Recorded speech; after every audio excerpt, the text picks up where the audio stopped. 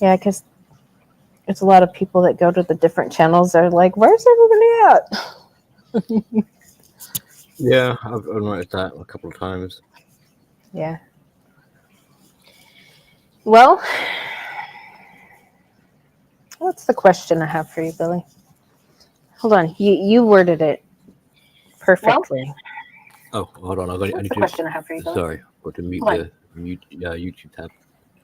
There we are. All right.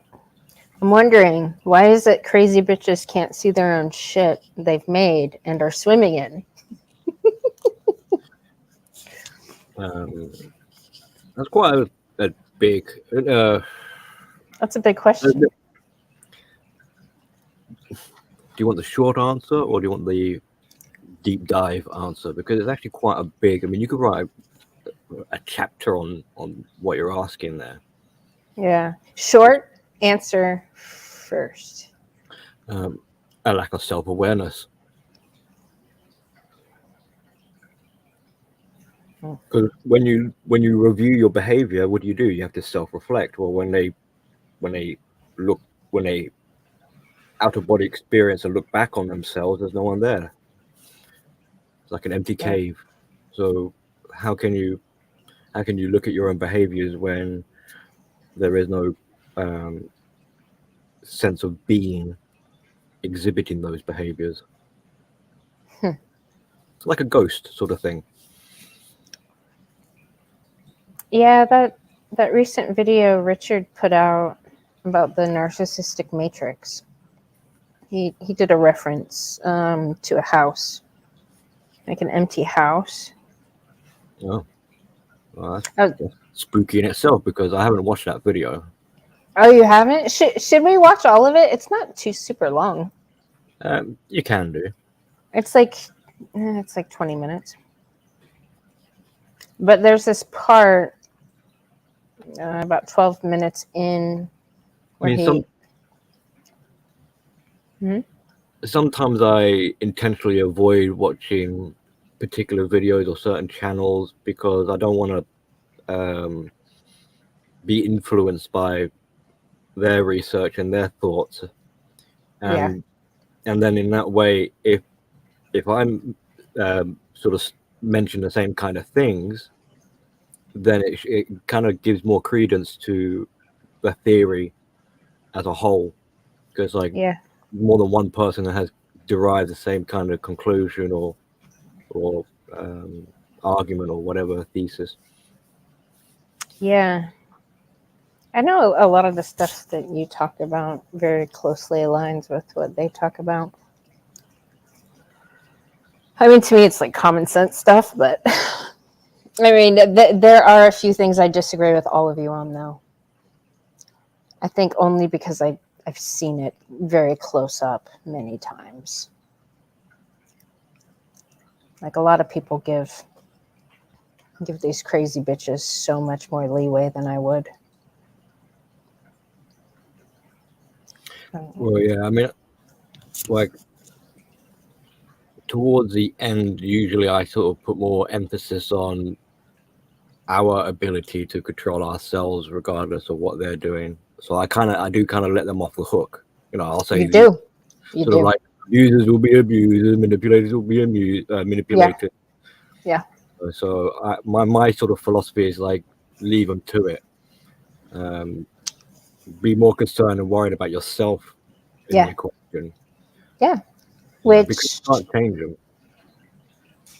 Mm, But you don't particularly want to. I don't think you want to. I mean, correct me if I'm wrong, but I don't think you particularly want to change them. You want them to sort of be accountable and have yes. sort of consequences for their actions. Right. Exactly. Because that's why they keep doing what they're doing, is because they lack the consequences for their actions.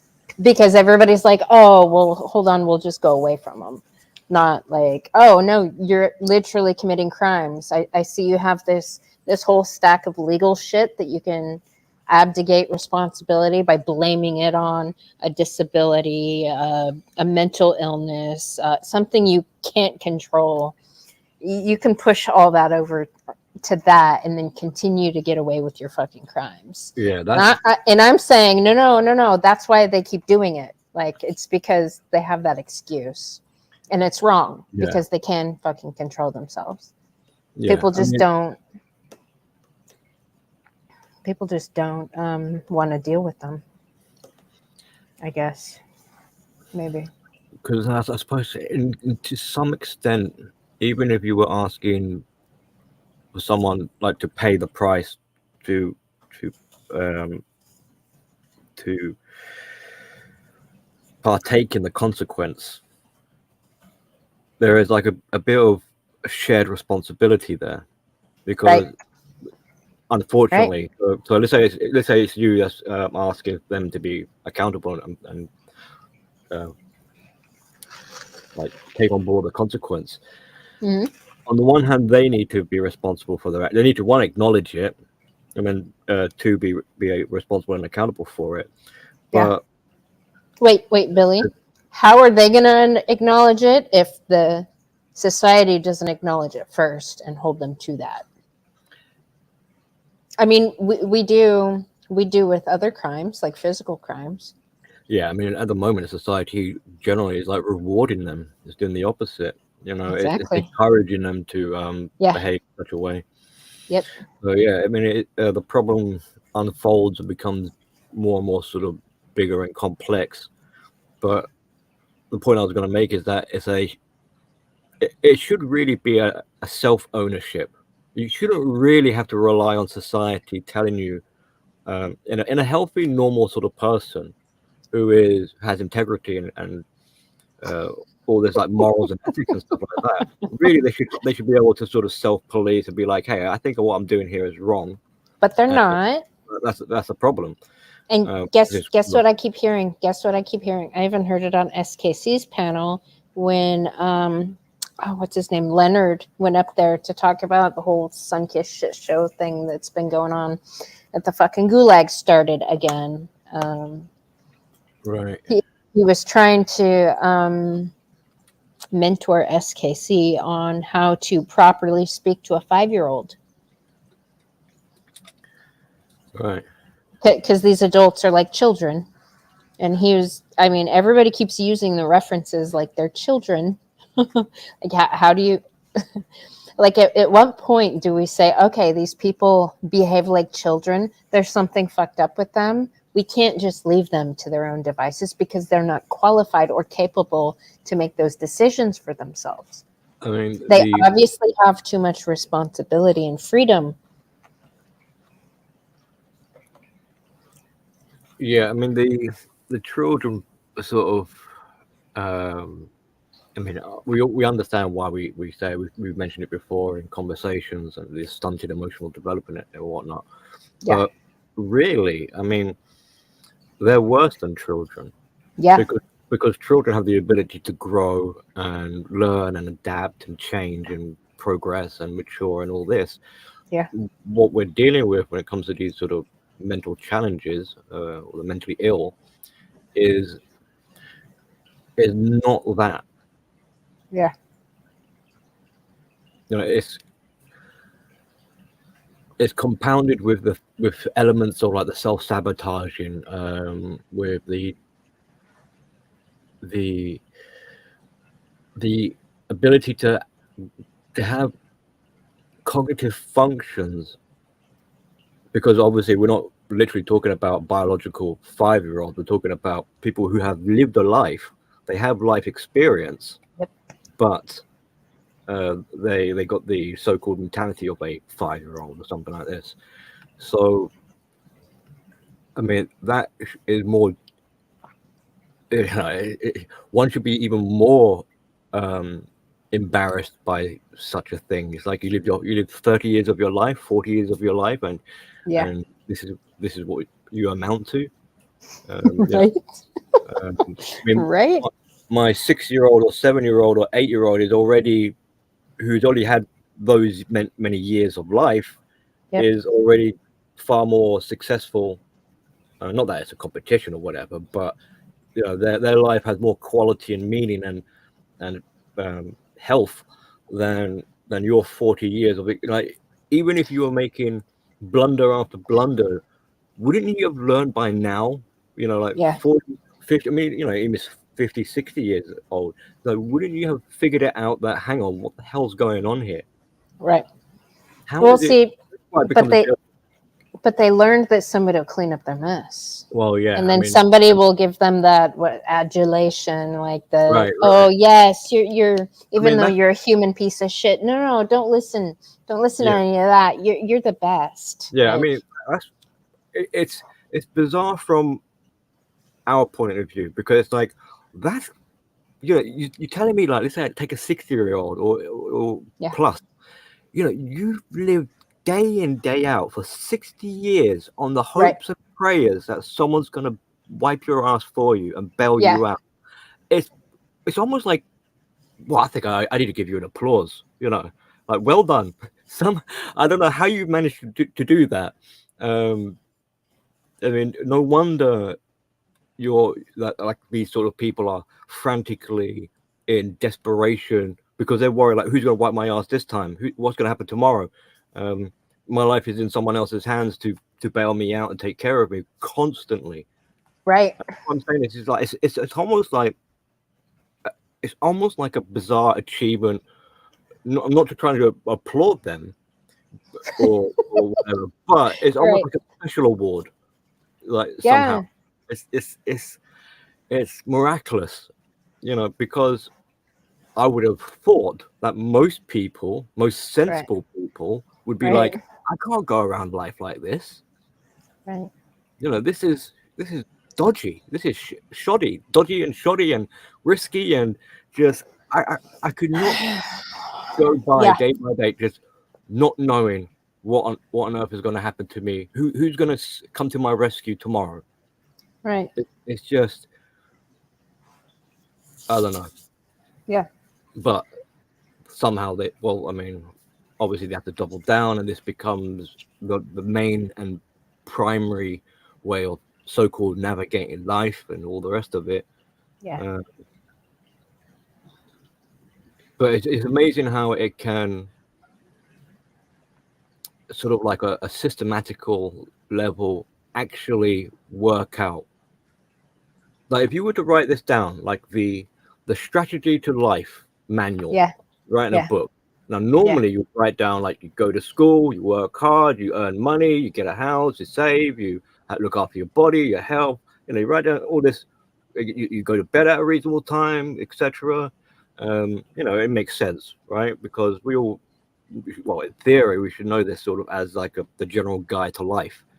But they don't refer to any of that kind of scripture. Instead, they've got some alternative way of going about things. Like you get older, you find more people to abuse, you find more people to exploit, you steal, you lie, you deny. It's just like a list of all the stuff, which is like, this is bad stuff.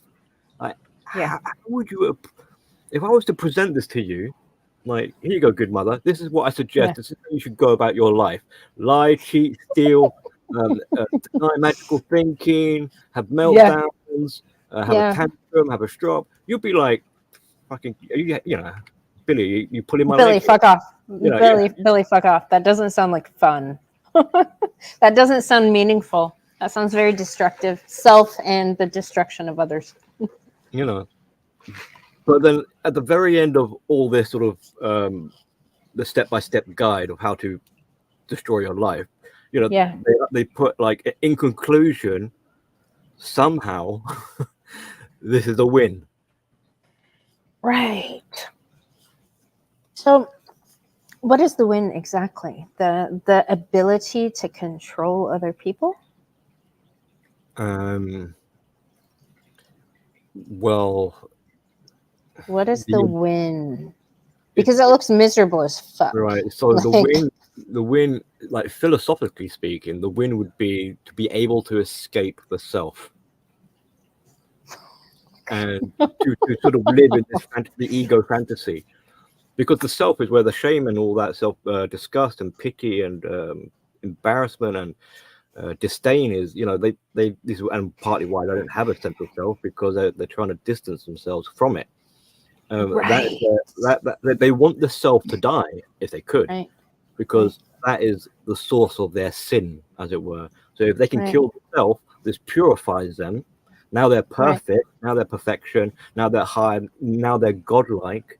Now they're powerful, ultimate control, immortality. And all that sort of ridiculous extremes. But this isn't really for most normal people. Like, we wouldn't qualify or quantify our life as a measure of such things. Like, I don't think any of us would really want to live forever, or would really want to be God if we were given the choice, or we would really want to have worldwide domination, like a megalomaniac and a ruler, or well, like an emperor. I'm just joking, emperor. But Right. no, because that's like, it comes with responsibilities and headache and aggro and whatever. Yeah. You want to live your life how you want to live it, kind of thing. Yeah. But the mentally ill people don't see it like that. That, what I just said there, would be torturous. They'll be like, no, that's very limited. That's very a weak position, and they can't have that. They need a strong position. So that kind of pushes that grandiosity even further up. So it's like they can never be satisfied. They must have total control in every aspect of life and spirituality and whatever else you can kind of imagine. Nothing is allowed to escape their grasp in that sense. If they could control every blade of grass on the planet and how it grows, then they would have that power, if possible. But they're really In a not way they do, in because- control of anything is the thing. Like they don't even commit to anything specific, let alone foundational principles. Right. Like, Well, I yeah. feel like that's more like self-control is really the only thing you have ultimate control over. I mean, you have influence over the environment, but it's influence. It's not control. Yeah, I mean, they don't want the responsibility of control. They don't want to be a good leader, or Right. like an accountable leader, or some sort of positive leader. They just want the sort of power and the ability to control. Right. The way their brain has wired itself together, it perceives reality as a continual threat. So survival mode, it's like danger's all around me. And this is part what. Well, going back to what you said about the brain wiring itself, the brain isn't wiring itself. Society is wiring that brain. So I think part of that, the whole like, oh my God, danger, danger, danger, because it's true. Because a lot of these people are living lies and they're in constant fear of being found out. So they are in danger, technically. Well, even in normal, like, even in normal development, I think on a biological level, why do we have a brain? It's not so that we can have these nice intellectual conversations. It's to keep you alive. That's why you have a brain. It has a job at the end of the day to survive. Yeah. So a brain doesn't really have any awareness, or it might have awareness, but it has no real sort of it doesn't really care about semantics. It doesn't really care about culture. It doesn't really care about what's going on the other side of the planet, really. Not unless it has some sort of connection to this person's survival.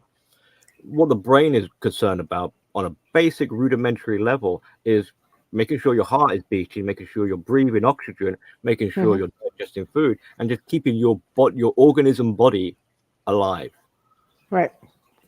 So all this philosophy, intellectual jibber jabber, and all the rest of it is kind of like a luxurious sort of privilege in a way. It's kind of additional fluff. Yeah. Now the brain Yeah. only cares about it. We only care about it because we derive some sort of value and meaning from it. And in a roundabout sort of way, we tie this all into our sort of survival and think, it's good to know, it's relevant to know. I mean, particularly in like the MGTOW or men's spaces, because we're looking at how do we get these young men into more masculine, with like actualized men.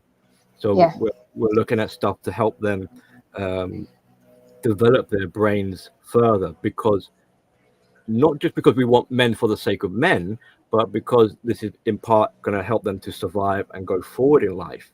Right. I mean, when you live under a tyranny of feminism, it's important to know what the terrain you're dealing with, I think. Right. And that's part of the fascination. Like, why is it we're so curious about things like this narcissism and what other people are doing and what's going on? Because Because in effect, we want to know how it all ties together. We want to know right, well, we want to know what landscape or what world, what planet are we actually on? yeah. How can we survive if we don't know our whereabouts? Are we surviving in? Is that a UFO? I can hear a kind Was of strange noise, and then I just saw a flash of light come from the curtains. yeah. It's well, the lawn guy, he broke his lawnmower blade, by the way. The Lawnmower. same thing that Cam broke ours on. No, A rock I or think something. he's weed eating or something. Sawing a feminist. Yes. Making chum. But yeah, I think Sorry, that messed up your flow. well, I think we're making quite big jumping around. I mean, it's good. It's all good and everything, but Yeah. it's like there was a couple of opportunities where it's like, oh, we got a rabbit hole here. We can explore deeper. Right. Yeah. But then we probably wouldn't be covering the amount of ground that we are flying through at the moment. Yeah. Or it will come back into our minds and be like, oh yeah, and about that, here we go. I feel like I'm overlooking something. Like there's a rock I haven't flipped over or something, because I still completely do not believe that any of these crazy bitches have that much lack of self-control. Like, I have a hard time. I don't. Well, I'm the opposite. I mean, I could totally see why they even if they had the awareness to know what they're doing is wrong, there's that compulsion element, obsessiveness, addiction, and maybe a few other sort of things that factor into it that will that kind of forces them to do whatever monstrosity that they're going to do. They can't stop themselves, because to have self-control means, right, you have to now be responsible. You have to be responsible for your decision. Right. And that's the key right there. They don't have to be, as long as they are getting bailed out and getting taken care of by others. Like Alice, for instance, she lives at home with her parents. Like, you know, she came from a nuclear family. Her dad's a vet. All the things. Yeah, she's a fucking train wreck. Absolute fucking train wreck. I mean, they can't. Super manipulative. Yeah, I mean, they don't see what they're doing, and no, she knows exactly. See, that's where I differ. Like, they know exactly what they're doing. At least they know not to the fullest extent. I mean, maybe they might understand. Like, yeah, I'm gonna like, with their interactions with you, for instance, it's like they might consciously be saying to themselves, like, I'm gonna like fuck good mother. I'm gonna beat her at this. Like, I'm not gonna let mother get under my skin or whatever. Like, I'm gonna show her what for. Yeah, that's just compensatory, because I'm literally getting under their skin by just existing. But to know why it is that this has become their mission statement, or this has become their motivation, or why is it they've got like a obsessiveness about it, or determination about, like, hold a grudge or something like that. The nuances and the to what extent and depth is a venture they wouldn't, even if it was offered to them, they wouldn't want to know, because it gets in the way of their MO. They know. They know exactly what they're doing, Billy. They just don't want anybody else to know that they know exactly what they're doing. Well, some of it may be consciously, but also part of it might be subconsciously, that they know they want control. They know they want to come out of the situation looking like the champion. They don't want to have egg on their face. What they might not sort of be aware of, and this could differ from person to person and situation to situation, especially like if an exchange is taking place. Let's say you're doing battle, live right now in real time. Right. They might not, because they're trying to stay on the ball, and they're hyper vigilant and hyper sensitive. Things can kind of slip past their consciousness without them even realizing. Right. Like body language could be a bit of a giveaway. They don't even realize that they've got a really like a huge frown and their fist at you. Yeah. Yeah, metal Yeah. plate. His arm matches the metal plate in his face. Do you like the expression on the face though? That kind of like shock, like a huh? Where am I? Yeah. Yeah. Where am I? But I'm angry. Right.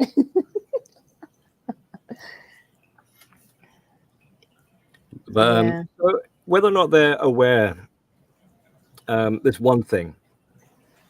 Some of them are. Yeah, you're right. They're like, it's like I plan to bully you. I plan to abuse you. I'm fully aware that I'm going to do it, and acknowledging it actually pleases me. I'm proud to beat you up, sort of thing. Yeah. But the reasoning why, it's one thing to know what it is, what behavior someone is doing, but why? Why is a big, that's a question that kind of perplexes humanity. Like Why? Yeah, why? That's an easy one. Because it gets them attention. And then but it's like, why attention? What's so important about the attention? Why would they need that? I think because they feel so empty inside that they feel like shit. I mean, they're human pieces of shit. So,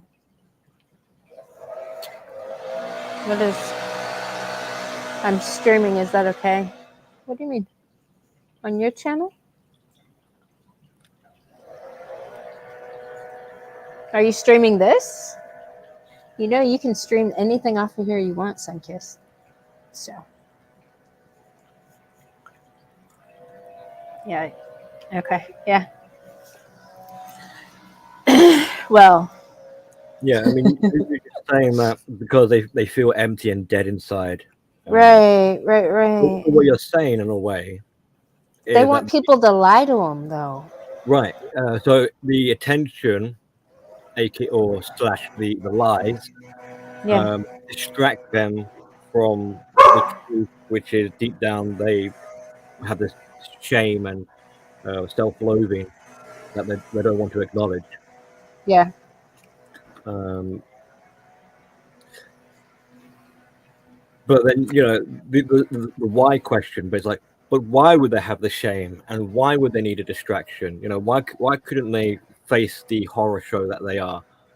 And then we're going off into sort of like branches of rabbit holes where you'd be like, well, their upbringing, they had a low self-esteem. That'll be a little bit of the reason, but they've got no tools. They are very frightened to face themselves in the mirror.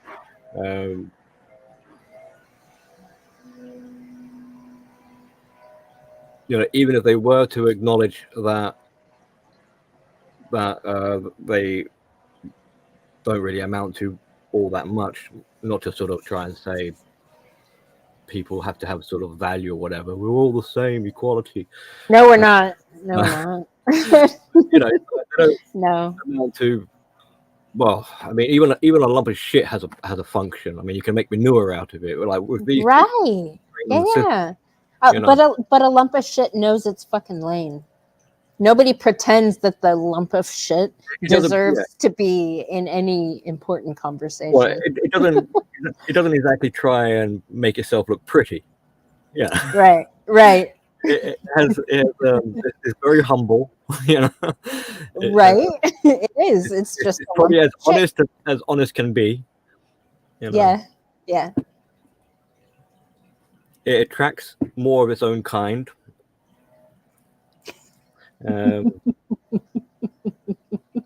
When you step in it, it looks up at you and says, "Ha, fuck you." It's not going to apologize. Right. That'll teach you to step in me. Right. I don't know. I still struggle with this this allowing these fucking people and buying into their bullshit. Like, okay, for instance, let me bring up this crazy bitch because this is a perfect example of. So are you taking emphasis away from the mentally ill, and now we're focusing on the enablers? It's almost like the argument even before. It's like, or other people have made the argument before, where it's like women aren't so much the problem; it's the white knights that are the problem. Well, no, it's the women. It's the women's ability to emotionally manipulate the white knights. Because literally, it's the women who created them to begin with. Like, yeah, I semi-agree. I mean, the white knight already. Like, I've actually got a 3-page article that I was looking to stream tonight about the white knights. So I'll be coming out with a stream. Well, it'll be tomorrow night, hopefully. And the title would be something like "The Rise and Fall of the White Knight." Yeah. So the wounds of the White Knight were already pre-existing. Yeah. They didn't have these injuries. I mean, they'll be invulnerable to predators or women or whoever it is that's trying to brainwash and control them. Yeah. So the feminist narcissistic predator is opportunistic. Yeah. And in talking with Iridium Kush last night or the night before, something kind of clicked finally for me that this handful of black white knights that have been literally white knighting for Alice and Latin and all the other bastard factories, I was trying to figure out why they're not listening to me and staying the fuck out of my way. And why they're taking up that mantle to defend these bitches. Well, it's because they could possibly be bastards themselves. Yeah, I mean, so I just said that I've got a 3-page article. It's actually a 6-page. The first 3 pages are about the rise and fall of the White Knight, and then the last 3 pages are you as a person. Like, what can you do about it? What's the solution? How your involvement actually makes the situation worse, etc., and the other sort of dynamics. Right. So it's actually a 6-page article. I'm gonna have to break it into two streams because I think it's going to take a long time to get through. But so I mean, you're asking a question. What you're wondering why it is they're not going to listen to? Well, why would they? What makes you think they're going to? Well, in my mind, I was like, well, they're listening to women. Why wouldn't they listen to the one that is more sane instead of the crazy bitch? But that doesn't seem to be how it works out. If anything, right, so I'm going to have to tap into what I wrote. So it's going to be like a bit of a spoiler in a way. But so you don't have to. You present logic to their conundrum. Yeah. In the belief that this logic is going to somehow wake them up and make them realize. But right. it's actually the opposite effect. Your logic, they're allergic to your logic is poisonous. Right. And not you personally, just anyone's logic. You come at them with Yeah. critical thinking, they'll be Yeah. adverse to it. They'll be like, no way, I don't want to. You mean I have to use some critical thought? No way, no. I live in a land of emotions. Come at me with emotions that I might listen to. Come at me with erratic, gobbledygook, emotional garbage, and I might listen to you. I might be persuaded in that sort of way. But come at me with logic and things that make sense. Nah, no way. You're actually going to push me further into my delusion because I'm going to escape you. And besides, Right. I mean, Alice has already passed the purity test. So How? you know, how? Well, because she wasn't using logic. She was using leverage. See, and that's where I draw the line. Like, I do understand that in order to win in that regard and take over the steering wheel of these knights, we'll just call it, I need to emotionally terrorize them and penetrate that boundary. And I don't want to do that. Like, A little bit too late now in a way because the from what I can tell or identify, that the main problems for the White Knight, aka the Flying Monkey, mhm, it's basically the same sort of thing, or aka yeah, the Enablers, or yeah, aka the Codependents. yep, They're all the same, generally the same sort of thing. They want a sense of security, they want to be seen, and they want to be accepted. Right? So basic emotional requirements, those aren't being met on their own. This is why they become needy and dependent on other people to do this for them to make them feel better. So there's this sort of child parent aspect going on. They need caretakers to look after them because they're very infantile in their mentality, like a baby, needs milk and its nappy changed, right, needs looking after. So they need to be accepted and they need to be seen.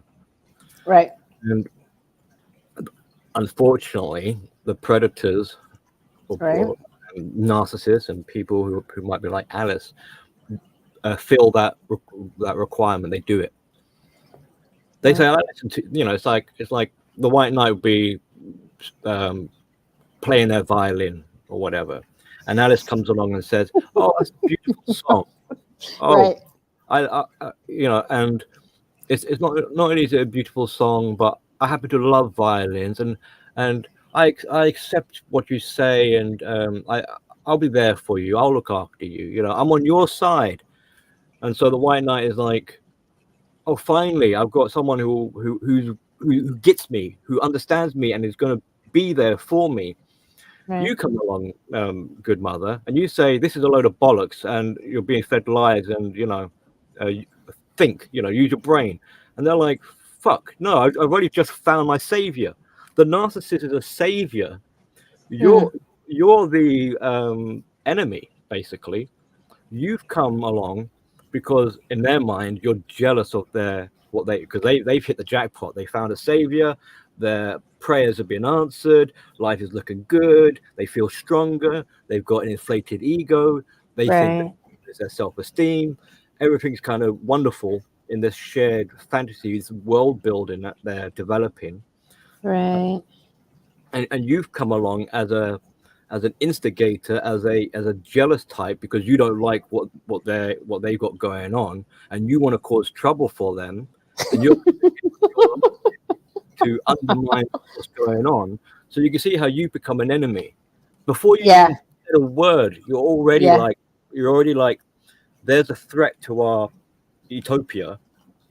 And all threats must be eliminated before they cause any damage. Right. So you're not even given a chance. It doesn't matter what you're saying or anything. Just your presence alone is.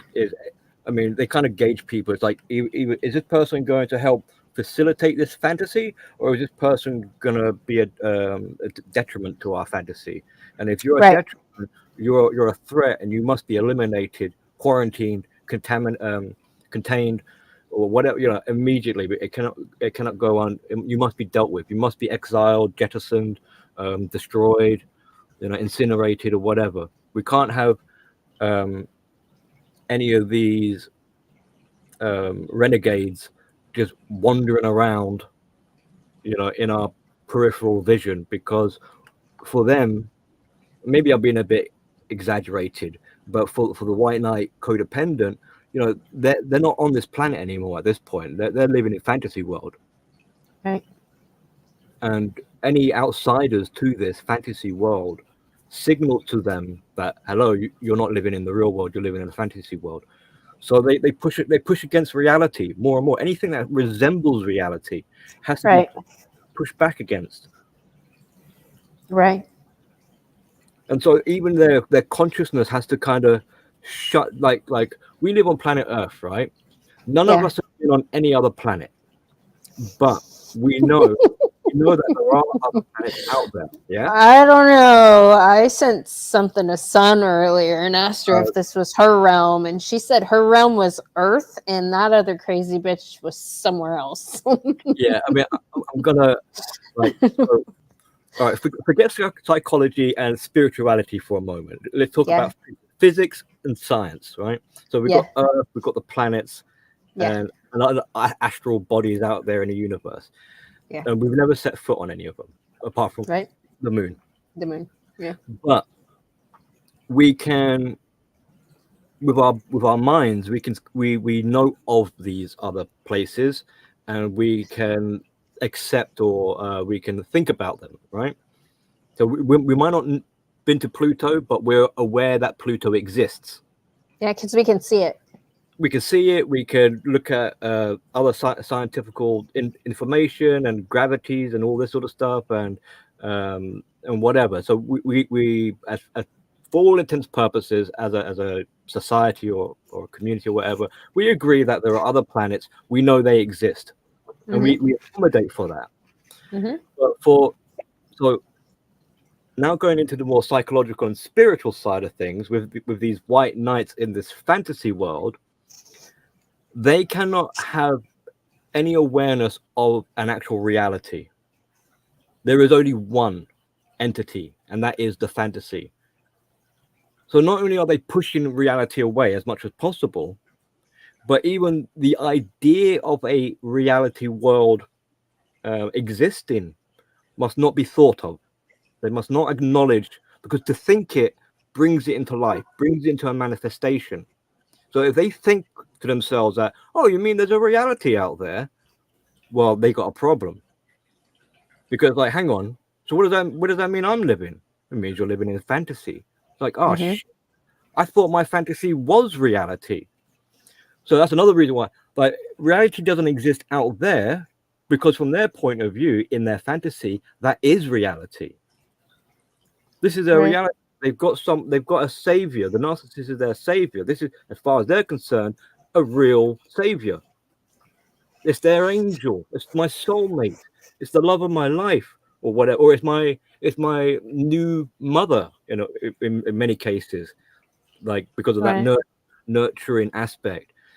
And because we're not using logic now, we're using because these are my feelings are facts. So I feel this person is my savior. I feel they're my guardian angel. I feel they're my mother. I feel they're my whatever. And this must be fact, because in my magical world, this is reality. And now I have control. Now I have security. Now I have comfortability. Now I have all this other sort of stuff. I'm being seen. I'm being. Hold on. If they really got the sense of security in that, they wouldn't still be crazy bitches, and they still wouldn't be fucking hypervigilant and do their fuckery. So I don't see that there's any safety and security within that delusion. No, there is the appearance of safety. There's the appearance of love. There is the appearance of trust. There is it's all manufactured like a stage show. It's all fabricated, all produced.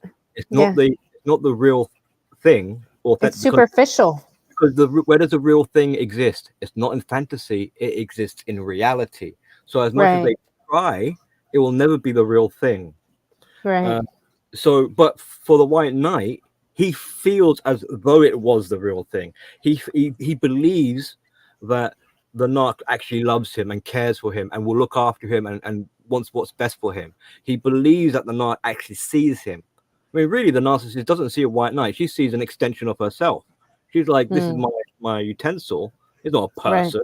You know, fuck it, him as a person. Like, you know, he might call himself a white knight or a flying monkey, but he's my bitch. He doesn't get that mess. He doesn't get that telegram or whatever. He doesn't get that message told to him. He's allowed to believe whatever he wants to believe. You know, so even though it's a shared psychosis, there's like a subsection of that where he's in his own personal bubble within the shared psychosis, and so is the narcissist.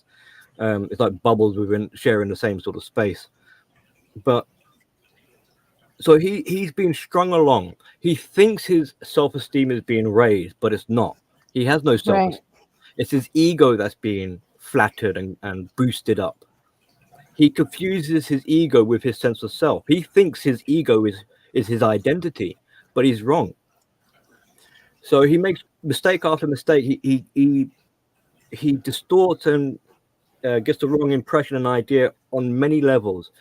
So no wonder he's disorientated. No wonder he's confused. And even more reason when a savior comes along, like the narcissist, he thinks, oh, Jesus Christ, like, thank God for that. I was living in such a haze and confusion. And now it all, in his mind, he believes it all makes sense. Now it's all crystal clear, you know, and everyone else outside of our unique understanding is an imbecile or whatever. You know, they're enemies, they're threats. So the problem with this dynamic is that as much as the narcissist appears to meet the needs of the white knight, and as much as the white knight may to some extent meet the needs of the narcissist, like I mean, now we're talking about enmeshment where two become one. They kind of work together to pseudo address each other's needs. They're not really being addressed.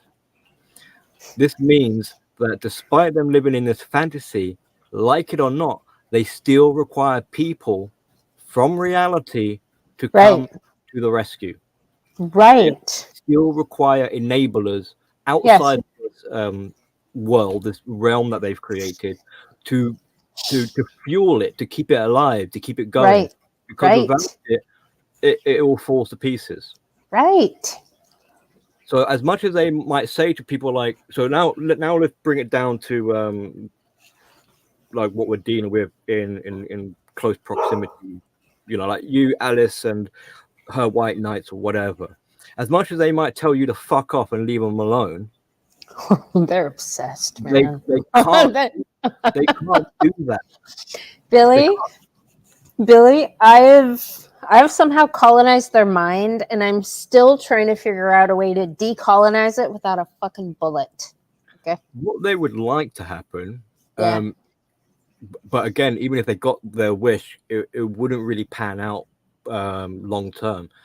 What they would like to happen is that they can extend their tentacle arm of control out of the fantasy and into reality, and puppet people in reality to help keep this show running, to keep their fantasy alive.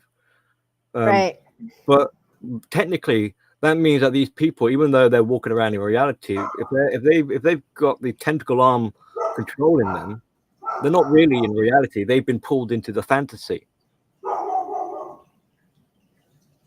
And again, I mean, you'd want these people that you're manipulating to help you out. You would want to eradicate any elements of reality from them, because reality is toxic. It's like a plague as far as they're concerned. So if we're gonna find people to help enable and bolster the fantasy, we need to remove any sense of reality from them, into this fantasy. So which means that you end up with the same problem again, that you need to outsource enablers. Yeah. The enablers that you brought in, you've corrupted them. They're not going to be good at their jobs because they've got your fucking mind virus in them. So Yeah, you're going to go out I there know. again and recruit someone else. Right. And you've got this problem where it's like whoever it is that you recruit, you want them to have some elements of reality with them because Mhm. because you want what's true to make their lie workable, but at the same time they're allergic to the truth. They're allergic Right. to authenticity. So they're Yeah. fucked either way they look at it. Yeah. They're kind of stuck there. They are stuck. I mean, the And only way the people is, that tolerate this shit keep them fucking stuck. well, the people that tolerate it, you could argue, have been compromised at this point. They are now, maybe they're on the fence a little bit. Maybe they're transitioning over into fantasy. But if they're enabling it, not realizing what they're actually enabling, like Right. you realize you're helping out an abuser. Do you realize you're helping out Right. a crook, a liar, an adulterer, or whatever? Yeah. You know, Yeah. so I mean, maybe they're aware of it, maybe they're not, but they would have to do a little bit of their own kind of mental gymnastics to, either denial or suspension of belief or turn a blind eye or act dumb or something like that, or they've got dependency issues of their own, or maybe they're being blackmailed and forced into doing it, Right. I've seen that. I've seen, like, I've seen Alice specifically fucking threaten well, look at dude men. over there with legal shit. Well, look at I'm like, you with their- stupid fucking yeah, bitch, well, man. I mean, alienated dads see it all the time. It's like, Yeah. you're going to pay me child support or you're not going to see your kid, kind of thing. Right. So they're forced into it. They're forced like- into this shared fantasy world where even like those men, that they know what's going on. They know they're dealing with a crazy bitch, but because of legalities and because of children, they have to cross that line, so they have to kind of play along their rule, the abuser's rule. They can't do what would be decent or the right thing. Morals obviously don't exist in the fantasy world. Well, they do, but they're not. They'll be like self-serving. They're slippery. Right. They're negotiable, I suppose. Yeah. So it's quite a structure has built from what we've been discussing, and this is why, like, trying to unplug the white knight or the flying monkey is very difficult, because you want to pull them from the fantasy and drop them into reality, but reality at the same time is going to potentially kill them. I mean, it might. I mean, so in a pragmatic, like, real, I mean, you might take them out of reality, and you might drop them into depression. They'll be like, well, I don't know who I am anymore. I don't know what's been going on. I feel like I've been taken advantage of. Okay. So maybe if they understood it's not that big of a deal. You listen to a fucking idiot. Sorry, you trusted a fucking retard. Sorry, you trusted a liar, and you put in all this energy to try to help them because they suckered you into it. They took advantage of your kind nature. Yeah. But sorry you wasted your time. You should probably fucking leave that crazy bitch alone from now on. Yeah. So, but at that point, I mean, I'm sure, like, most people who are trying to help their friends and loved ones aren't just going to be like they'll knock on the door and be like, oh, you've been living in a fantasy, you've been abused and exploited, you have no idea who you are. All right, bye, see you later. Well, see, no, I wrote Coffee Nino a message on Facebook, and I explained all that shit, and he fucking ignored me. Well, he continued on his bullshit campaign because Alice said, and Latin said. I'm like, okay, but I said here. No, let's believe the fucking retards, because Yeah. You over here said Well, bastard, and I, yeah, that's well, yeah, yeah. So from their point of view, you know, think about so they're being fed lies, and these are sweet yeah, lies. And then you're presenting as much information as you can possibly can, and you know you're articulating it in the best that you possibly can, etc. They're still yeah, going to go with the sweet lies hmm because of what essentially you're offering is the death of their dream, or you know, not to be melodramatic, but you know you're destroying their world. Now, if their fantasy was crumbling, hmm that might be a window of opportunity to then give them the information, be like, hey, there is a way out for you. You know, your fantasy is crashing at the moment, and here's a solution. Come to the real world. See what's actually going on. It will be a hmm world of hurt and pain and confusion again, which we know that you want to avoid. But hey, we're here, we care, and we'll help you through it with a bit of counseling and some therapy and and you know some of these informations and things like that. There are other people like you that have unplugged from this matrix or whatever. You're not going to be alone. We see you. We feel for you. We'll show you some compassion. We accept that you know you've been lied to and you haven't really got much of a sense of self formed right now, but we're here to help build that up with you and to discover who you really are. And wouldn't that be exciting? You know, you try not to scare the shit out of them. Well, yeah, but you're gonna have to be a little more fluffy than that. These people are used to being fluffed constantly, like Wasn't that funny enough? overly fluffed. So Well, yeah, you're gonna have to stroke a little harder on that yeah. bird. Well, Yeah. but that's the general.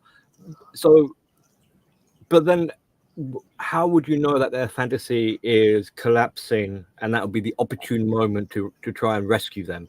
You don't really. You'd be Yeah. lucky if that happens, you know. I mean, it could play out a couple of different sort of ways. You know, maybe they might, with their fantasy collapsing, maybe they might reach out to you or someone else, or they wake up on their own accord. You know, maybe it might go really south and they wake up, realize that they spent most of their life as a lot. Well, they feel like they're an imposter or a nobody. They have no sense of self. They're a stranger to who they are. They're frightened to even want to try and know who they are, and they decide to take their own life. You know, suicide. It becomes too much for them because they don't feel like they can live in reality. They want to be plugged back into the fantasy, but now they can't go back to the fantasy because they got that awareness. So what do? They check out of life altogether, or who knows what might happen. You know, I mean, they could go into a different form of psychosis or whatever, or they find some other abusing. They find someone else that will abuse them. It's almost like they willingly want to be abused because they're so familiar with it. Right. They know what their role. They know how it works in a way. It's like, okay, so I have to be a slave and never get any validation and be a punching bag, be an emotional tampon and all the rest of it. Yeah. And they think, well, I spent my whole life like that. I've got a high pain threshold. Okay, I'll go back willingly. I'd rather do that. I mean, attention is abusive attention is better than zero attention. So push comes to shove, they will willingly pair up or get into the circle of abusers if it means that they're accepted. Right. As long as you let them stay there, they'll take anything. As long as you let them be a part of whatever you're doing. Well, I mean, the abuser thinks this is brilliant because it's like I've got a well-trained slave that will never leave, and I don't really need to show the slave any nice treatment. I can actually literally beat the shit out of him, and he's not going anywhere because, like Stockholm syndrome or trauma bond, he's not going to go anywhere because I his happiness, even though I'm abusing him. I'm what makes him feel safe and secure. Because out there on his own in the real big bad world, he's meant to be. So he should be, if anything, I'm going to abuse him, and he better be grateful for it because he's lucky to be abused by me. Right. Otherwise, if he doesn't like it, if he doesn't lick my boots, literally, then I'm going to kick him out and discard him. I mean, I might do that anyway, just because it's fun. Right. Right. And when I hoover him back in, he'll have such a fear of being kicked out again. He'll be even more obedient and subservient. And I can say to him, like, remember what happened last time? I told you to sleep outside. Well, I'll fucking do it again. So you better like be my bitch. Right. You better do it. And I don't want to hear any complaining. You know, I was thinking about hello Ghost Sheriff, by the way. I still need to catch up on you and Iron Sun's conversation. I didn't get back to that. But yeah, that actually makes me think about this whole fucking I was talking with somebody kind of about like the progress, how things are, and it looks like the black manosphere is kind of being a little bit under destruction right now, which I think is good. Because the gentleman suggested that it shouldn't have been bifurcated in the fucking first place. And I agree. Like, all the men should all be on the same page because they're literally dealing with the same shit. It's not, I mean, this whole white black thing, the racial divide shit just feeds into like keeping the men apart. And I think that's exactly what the fucking feminists want. Like these black feminists, these women want to keep the men in this little bubble. It's like, that's why they're always like, oh, you're not black if you're not whatever. You know, they want to keep their slaves. They want everybody else to like, you know, give them all this shit so they can have their little queendoms with all their fucking little slaves. That's the thought I had, and I was like, fuck these crazy bitches, man. And all the white people that bend a knee to this shit perpetuates this bullshit. Like, see something that I've gathered from just being around all the spaces. Black men are always like, white men, why did you let this happen? You guys are the majority. You should have had control over your women, blah, blah, blah, blah, blah. But I don't think they realize they're like in the same fucking boat. So the black men are blaming the white men for this shit because the black women are blaming the white men for this shit. Why are the black women doing that? Because the white feminists are telling them it's the white man's fault. So I'm like, okay, white women, you're fucking responsible for this shit. For one, you keep perpetuating it. For two, you don't open your mouth and talk about the fuckery. For three, you lied to these black women. For four, you listen to their lies and you just accept that as truth, knowing damn well that it's bullshit. Like, yeah, I mean, everything you said is correct and spot on. I mean,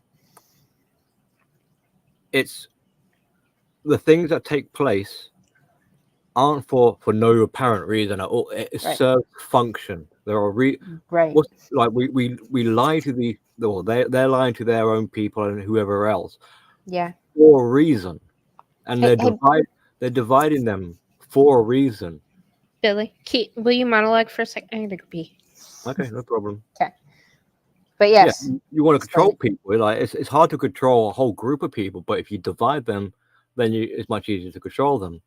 You know, divided we fall, united we stand. However, and that's what they're preventing taking place. They don't want people to band together because that causes a problem. However, that being said, if you have a queen and she has, you know, a white knight, it is possible she can have multiple white knights in servitude to her own small little personal army, her bodyguards, her henchmen, and the white knights can.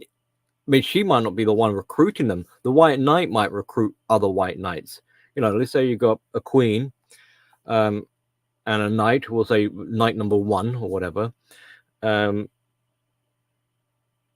He might find some other men, some other sort of brave soldiery warrior type men, knights or whatever, and he says, hey, why don't you come join me and my queen? Like she hears my sorrows, and she's very nice, she's wonderful, because he idolizes her. He's painted her up as perfection, right? This queen of his does no, even though she might be abusive to his face, he turns a blind eye to all of that. And instead he's like, oh, she's so wonderful and lovely and sexy or whatever. Hey, why don't you come meet her? So he introduces knight number 2 to the queen. The queen recruits him, and now she has 2 knights. And so the knights start to band together. They start to grow in numbers, and there's camaraderie. There's friendship. There's a group identity is being formed. We are now the knights of the so-called round table in a way, and we are more effective being a squadron of men, because now when there is a threat, like if I'm knight number 1, let's say, now there is a threat, I don't have to deal with that all by my own, because it could be quite challenging or whatever. I can offload some duties to knight number 2 or 3 or whatever, and say, hey, you fellas, how about you go and cause a bit of mayhem. Like, I need to have a little bit of a break, because that's another problem the knights have, is that, or any supply, any codependent, any flying monkey, any white knight, they cannot be in servitude 24 hours a day indefinitely. They will get drained, exhausted, depleted, etc. So they do need a bit of, like, we call it like a respite. They need a bit of time out to recuperate and build up some strength. Otherwise, and also the queen will intentionally do this, because otherwise it'll become a bit more, it'd be a bit obvious. It'd be like, hang on, my queen, you're hassling me every fucking minute of the day. What am I, your slave? And then and that's a bit of rebellion. That's a rebellious sentiment or comeback for him to say, like, what am I, your slave? I mean, yes, he is her slave, but for him to acknowledge that is a sign of rebellion about to take place. So she'll say, like, knight number 1 might be like, my queen, I'm ready to go to battle and save your honor. And she might say to the knight number 1, no, not you. You've done enough fighting for me this week. Get number 2 or 3 to do it instead. So she's a bit clever in who she conducts her assaults with, or her attacks with. She's not just going to be heavily reliant on one if she can avoid it. I mean, if not, she will. She's not exactly like looking after their well-being. It's her right, but that's the thing, is she's not doing it because this will be good for knight number 1 or 2 or whoever it is that needs a rest.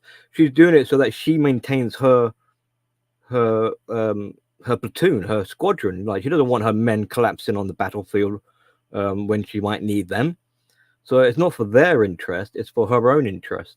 And this is why, as far as she's concerned, these aren't people, these are expendable assets.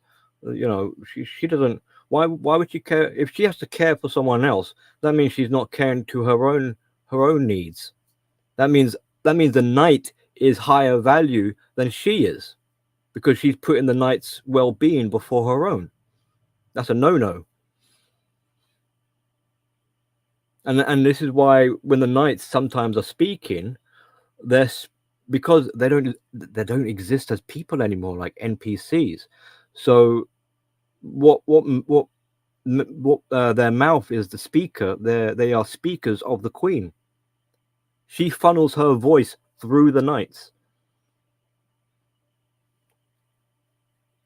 They're a mouthpiece. That's why they puppet. Right. That's why I'm like, when I listen to these guys and they go around all these spaces and they're literally puppeting what these crazy bitches are feeding them. I'm like, how about you use your words, dude? Like, well, they don't have, they cease to, I mean, depending how entrenched they are and how far along it's all gone, everything. It's kind of like, this is going to sound a bit like horror show or horrific, but they cease to exist. They are just empty shells at this point. So when you try and go and save them to wake them up, who are you waking up? You're trying to wake up someone that doesn't exist anymore. Mm. Now, hopefully, it hasn't got to that stage, and that's the kind of prayer and hope, is that Right. there's some semblance of an inner self in there somewhere. Right. The trouble is, one, finding that inner, that sort of soul, finding it. Two would be to make it grow into like a bright fire inside. Three would be to make it resist the queen and the fantasy and push back. And Right. four would be to then make their escape. I mean, we're asking like miracle after miracle after miracle for these men to sort of break free, and sometimes it might happen, but Wait. Iron Sun was saying something the other night. It was about love, though. Let's see. How did he put this? Men will love until they can't, and women will love until they don't, or something. But he was saying something like they'll keep doing this until they can't anymore, until like their life is in danger, like until like self-preservation kicks in. Like, yeah, but how did he put that? I mean, you could throw in like there's a sentiment which is like hope is the last to die. So if you've got hope, that's going to keep you holding on. Right. Go sure. You shared my Instagram. And that's Pretty boring. So the queen to mitigate against that will future fake and be like, oh, hey, white knights, don't worry, we will one day we will vanquish the evil queen, good mother, and then we will Right. like, yay, that they're looking forward to Right. that day in the future, and Yeah. obviously it's not going to happen, it's not going to come anytime soon, kind of thing. But it's like, well, that's because you white knights, you need to work harder, and eventually with your hard-earned commitment and loyalty, we will together, she talks a good spiel or whatever, together, my men, we will be victorious, and it will be a bright day, and all the rest of it. So I have a hard time wrapping my mind around, like, naturally men would protect women from other men, and then men protect children from women. Men don't protect women from other women. That's not natural. Like grown-ass women. Unless we have a narcissistic problem in our society where these women behave like children, and they tap into these dudes' biology somehow with that. well, perhaps so instead of, there's an element where there's a bit of a mash between my queen, and, Shout out Contriver. and a mother paternal figure. So Right. so on a more maternal level, if a woman were to try and attack their apparent mother, now maybe they will defend their mother from other women. Because that's my mother. And maybe I fucked up in raising my son somehow, because there's no way he would get in between me and another woman. Period. He's like, my mom will sort it out. It's a chick. Yeah, but I mean, like, remember, like, these are like infantile type of mentality. These are like goo goo gaga baby men. So it's like, I need my mum. I can't even entertain the thought of the risk that she might lose to another woman. So they're going to go to the rescue. They need that they need their master. Their life depends, and that's the funny thing. Like, if truth be told, the white knight, if they weren't idolizing their abuser, might not actually like their abuser. They might acknowledge, they might be like, yeah, she is a fucking mean bitch, and she's not very attractive or whatever. However, right, I still require her services. I still need her because because I exist through her. So if she goes, I go. And I will defend her to the end because I can't live. I'm on. She puts me on life support. But that doesn't make sense. If that, we'll just call it child, needed that mother so much, how could that, if that mother was, see, I see that is in like a position of strength and a position of weakness, right? I mean, the weak need the strong. Okay. So how does it make sense that the weak one would be like, oh, let me protect the strong one against the other stronger one? Like, that doesn't. No, I get what you're saying. I mean, at the end of the day, they're both weak, really. They are both dysfunctional. They both have vulnerability. I mean, the vulnerable narcissist. Right. So there's a lot of appearances, a lot of not necessarily like peacocking, but it's like who is more dependent on who. They kind of manipulate and exploit each other. So Right. like I said earlier, that the narcissist doesn't even really consider her subjects as people; they're just utensils to her. I mean, she might think she's powerful, high and mighty, Right. but what is a master without its slaves? So who really holds the power here? Is it the master or is it the slaves? Right. And like vice versa, as well, Right. where the slaves, the white knights or the flying monkeys or whatever, they don't recognize that they actually have any power of their own. They think all the power is held by the queen or the mother or whoever's their master. Right.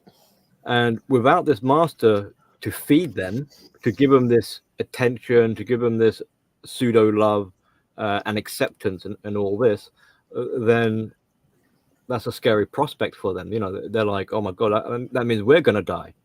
So they're going to protect their queen. Together, they create this shared psychosis, this shared fantasy. So the fantasy cannot exist without either one. They both must be present in that fantasy for it to exist. But together, even when they are together, they can't keep that fantasy going. A lot. This is what I was saying earlier. They still need to outsource from reality to facilitate this fantasy continuation.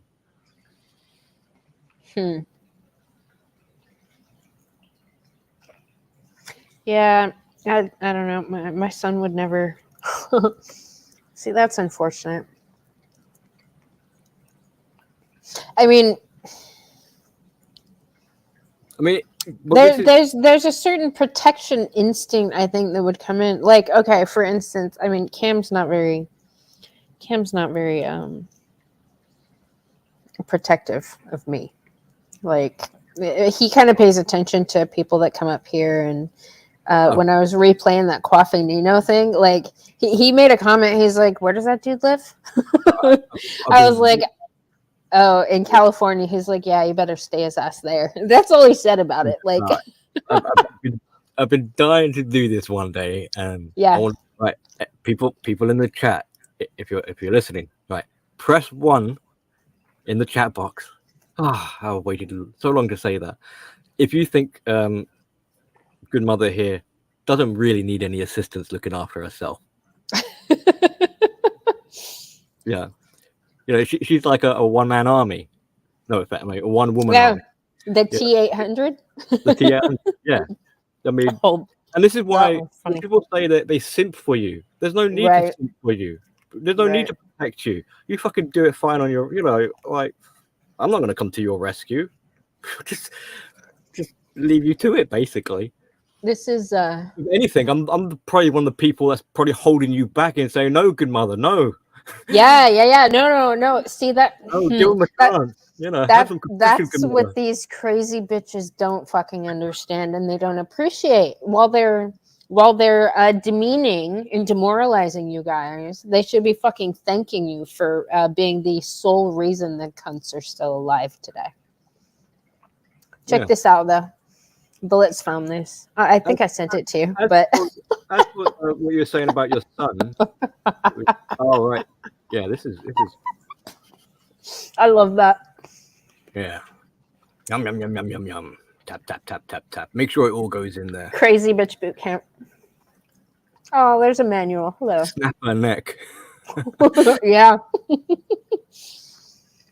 Yeah, that's pretty amazing. I mean, I'm sure. I mean, I love how there's engine oil on the side. Is that?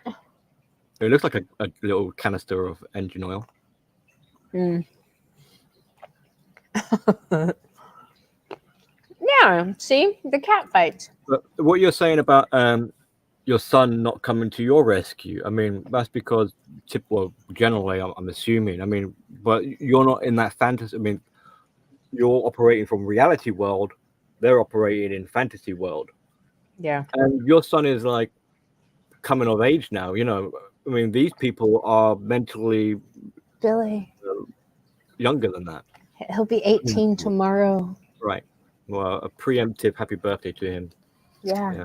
Sure, everyone in the chat is also like, woo, young man on his way. You know. Yeah, we went gun shopping today. And also, I mean, it just shows your son has a higher sense of like in terms of sense of security, because he doesn't have to worry about his mother. Right. Yeah. But for these white knights who are living a life of instability, you know, danger's constant all around. It can never be prevented. As soon as one threat is addressed, another threat is on the horizon. So they have no zero sense of security. And the bizarre thing is that they prefer it like that. If you gave them some reassurance and some security, that would feel likely. That would feel very strange for them. That would make them feel like, no, I'm sure. You know, it's like that expression. It's quiet, too quiet. You know, that kind of thing where it's like something. I don't trust this. You know, peace, calm. Oh, no, something's about to happen. Something big. I feel it. You know, it's like, no, man, calm down. You know, you're safe. It's like, no, I know. No, this is a sign. The quiet before the storm. You know, I mean, the only kind of, and that's the thing. So the only form of a sense of security they're willing to accept is the fake sense of security provided by the narcissist. Only the narcissist can make them feel safe. And so the narcissist regulates their emotions. Just shows you even more dependency. And this is even more reason why they must protect their only source of so-called security. And they'll have this knee-jerk reaction towards it. You know, if the narcissist saw a spider, they'll jump straight like, stand back, my lady. I'll get my sword and I'll execute that spider immediately, Your Highness. So, oh, calm down. Like, well, you don't know. It could have been a Megasaurus Black Widow from planet whatever. You know, oh, I can't take the chance. You know, my queen, are you all right? She's like, oh, my heart is fluttering. Hold on, Your Highness. We'll call the doctor immediately. Get the doctor here. You know, like they don't want to take any chances. And also, like, not just because they don't want to take chances that the queen might die or be injured or whatever, but it's like we don't want to take a chance that the queen's going to end up getting pissed off that we weren't there quick enough for her. I mean, imagine like she gets her knickers in a twist, and the white knight is complacent. It's like, oh, I'll be there in a minute. She'll be pissed with him. She'll be like, why the hell am I having to wait a minute for you? You're meant to be here immediately. What's more important than me getting my knickers in a twist? I'm sorry, Your Highness. Allow me to untwist your knickers for you. Right.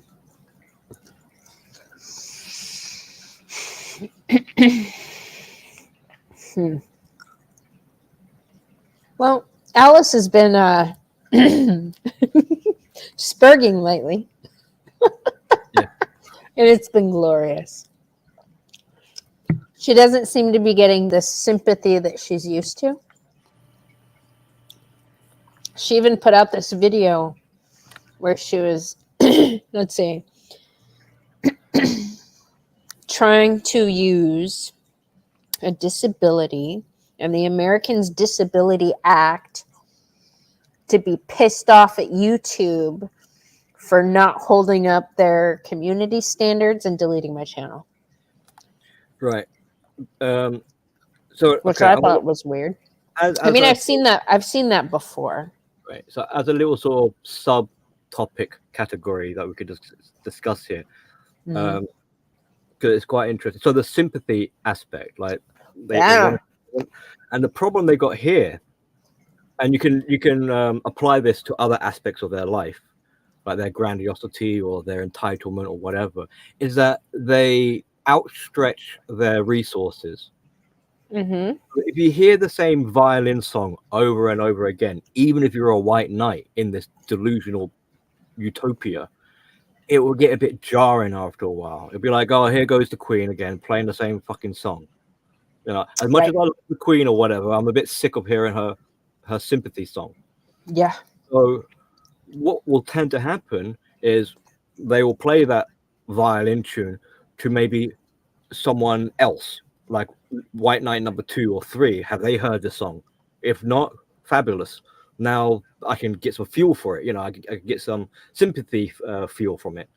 But after a while, you know, they're going to also hear the same fucking song over and over again. So it starts getting grating on everyone's ear in close proximity. Oh yeah.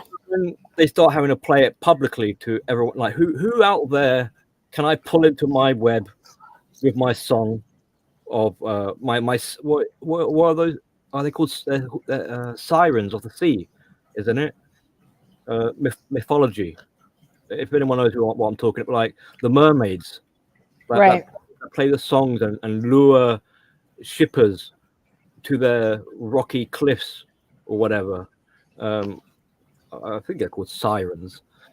But so she puts out these feelers, these tentacles to reach out. Who will listen to? Who will entertain my sympathies? And it's a bit like fishing, you know. So Yeah. She didn't catch what she was fishing for, though. you know,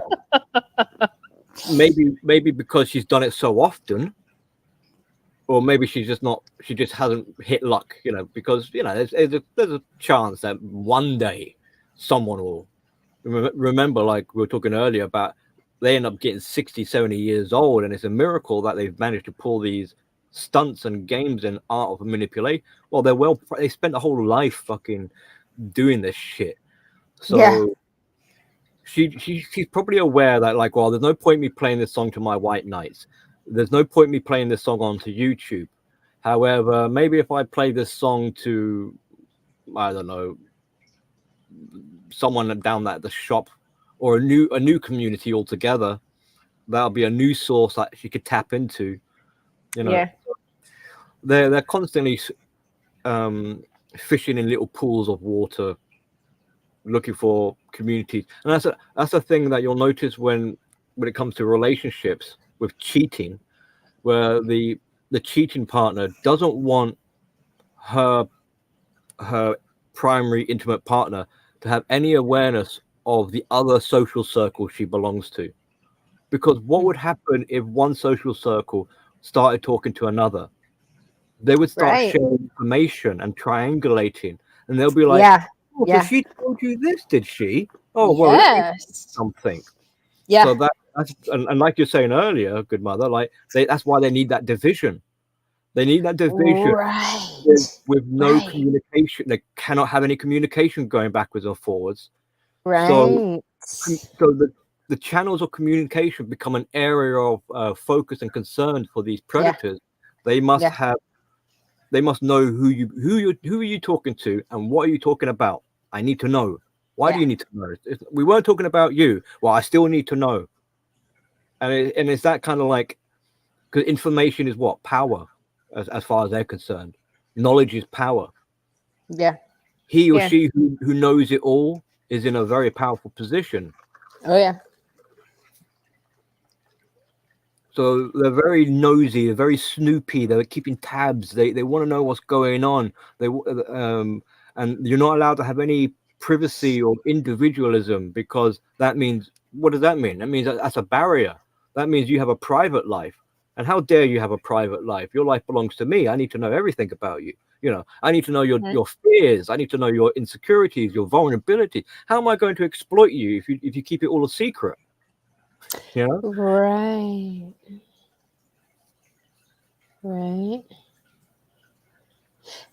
This particular night, she goes from this piss poor fucking.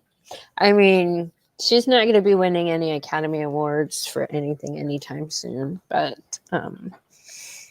this poor attempt at sympathy garnering and using her health and a disability and all this shit to justify her bullshit.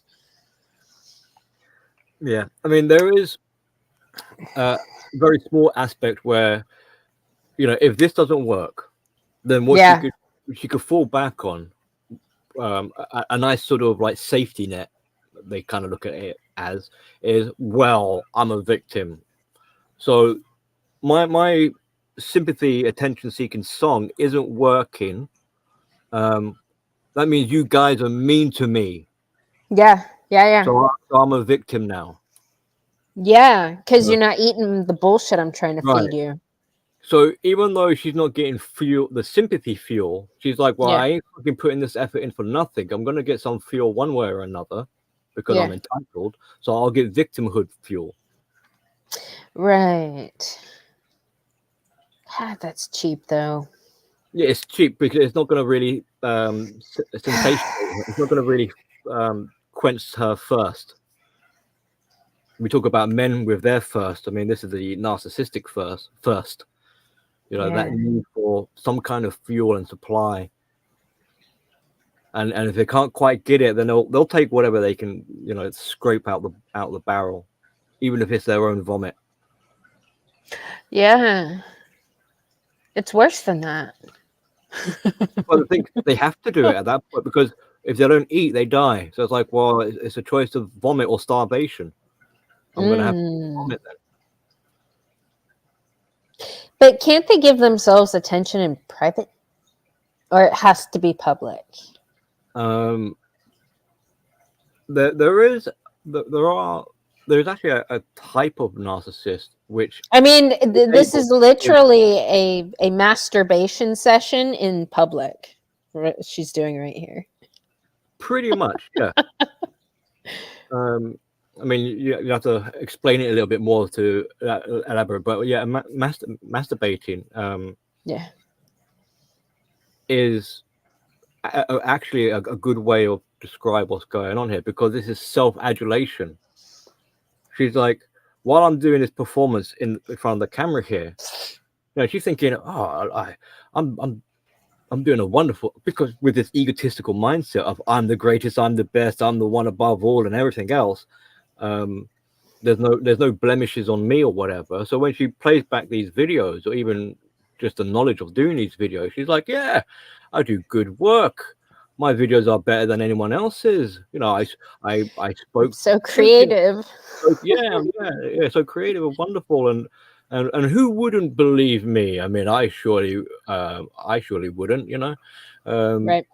So there's that arrogance and pompousness and vanity and self-promotion or promoting sort of characteristics ingrained in there. So yes, there is a bit of like self-serving fueling going on, but at the same time, it's not a good quality. It's a vomit. It's a low quality fuel. So it's not really gonna reduce her appetite in any. It's not going to fill her up or be wholesome in any way. She deep, like you're saying, like they're aware of their behaviors. So deep down, she's full of crap. Well, I think she was fishing for some sympathy, though. Like Iridium Kush, he doesn't. I don't think he's seen this. I know I sent it to you. It's off the internet. I shared it in my community tab, and then she set it to private because she didn't like my response. Here, let me play a little bit just so the chat knows what it sounds like. Can I just quickly answer? So Timothy says, you mean mental masturbation or masturbating? Yeah, mental. It's like when they're having sex with someone, they're not really having sex because the other person, as far as they're, doesn't exist. So who are they having sex with if the other person doesn't exist? They're having sex with themselves. They're having sex and they're thinking, "God, I'm a good lover. I'm pounding this carcass in front of me, this shell of a person or whatever, and I'm showing them what for. That means I'm an alpha, or I'm hot dog or whatever, so they're getting off on their own sort of, prowess or whatever. You said pounding the carcass. Like, Well, that actually Bullet suggested I watch what is that, Bullet? All the little short stories. And there was one where this giant washed up on shore. so in the mind of the narcissist, people like Yeah. they don't exist. There is only one person in the entire universe, and that is the narcissist. Just like how there's only one God. So as far as they're concerned, they are God. Right. Everyone else is just like organisms, creatures, or animals, or something like that. I mean, the batshit craziness that goes on in the mind of a full-blown narcissist is amazing. See, I don't. She seems more psychotic to me. I'm not going to make any diagnosis because I'm just a wannabe psychologist. What I'm here to do is to provide my opinions and speculations, and you all can derive your own diagnosis. Yeah. Including people like Alice, if she feels the need. No. She talks about her PTSD in here, and sorry, Lawrence, I spelled that wrong. That's for you, though. No, she talks about her PTSD and how she was diagnosed. See, and in this story here, totally conflicts with previous bullshit stories she's told. really, really hammering on the bad health thing to garner sympathy.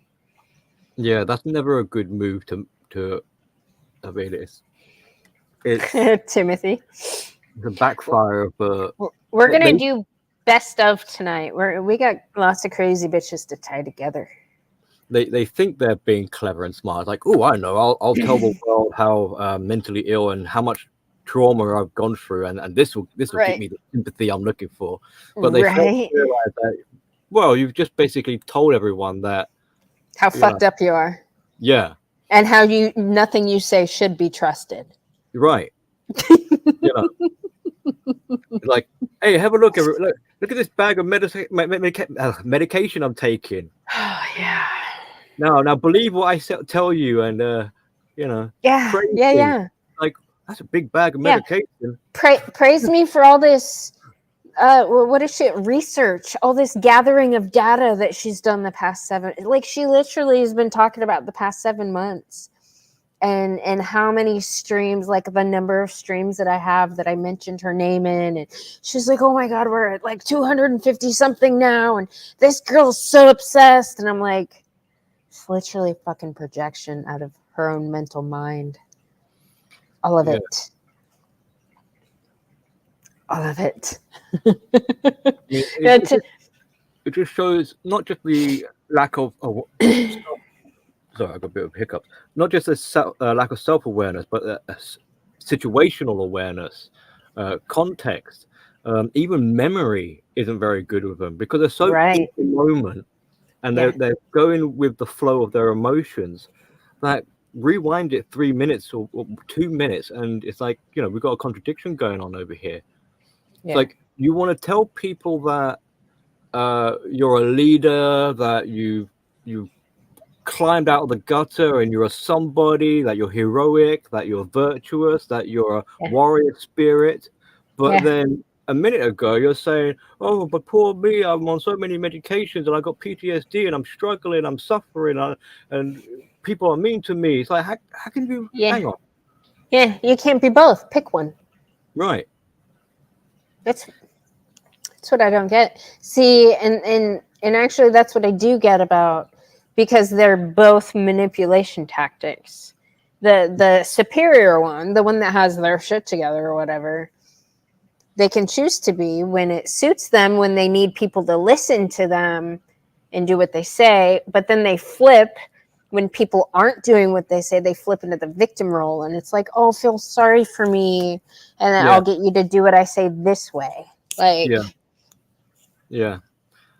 I mean, this will piss her off likely, but she likes to say that God is on her side, and whoever says that God is on their side, those kind of people, right? So if that is true, Right? then really us non-believers, aren't we the ones who are suffering? Aren't we the Yeah. ones at a disadvantage? So aren't we the victims really? Because I mean, none of like we don't. I don't. Like, I'm not a religious person. I know you're not particularly a religious person. Yeah. We don't go around saying God is on our side, so we're at a disadvantage. Yeah. Alice should be lucky, despite all these problems she's having. She's got Yeah. God on her side. Right. She should be fucking grateful, right? Yeah, I mean, Yeah. if you're gonna have anyone fighting in your corner, and you've got God fighting in your corner, I mean, I think fucking hell, Right. you know, you're gonna be Right. unstoppable, right? Both are virtue signaling. See, I don't see weakness as a virtue, though, personally. I think it's, well, you know my thoughts on that. Yeah. No, It's but yeah, detestable. it's a low hanging fruit kind of virtue signaling. Yeah. I guess if you're getting rewarded for it in today's society, if you really have that much or that little self fucking respect and want to play that game to win those stupid prizes, I still don't have any sympathy for them. Let's listen to a little bit of Alice because this is pathetic. This is she's got a song. Hold on. She's in a trance. Yeah, I agree with y'all real quick here we go. about something. We all have a bag of rocks.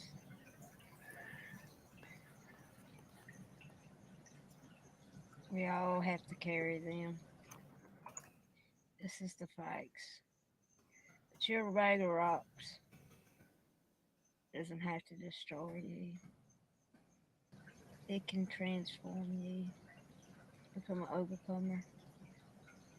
I was labeled with PTSD at age 19 due to years of medication. I started having kidney failure. I have spots in my lungs and being on a ventilator. Have I let that stop me from living? No. It was about age 30 when I had to go into surgery. I had to do a living will for my little boys. I looked at my children, not knowing what could be, what would be, and I gave it to the Lord. But I don't think people understand PTSD has a way to be seen besides the mind. Kidney failure, too. And I'm about to show you what it looks like in reality. A bag. Pause that shit.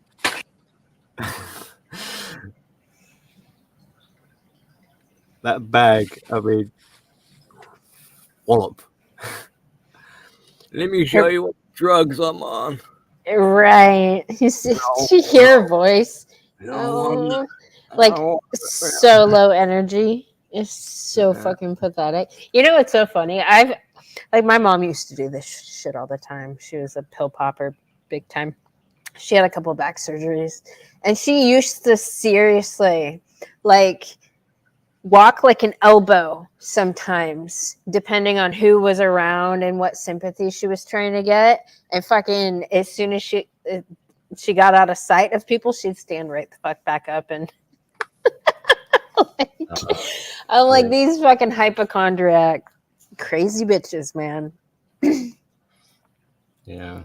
But that tone in her voice, you know, oh, this is what I have to deal with, and I'm an overcomer though. It's transformed me into what exactly?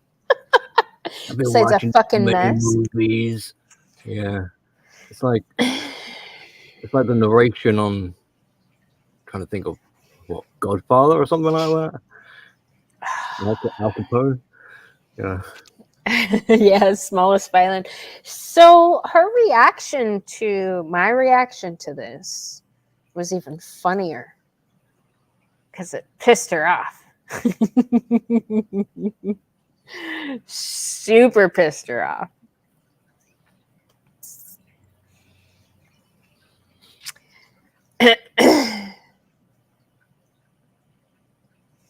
Like super pissed her off. Ain't get no plane ticket nor bus ticket. Bitch, you stuck in ATL with no clothes. Isha, Chicken heads. Oh, chicken heads. Chicken heads. I found me a chicken head. Let's look at this chicken head. Let me see it. See, let me show you something. Fight it with these damn women.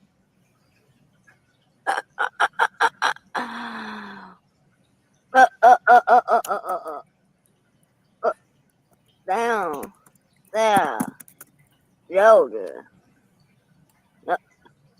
Already. Woman. For what? Having an opinion? You worse than the left. You need an insane asylum. That's what she needs. Get the straight jacket ready, y'all. Let me find a song for this. Let me find a song for this. Is that on my couch? I'm the mad professor. You can't have my couch. you can't have my couch. The fuck you thinking? Now come here, you.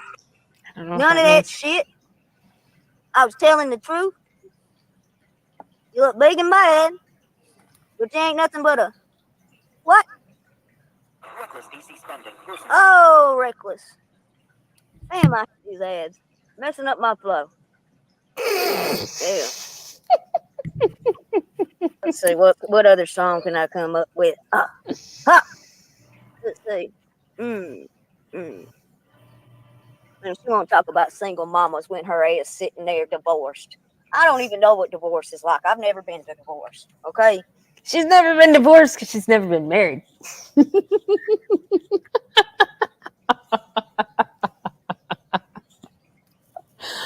Oh, Jarrett, yeah.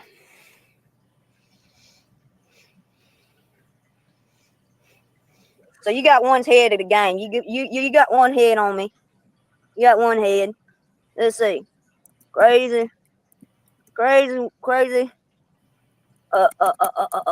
go back.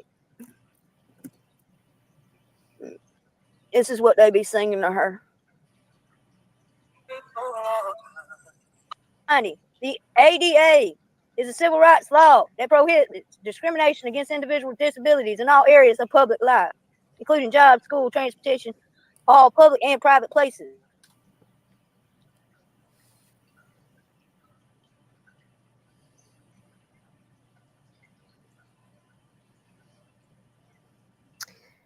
Apparently, the Americans Against Disabilities Act. So would that include fraudulating Bags. that you've got a disability Hmm? or being fraudulent to say that you've got a disability when you possibly don't? No. That is in regards to her being upset with the YouTube guidelines or the. Hold on. How does she say that? Because I mean, we're going to be in a bit of a predicament if people are going to go around and say like, "Look, I've been diagnosed borderline, so you can't talk to me like that. That's discrimination." Yeah. No, that's what she's pushing, and she's pissed off that the YouTube community standards, apparently by allowing me free speech, tramples on her disability rights. That's as far as this mental gymnastics is she's twisting the attempted cancellation of this channel. I mean, and again, it just doesn't make. I mean, obviously, it's not going to make logical sense because it's like, so you're omitting then. Well, it's going to come down to when it's convenient, she's going to claim things, but when it works against her, it's going to be a denial. But you know, she's saying like, so she's got these mental health problems and these disabilities, and she expects people to take her seriously. It's like, get Yeah. off YouTube and go see your doctor then. Right. Go get your medication checked on, because I don't know, maybe you're taking out of expired medication or something. You know, you got a big bag you're holding up there. God knows, Yeah. like what kind of cocktail you got going through your system, and you expect everyone to think that you're, you know, Should be somebody's people should fucking take seriously. Yeah, she wants people to listen to her. And she didn't particularly like my response. And the video that was donated also. Yeah. Awesome Alice with another attention-seeking pity party no one cares about. You're full of shit, thought. Quit hiding behind a pill-popping disability. Those bastards. You obviously had the ability to Like, create. I hope, Enjoy those welfare programs while you still have access to taxpayers' hard-earned money. Might want to see if your doc can prescribe you something for that bullshit that comes out of your mouth. That's what caused this. this might sound That's mean. what pissed her off. Right, well, I might sound mean here, yeah, but Yeah. if she's going to say that she's got PTSD, then I Yeah. hope she does have PTSD. Because if she doesn't, then what a fucking insult that is to people who do have PTSD. Yeah. Oh, yeah. Now, the second point is that she says that she's got kidney damage. And again, if that's true, then fine. But if not, well, you know, she better hope it's true. Because I know someone who's got fucking kidney damage. And that's Right. me. I Right. have to take pills for my fucking kidneys. And the idea that one day I might not have my kidneys working and I'll be on dialysis scares me. Yeah. So if she thinks that she can just go around saying that she's got kidney damage and she doesn't, and she thinks that this is like a clever fucking thing to say, then she's being a dickhead, basically. Yeah. Now, obviously, I don't want her to have kidney damage, and I hope she doesn't have PTSD. But she's dropped herself in a situation where she's claiming that she does have it. So how are we meant to fucking work with that? No, that doesn't give her the fucking excuse to go around terrorizing people online. And it doesn't give her an excuse to be like using it as a kind of leverage over other people.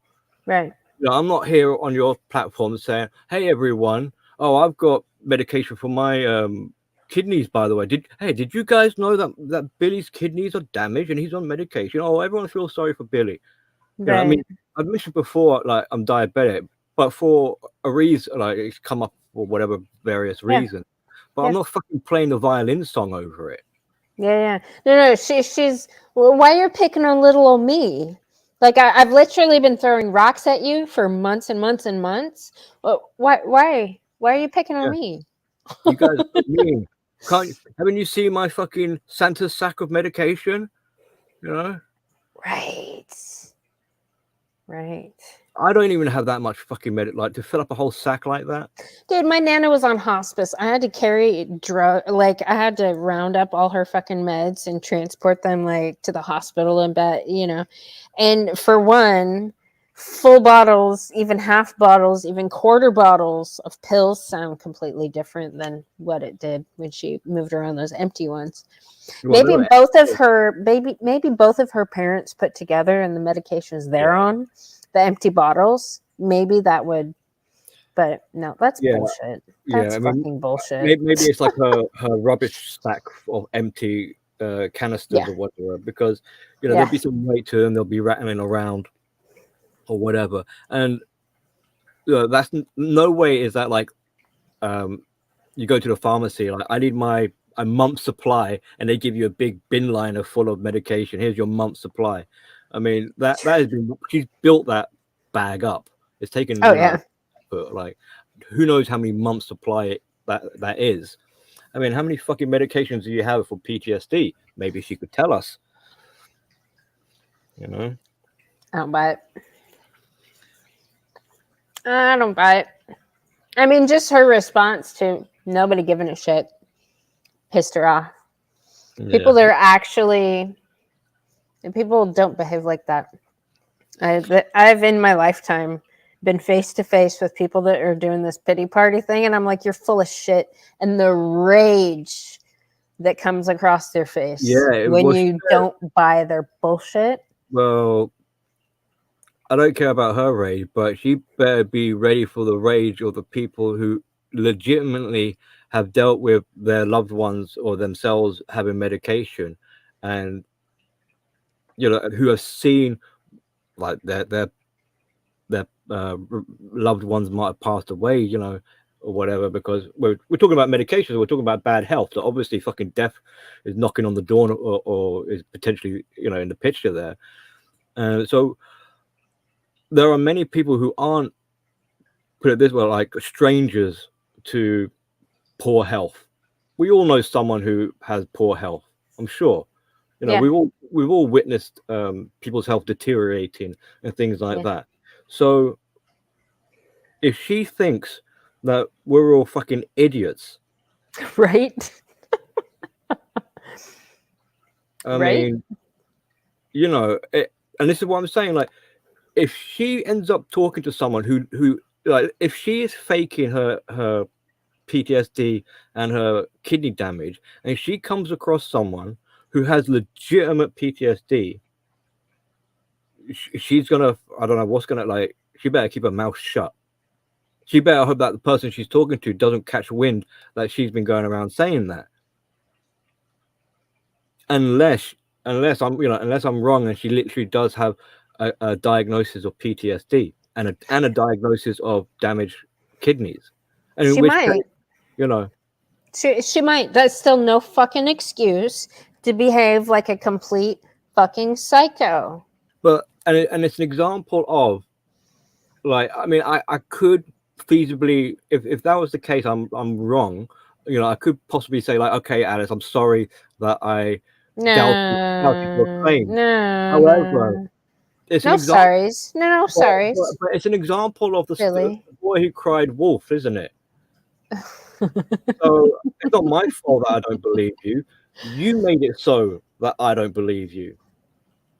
See, I'm indifferent. I don't believe jack shit that comes out of that crazy cunt's mouth. Well, I that's don't the thing. care. It's still not a fucking excuse for her fucking behavior. No. That's it's right. not an excuse. I refuse to take that as an excuse and excuse this thought's behavior. Yeah. Like, here's a bag, everyone. Have a good look. Like, ram it down our throats and in our face. Like, come on. I demand you feel sorry for me. Look at all this. Yes. And if you don't, shame on you. Yeah, shame on you. Well, shame on you. Here, I'm going to roast you for an hour. Because this is medical discrimination. Right. Look. I'm going to bring up the article. Look. Right. See, I'm in the right here. You're in the wrong. Bad on you, discriminating against poor little me. Yeah, little, what did she say? Little 4'8" little Alice? Why are you picking on little Alice? Oh, Timothy, she already did. She has 2 son husbands in training. Unfortunately, those poor bastards. I mean, they're children. I feel bad for children.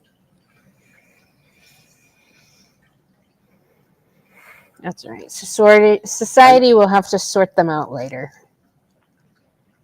And it will suck for them.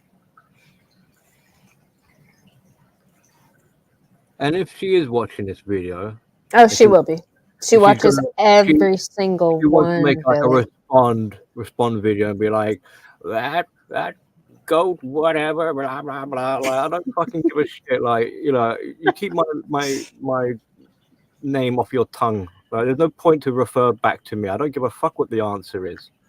Yeah. I made my point. It's not a fucking question or debate or anything. It's you take it on board and you do something with that information. Don't fucking try and throw it back at me and be like, well, to answer his queries or whatever. I don't give a fucking fuck. I wonder if her parents are disabled. How they're allowing her to get away with this shit.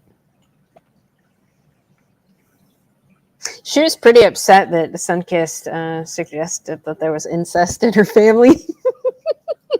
Ooh, She was really pissed about that.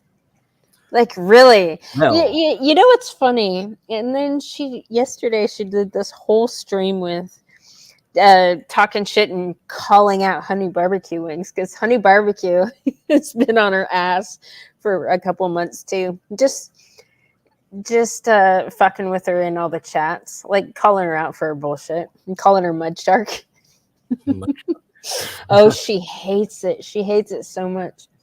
You know, But Honey's pretty much doing, and there's quite a few people that are literally doing to her right now what her and her stupid friends have been doing to me and you guys for months, and she doesn't like it at all. Like, oh no, they can't. You know, a taste of your own medicine. yeah, she doesn't like the taste of her own medicine at all. And it'll be like, but what's happening to me is different. No. How so? It's like because it's me. It's like, well, no, Right. you know, you just can't take what you dish out. But I was just going to say quickly, you know, because we were talking about the psychological masturbation earlier, and then you brought up that incest. Well, you do have a psychological form of incest.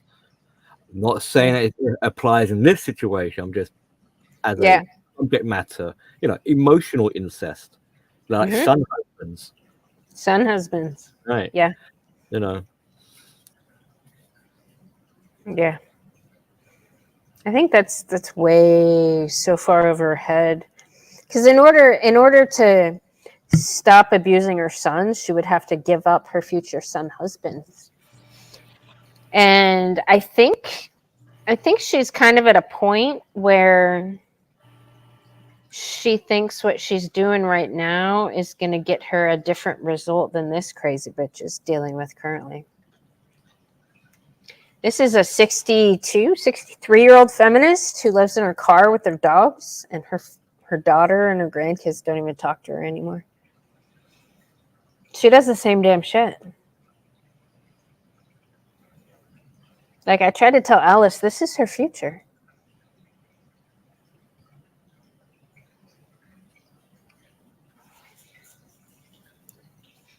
This one has more believable tears, though, even though they're full of shit.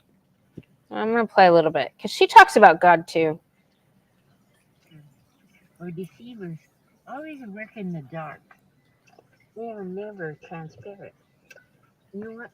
I don't want to be with him. I don't want to. No, this is me without makeup, without all that fancy little stuff you put on videos to make you look good.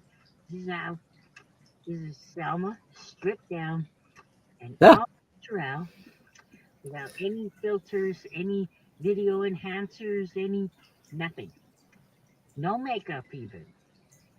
So I'm off my YouTube channel, but kudos to spiritual healing. Hold on. Where was it? Spiritual action. A few of you behind the scenes who I don't know about.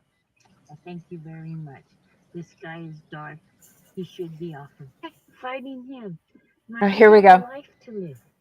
Here we I go. can't sit here fighting him. My days are filled with. I gotta keep one step ahead of him. You know what? I don't want to do that anymore. I want peace. All I want to do is right. I want peace. My daughter, it's over between her, probably my grandkids too. So I've lost a great deal. And you know what I learned? I learned I don't have to fight these battles. Because God is more powerful than any evil. You just gotta turn him over to God and let it go. He's already kind of to me. And he just go over my life. And then karma will take care of him. But as long as I'm screwing with it, I'm blocking his karma. See, it was always that because of my trauma that need to control everything. That's why I developed all these superpowers. Because the world was frightening for me. I can't believe it. And you know what? I don't. Just because people don't like me or don't love me, that doesn't mean I'm not lovable.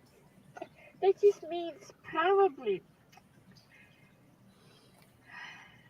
I'm not usable. There's nothing of use. I can't be used, so they have no use for me. Nothing of use. No, besides bullshit. God is all powerful. See, now if Alice came to that level of enlightenment,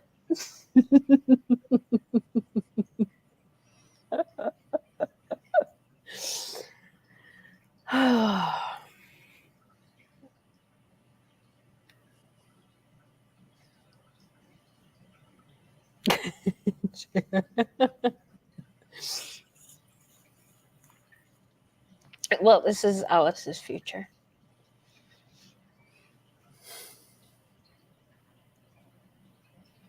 Yeah, and you said that she's 60, what, 2? Yeah, 62 or 63. Wow. I mean, and it's just, again, it's just, I don't know. Is it by the grace of God that they make it to this age? I don't know. I mean, Alice is 35-ish. Yeah, 35, 36, maybe. Yeah.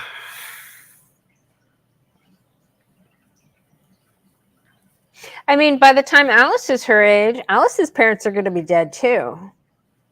She's going to be alone. Her sons are going to be grown. Hopefully, if they're not either dead or in jail, they moved on from her and started their own lives and families. Like, Well, this might sound a little unbelievable, but from what we see with history, I suppose, or generational narcissism, if that is indeed what we're dealing with, right. then there is like an add-on. Each generation it gets progressively worse than the previous one. Yeah. So if we look at this case study or whatever now, you think that this is bad, like, can it get any worse? Well, give it 25 years when Alice gets to this age and make the comparison then. You know, Selma here might look fantastic. I know, holding the vomit, she might look fantastic in comparison to what Alice could become. Yeah. Yeah. Yeah, Alice, on the path she's on currently, she's going to be way worse. In his pocket. Allie in his pocket. Starseed 101 in his Way pocket. worse. He did, but I found out he's a bomber. I hope he's not killing people, but he stalks them. And he won't let go. I think he snapped. Like that. Yeah, I have these fears and stuff, but I gotta understand. Fears come from the ego. You know? If you want a psychic impression, it's not ego based. It's just, and there's something in my gut that's saying that all this shit. Well, he's dark. He plays people. He takes their money and he sleeps with them, and then he tortures them. But I'm I'm giving him the benefit of the doubt. Like I say, there's some dark, more sick, but you know what? No. Just because somebody suffered trauma doesn't give them a license to hurt people. It doesn't. See? There's a moment of cognition. Listen to your older self, Alice.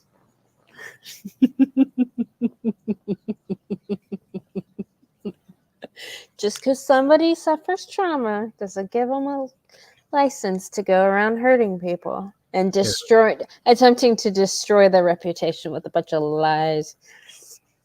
Well, like this crazy bitch does constantly. It just reminded me of that Scorpion when she was like, I'm willing to lie to people if I believe it's Right. I believe it's okay or something like Yeah. that. Yeah. Oh, she tagged me in something earlier too. Man, all these bitches want my attention all of a sudden. She's still on the INTJ kick. Oh yeah.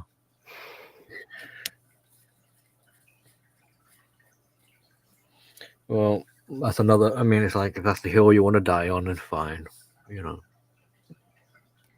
I would have thought that most people who play around with the Myers Briggs, like, I'm sure it's like lesson number 1. It kind of comes with the package, which is like, this is not a, this is not an identity. Like, this is not your personality or who you are. This is just a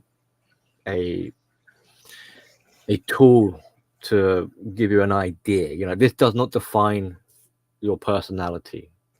So just because you're an INTJ doesn't mean that, you know, this is your identity. Case in point, Jesus Christ is apparently meant to be an INFJ, right? Jesus Christ. Mm-hmm. Who else is an INFJ? Hitler. Universal Mother. And Universal Mother, right? And you. And me. Yeah, well, wait a minute, sell them that. Right. Oh, But sorry. the point being, you've got Jesus and Hitler having a shared MBTI.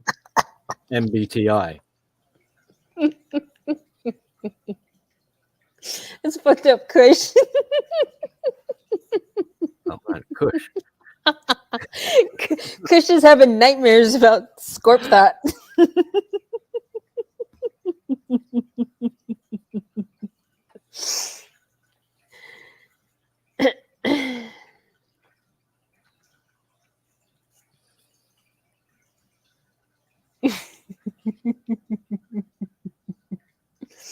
Right, JR? If you're a kind of person that off the bat is like, I'm an INTJ or whatever it is, you're simultaneously telling whoever it is you're preaching at that I don't know who the hell I am, because who I think I am is I think I am a bunch of 4 letters. Yeah, all the people that I know that scored on that in that category, they hate liars. They don't make excuses, and they're not vegan.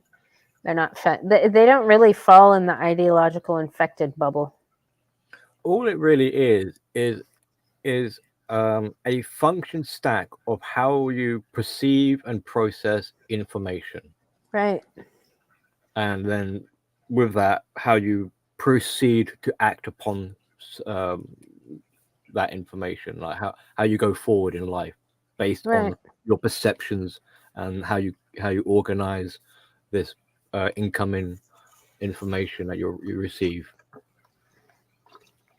And that's why it doesn't tell you anything really about your personality, because it's nothing to do with your personality. It's about how you process information. Right. Well, she doesn't have a lot of discipline and self-control, though. Like she doesn't have a good handle on that mouth. So that just by itself leads me to believe. I mean, she enjoys listening to herself talk. She loves talking over people.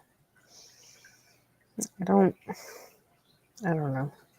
I thoroughly enjoyed when Hermit, I'm not sure if it was his last stream, but fairly recent, when she comes onto the panel eventually, and she's doing all these denying that he had a picture of her, and he's like, tell me that this isn't you thirst trapping guys, and she's denying it, like, no, it's not a bikini, you know, it's just me. I can dress like this. What's wrong with that? And it took ages and ages of denial after denial. And then eventually, like an hour in or something, she's like, okay, maybe I was thirst trapping. Like, fucking hell, Yeah. man. That took Yeah. I mean, it was a bit of a relief. It's like, finally, making some progress here. Was. The wall is merciless. The wall is unforgiving. The wall never forgets. The wall is brutal. I self-identify as the wall. So fuck these bitches. That's my self-identity right there. The wall. You know how the crazy bitches are like, oh, what do I bring to the table? I am the table. I'll be the wall.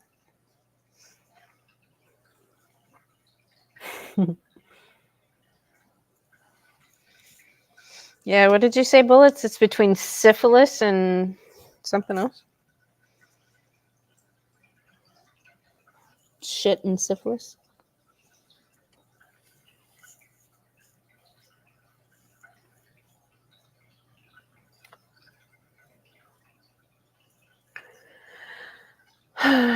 GM gets exposed by a real INTJ.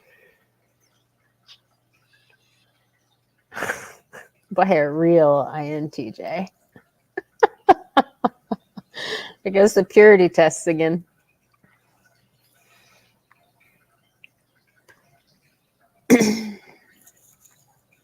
It just doesn't make sense. It's like, you can't go around saying, like, whoever gets exposed by a real INTJ, as if that, like, by calling yourself an INTJ, as if that is a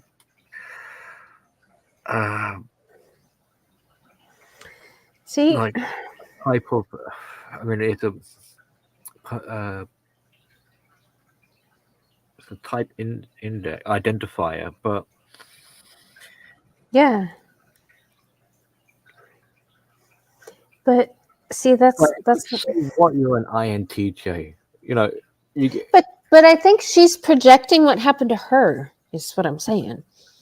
Like, there's a running theme with all these crazy bitches. They literally pseudo signal virtues they actually don't have that I possess, but I don't talk about.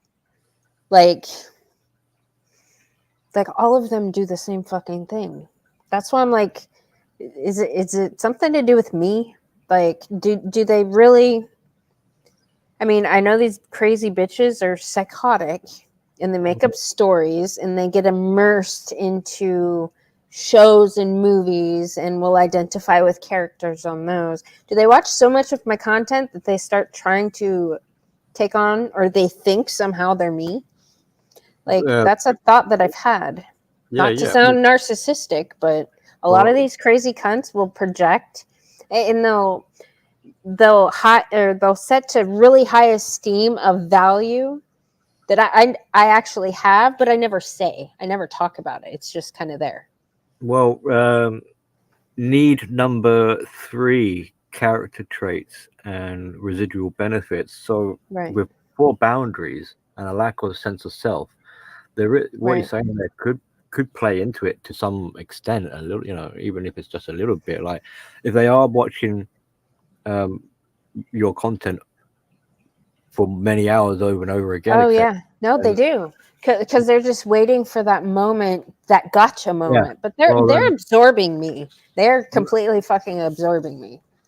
I mean, we all do it to some extent naturally anyway. Like, if you're having conversations with people, and as well, like in physical proximity, you will mirror the person you're getting on with, you know, because it's complementary. It's showing that you are interested in the conversation or this person, and that you want to. I mean, you can go the other way. If you're not interested in someone, just don't look at them in the eye, cross your arms, you know, and they'll get the message that you don't want to talk to them. Right. So if you see someone who's like mirroring you, like, that's a bit of a social cue that you're bridging a gap there. You're connecting in some way. You know, they're relating to you by mirroring you. So you're on the same kind of wavelength or the same sort of page. And whether or not they're trying to flirt with you, you know, they'll take it a bit further, kind of thing. But you know, so it happens naturally anyway. but it's even Right. more problematic for people with poor boundaries and a lack of their own sense of self. Right, but it's almost like they're watching, and because they're in competition, so they're like they take this one thing that I have that maybe they want, and then they're like, "Ooh, I'm doing this better than you," Yeah. or Yeah. it's so slimy. I don't. It's like a double whammy, because not only is it stealing something that belongs to you, but if successful, well, it's like a triple whammy. If successful, one, they've profited from it, and two, they made you, like, they've hurt you in a way because they've stolen it from you. So now, in a sense, like, you don't possess it anymore. Right, but they You've got the think that. crown or whatever. Yeah, Yeah. but that falls in line with the stolen valor bullshit that Right, a bit like that, I yeah. can't stand. Or Yeah. what did Cam say? Cam was talking about something earlier. Man, he put this perfectly. Something about stealing somebody else's credit. Steal their Like, funding, something like that. yeah. He was talking about somebody he knows taking the credit for something that his friend did. He's like, that's not a man. Men don't steal another man's credit. Like, I mean, if you want to piss off, let's say you want to piss off Scorpion for a moment, you can go, hey, Scorpion, did you know that Alice has been really leaning heavy into the sympathy? And we're beginning to, hey, us guys over here, we're beginning to feel sorry for Alice. You're going to have to try harder, Scorpion. You know. you try. You're going to have to make us feel like we're not going to feel sorry for you, Scorpion, because our sympathy is going over to Alice at the moment. So if you want our attention, our sympathy attention, you know, you're going to have to basically like put on the waterworks or something for us. Right. You know, so that kind of catfightiness, being competitiveness, it will play out not in just terms of stolen valor, but it's like, hey, I'm going to be you're not going to out victim me. I'll show everyone that I'm the biggest victim here. Right, but he's got Scorp PTSD, thought, yeah. super PTSD. Scorp thought and Alice are playing different games. Well, no, because Alice tries to play the dominant one. Like she tries to play both. I don't know. Has Scorp thought been playing the victim too? I think she has. Yeah, she's been playing the victim all up in the comment section, and oh, this isn't fair. Blah, blah. Yeah, they're playing the same fucking game. Right, Timothy? Well, in order to give a shit, the person has to be somebody worth giving a shit about. And that's where these crazy bitches fail. I think. They're so used to fake sympathy, fake everything, that when they don't get that, when somebody tells them the truth, they don't know how to deal with that. It'd be wasted on them anyway even if you were to give them genuine sympathy. They would look at you and be like, "Oh, you're weak." It's like, I'm actually being sympathetic towards you. I actually care about you. You know, I believe your story. It was a beautiful song. You brought me to tears over it, and they'll be like, "Well, thank you for your tears. That makes me feel a bit better, I suppose. But oh my god, you're a disgusting creature for feeling sorry for me. Ugh, how pitiful. Your tears taste sour." And it's like, oh, for fuck's sake, what else do you want from me? Right. Basically, there's no pleasing you, is there? You know, I can't make you happy even if I tried. And it just shows you how bitter and horrible and angry they are inside, that nothing is ever good enough for them, because there's no appreciation, there's no gratitude, and the sky's the limit and all the rest of it. All these different elements that we've been discussing all kind of interwoven with one another and just compound the issue. And really, I mean, if you know what's going on, even if you were to be sympathetic, you'll be enabling again. You'll Exactly. actually be making their predicament worse eventually in the long run. Exactly. And whole society. Yeah. The more people feel sorry for these people. See, and that's And really, I mean, is that what they That's- want in life? They want people no, to no, feel. no, no. What does that do then? No, that's the only thing that's going to change their behavior, though, because as long as nobody plays their game, they'll have to adopt a different strategy. Yeah. Maybe one of character and competence and Yeah. Yeah. integrity. Yeah. Because if people keep enabling it and giving the sympathy, I mean, like, imagine the whole world is fucking crying over you. Yeah. Now what? Now what? Does that improve your life in any way? I mean, wonderful. You've got everyone's attention and we're all captivated by this violin song or whatever. But it doesn't change the situation you're in. You're still a fuck up. Right. Right.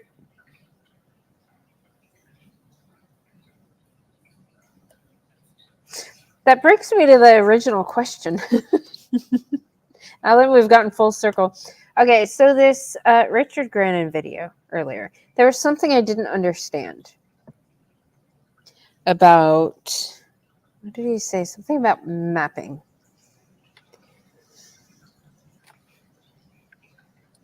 They can map other people but not themselves. Right. Something like that. Yeah, here, I'll play it. Yeah, because he actually made a reference to a house. Hold on, where's the house thing? Yeah, here's the house. That's not a narcissist. That is called a psychopath. So they must be charming. They must be giving. They must understand you very well. Now, I said, and I took this from Sam Vaknin years ago from a conversation I had with him in 2015, they map themselves very poorly because the self that they have is weak. It's a mush. It's within the shell. We've used shell as an example. So there should be a chick or an egg. Imagine it's all scrambled. It's Sam Vaknin said to me a long time ago in an interview, it's a haunted house. The house is destroyed. The house is old. There's just bits and pieces of wall left, but the roof is off and there's weeds everywhere, but there's a ghost wailing inside. There's a haunted house. There's no structure. There's no self. So they can't really reflect on themselves because there's no self there. All they have is the story, is the narrative that they keep telling themselves again and again and again, and recruiting people and bullying them into telling them the same story of who they are. Confirm who I am. Confirm how amazing and strong and powerful and intellectual and sexy or whatever the thing is that they're using to make themselves special. But there's no self there. But they map others very well. Credit Sam Vaknin for that one. They map themselves very poorly. They map others very well. Why? Do you know what that means? Or should we let him go? I mean, well, he goes into the why, but I don't get what that means exactly. Yeah, so the way I phrased it at the start was And while you explain, I'm going to go pee again. okay, so I'll reiterate what I said at as a springboard at what I said at the beginning, where when they try to self-reflect, when they introspect, when they look in on themselves, there is no self there to. It's an empty carcass. It's an empty shell. They're looking into the void, and as he described it, like this house, which is falling, its ruins. So it's not exactly a nice looking void or a welcoming space to be looking into. It's a horror show, and it's not populated by any sense of self or being or a person or an entity. It's populated with like horror stories, like ghosts, like artifacts, like echoes and remnants of fragments of despicable things. So it makes it a spooky kind of void, like an abyss, and it's not a welcoming place. So I mean, they are not wanting to do this anyway, but if they were to look in, they wouldn't find anything. Just more reasons. The only thing they would find is more reasons to look away. So if you try and get them to self-reflect or introspect, and let's say you manage to like really force them to do it, they might do it because they're being forced to it, but as soon as they do it, they'll find reasons. They'll be reminded they'll be reminded more so of why it is that they don't actually do any self-reflecting. It's like, oh yeah, shit, this is why I don't self-reflect, because it's a fucking horror show. You know, you're trying to, it's traumatic to try and self-reflect, because you're essentially trying to like remind them of that true authentic self when they were a child that was not allowed to exist. So it's like you're waving their own dead child corpse in their face. You'd be like, remember who you are? This is who you are. You're a fucking zombie. You're a child little zombie. Look, this is your carcass. And they're like, shit, no, don't show me that. That's me. Oh, God, I got to get away from that. So they turn away from it. So they can't map themselves. And when we say like map, they can't take stock of who they are. They can't say like, oh, like here's my heart, and here's where I have my emotions, and here's where I have my compassion, and these are the things I like, and these are the things I don't like, and these are my fond memories, and these are my strengths, and these are my weaknesses. So they can't assess their own character or their personality or their identity, even if there was one. I mean, there isn't one, so it's kind of like a double. It's a problematic issue in both sort of scenarios. So there's a failure to self-reflect. I mean, in part, this is one of the reasons why they can't make positive life-changing alterations. Because when we change our behaviors as we get older, normally anyway, like healthy people, we self-reflect, we review ourselves, we go, right, what have I done in my life? Am I happy with myself? Are there things I could improve on? You know, should I be more in shape? Should I make my diet better? This is like self-reflecting. We're looking at ourselves, we're reflecting on ourselves, and we can make change. Like when you do that, you can then make I'm going to make a change. I'm going to do this instead. Right. And usually when we say to ourselves, I'm going to make a change, usually it's like for the better. I don't like how I did something. I'm going to change that and do better. So we're growing. We're improving our self-improvement. So we're improving ourselves. So self-reflection flows into self-improvement usually. So they don't self-reflect. There's no self, and even if there was, they wouldn't want to anyway, because it's horrific. And as a result, they can't self-improve. So we see how they don't self-improve. They make their situation worse over time. So they maladaptive. They don't make good decisions or anything, because there's no revision or assessment of what they've done before. And it's not but it can't be maladaptive, because the environment is adapting them to that behavior. The environment's reinforcing that shit, so they are adapted to that. Whoever they have surrounding them, it's not maladaptive at that point. I suppose you're right. Just they're adapting, but not in a positive way. So let's say, I'm trying to think of a scenario. So let's say they get caught stealing, and they get punished for it in some shape or form or another. You would like to think that they would self-reflect and go, ergo, I'm stealing bad. I got caught for it. I shouldn't do it. Ergo, like I'll stop stealing going forward. Right. I will no longer be a thief. If they got punished. Yeah. If there was negative consequences for such behavior. Well, not necessarily. Well, in a healthy person, punished or not, they might self-reflect and be like, yeah, I used to steal in my past, but I don't like how that makes me feel. So I'm going to change. I'm going to self-police in a way and stop myself doing this anymore because I don't like how it makes me feel. I don't feel proud of myself for being a thief, so I'm going to stop being a thief. So it doesn't necessarily have to do with being caught out and punished. That's the keeping yourself in check. But for them, But hold on, Billy. But if in that same scenario, if people found out about it and they were like, "Oh my gosh, you're so stunning and so brave. Good job, you little thief, you." They would well, adapt to that. Yeah, I hear what you're saying. Like, I mean, yeah, I mean that's not going to do them any favors. They might continue to be a thief. Yeah. Not 100% guarantee. They might turn around and be like, well, even though I'm being approved of my thieving, my criminal whatever's, it still doesn't sit well with me, and that's not the line I'm going to walk.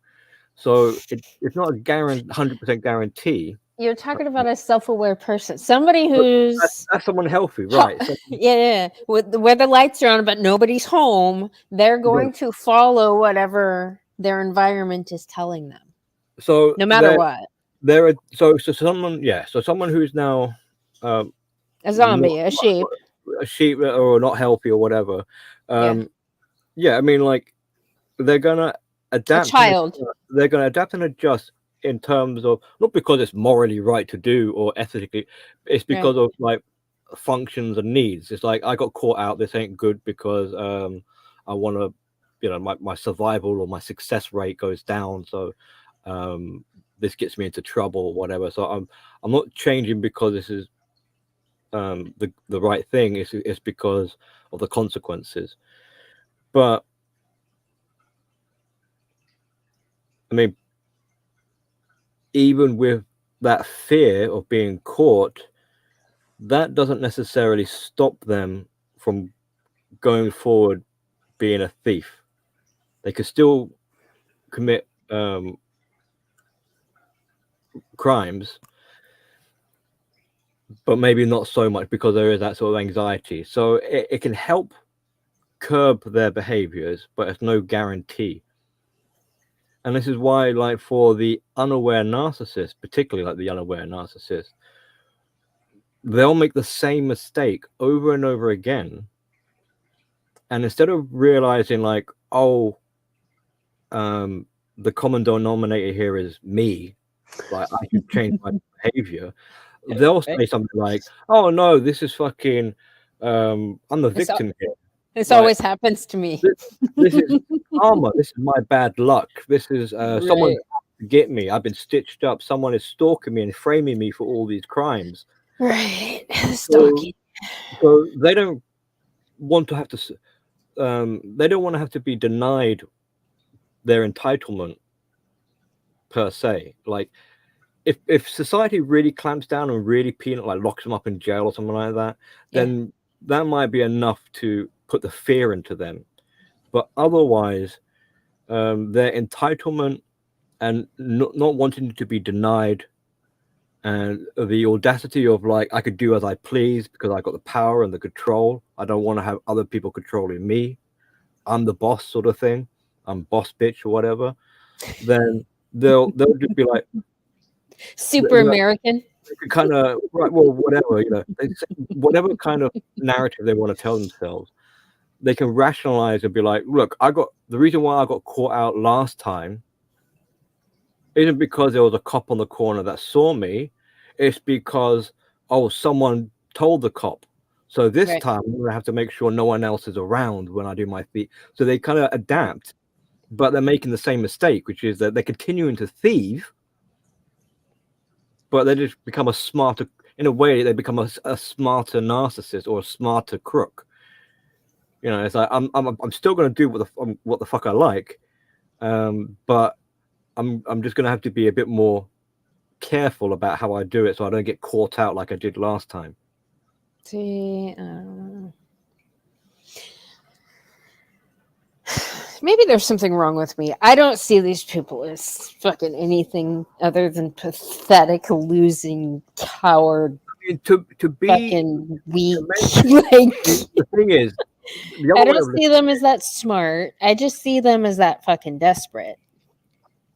well, Whatever their juice that they're working on, they squeeze really fucking hard. if they were making positive change, actual like life improvement or self improvement or whatever improvement, Right. then that's taking on an element of responsibility. So it's like, well, that's a no. They can't be having that because now they have to be accountable. If they're being responsible, they're going to have to be accountable and things like this. So it's like, well, I don't want to have to deal with any of that. So this is why they kind of make blunder after blunder after blunder. Right. The only kind of And real these- difference is how they cover their tracks. Yeah.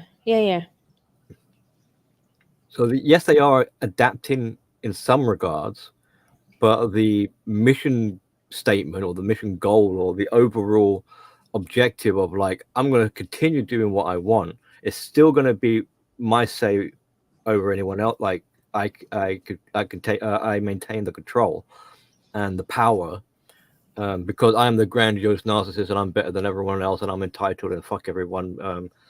They don't exist anyway. They're meant to serve me and all the rest of it. So they're not really going to change this mindset. I mean, to change that mindset is a sign of someone who's actually like they're mentally growing. To think differently is a sign. Oh, there is actually a brain is growing in there, and it's like no, no brain growing. This brain is going to carry on doing the same sort of thing. It's just going to find a different way of doing it. Yeah, me and Cam started watching Demon Slayer season 2, and there was an episode where, and they're still in this damn train, this dream. Maybe I forget what the demon's name is. He put all these people in this sleep, and then he got these other people that have, I guess, tuberculosis to go into the dream and like kill their spirit. And it's like this little ball. And so like they had to come out of this dream in order because once their spirit's killed, they die, I guess, in this dream. I don't know why he went to such elaborate lengths to try to kill these people instead of just kill them. Like, but that ball is missing almost. Like it would be empty. There's really no spirit there. I mean, I know like in the psychology area, it talks about, self, sense of self, blah, blah, blah, blah, blah. But yeah, that's what I'm thinking. Like when you say that, like, yeah, well, yeah. But it's like they're well, like Sam says with the onion, and it's like the essence. Their essence isn't even there. Well, it is sort of. There is a sense of self, but they've locked it away and they've buried it deep. This is why it's like the vulnerable, fragile narcissist. The vulnerability is this, the fragile sense of self. So there is actually a sense of self there, but it's so cocooned away and so young because it never had a chance to grow. I mean, it's about 2 years old, maybe 4 years if you're lucky. And it's never had any life experience, so it's got like atrophied. So it's so weak, it's inaccessible. It may as well not exist. But there is something there, and this is part, and that's where the narcissist likes to offload their shame. That's the deep shame they're talking about. They're ashamed of their sense of self. So there is one there. It's just so weak and pitiful and this is what the narcissist is trying to escape from, but they can never. It's an impossible goal or aspiration because it kind of follows them around. Yeah, and by the way, yeah, Tim, yeah, I know I'm trying to like compare normal to whack job. I'm trying to convince Billy that the psychology field is wrong, that these crazy bitches absolutely know what the fuck they're doing. Actually, I'm starting to doubt these crazy cunts have even been actually traumatized. I think mostly they've been spoiled. Like, they need to be traumatized in order to get better. Because all the craziest ones I see, they're fucking they say they've been through some shit and it's bullshit.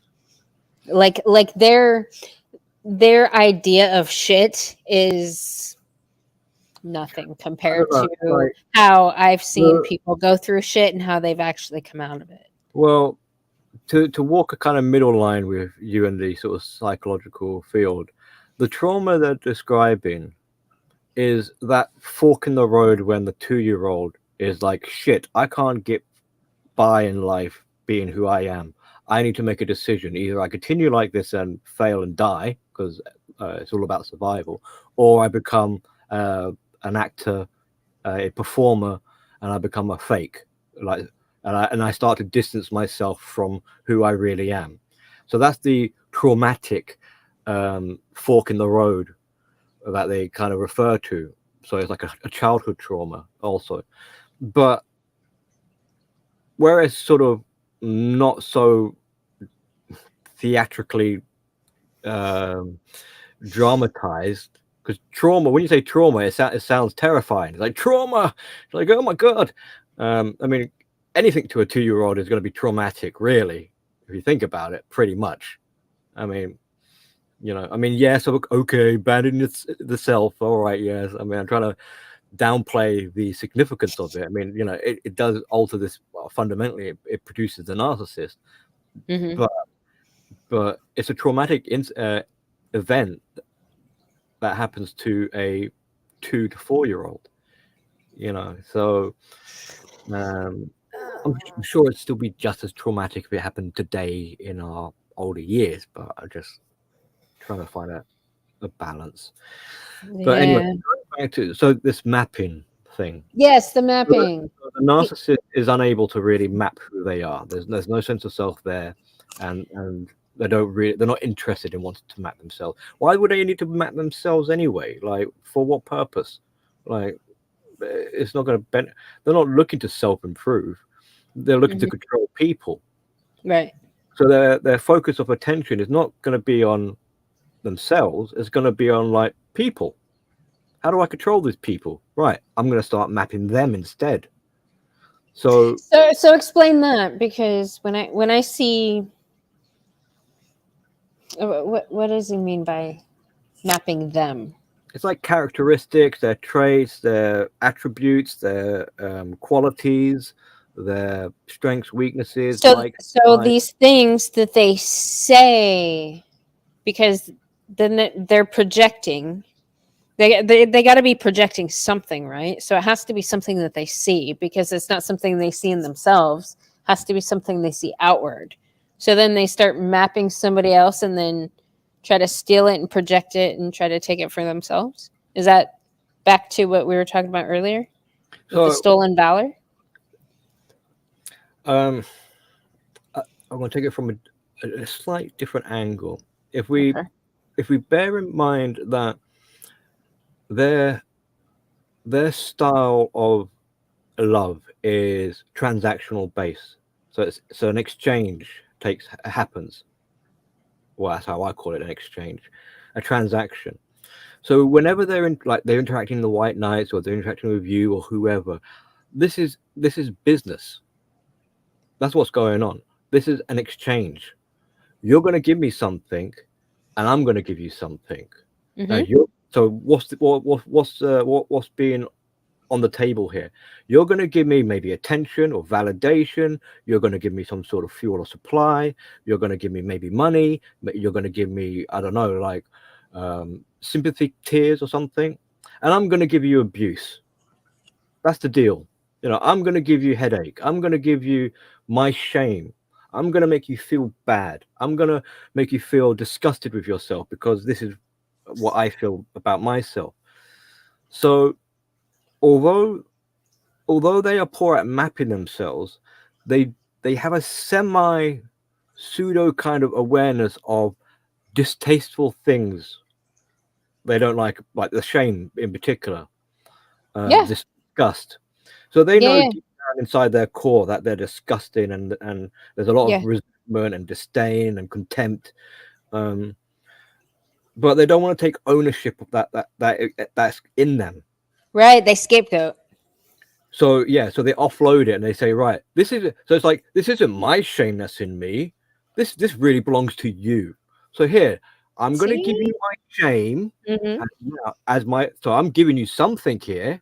You know, Mhm. part of the transaction. It's my shame. I'm giving it to you, Mhm. and you're going to give me, I don't know, some like props or whatever. You're going to give me like kudos or something like that. You're going to give me praise. That's the word I was looking for. Praise or adulation. Mhm. And for the narcissist, they're like, this is win-win. I've got something that's worth something, like adulation, and I'm getting rid of something that I don't fucking want anyway. You know? But it never really goes anywhere. No, because try as they might. No, because you can't do that. You What can't. what is that saying? Wherever you go, there you are. Oh yeah, yeah. So then they would be good at mapping themselves. It's just they put the map where it doesn't belong. Yeah, that's I think a fair way of putting it.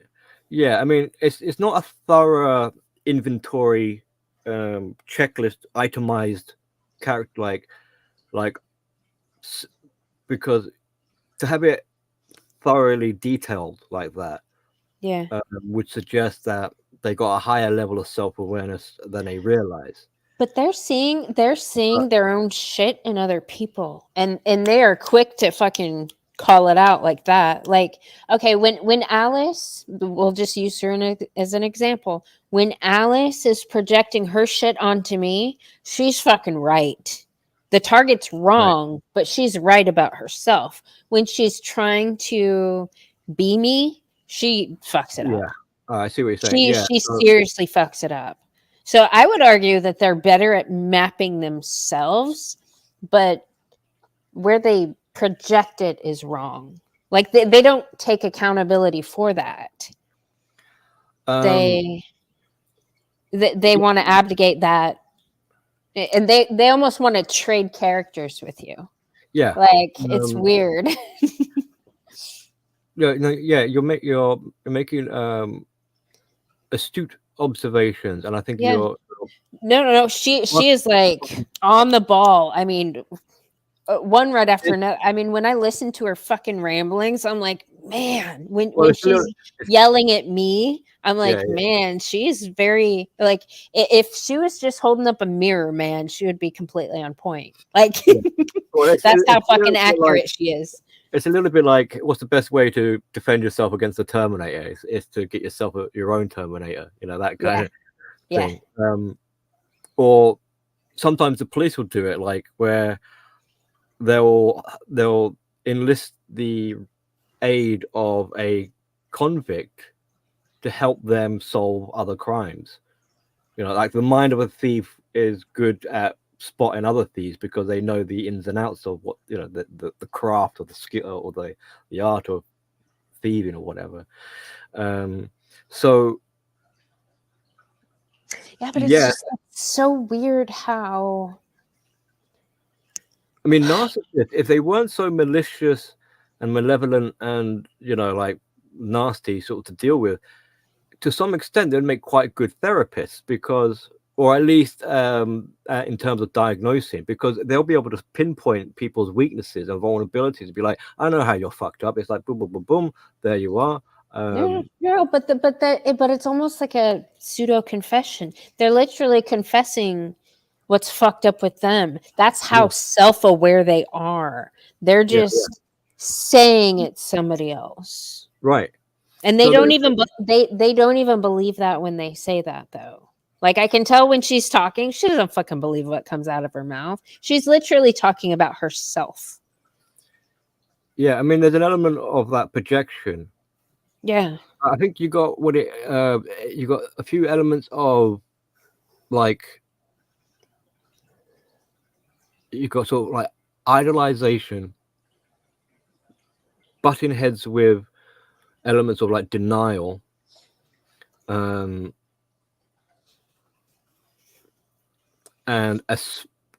some splitting going on, and dissonance as well. Because one of the things they find quite challenging is holding two concepts at the same time. So while they're thinking about you, they can't be thinking about themselves. Or while they're thinking about themselves, they can't be thinking about you. No, I think just from what it looks like, it's almost like she's thinking about me. She's taking my traits that maybe she admires. She's taking them on as herself, and in that exchange, she's trying to give me all her bullshit. Like maybe these, we'll say 5 things. She wants to trade for her bag of rocks. Yeah. And it's like, it's not even a fair exchange though. Like, It from her point of view it is, but yeah, no, I hear what you're saying. yeah. Like she only focus. I mean, they all do that. They maybe focus on maybe 1 or 2, maybe 3 at most things, and then they torpedo bomb fucking all their bullshit, which is a million. This might be helpful for you. Then is they are goal orientated, so they're a little bit psychopathic in this sense. So their eyes on the prize, the end goal, and they don't think of how the in between. Like, how do you get to this goal? They're like children in a way. It's like, Daddy, I want whatever for Christmas. It's like, Daddy, I want a pony for Christmas. It's like, fucking hell. Or is it, yeah. Where am I gonna get a pony? Where am I gonna put the pony? And how are we gonna feed the pony? And you know, all the other kind of like, you know, logistics of having a pony or whatever. But that doesn't, that to a kid's head, or to my kid's head, or any kid, young girl's head or whatever, they're not thinking about the practicalities of a pony. They just want the fucking pony. They just want to ride the pony. Right.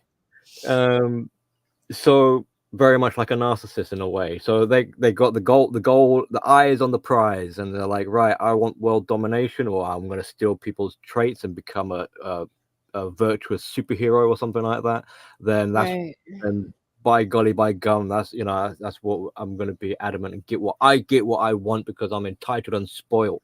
Fuck, I don't give a fuck how we get there. Spoiled.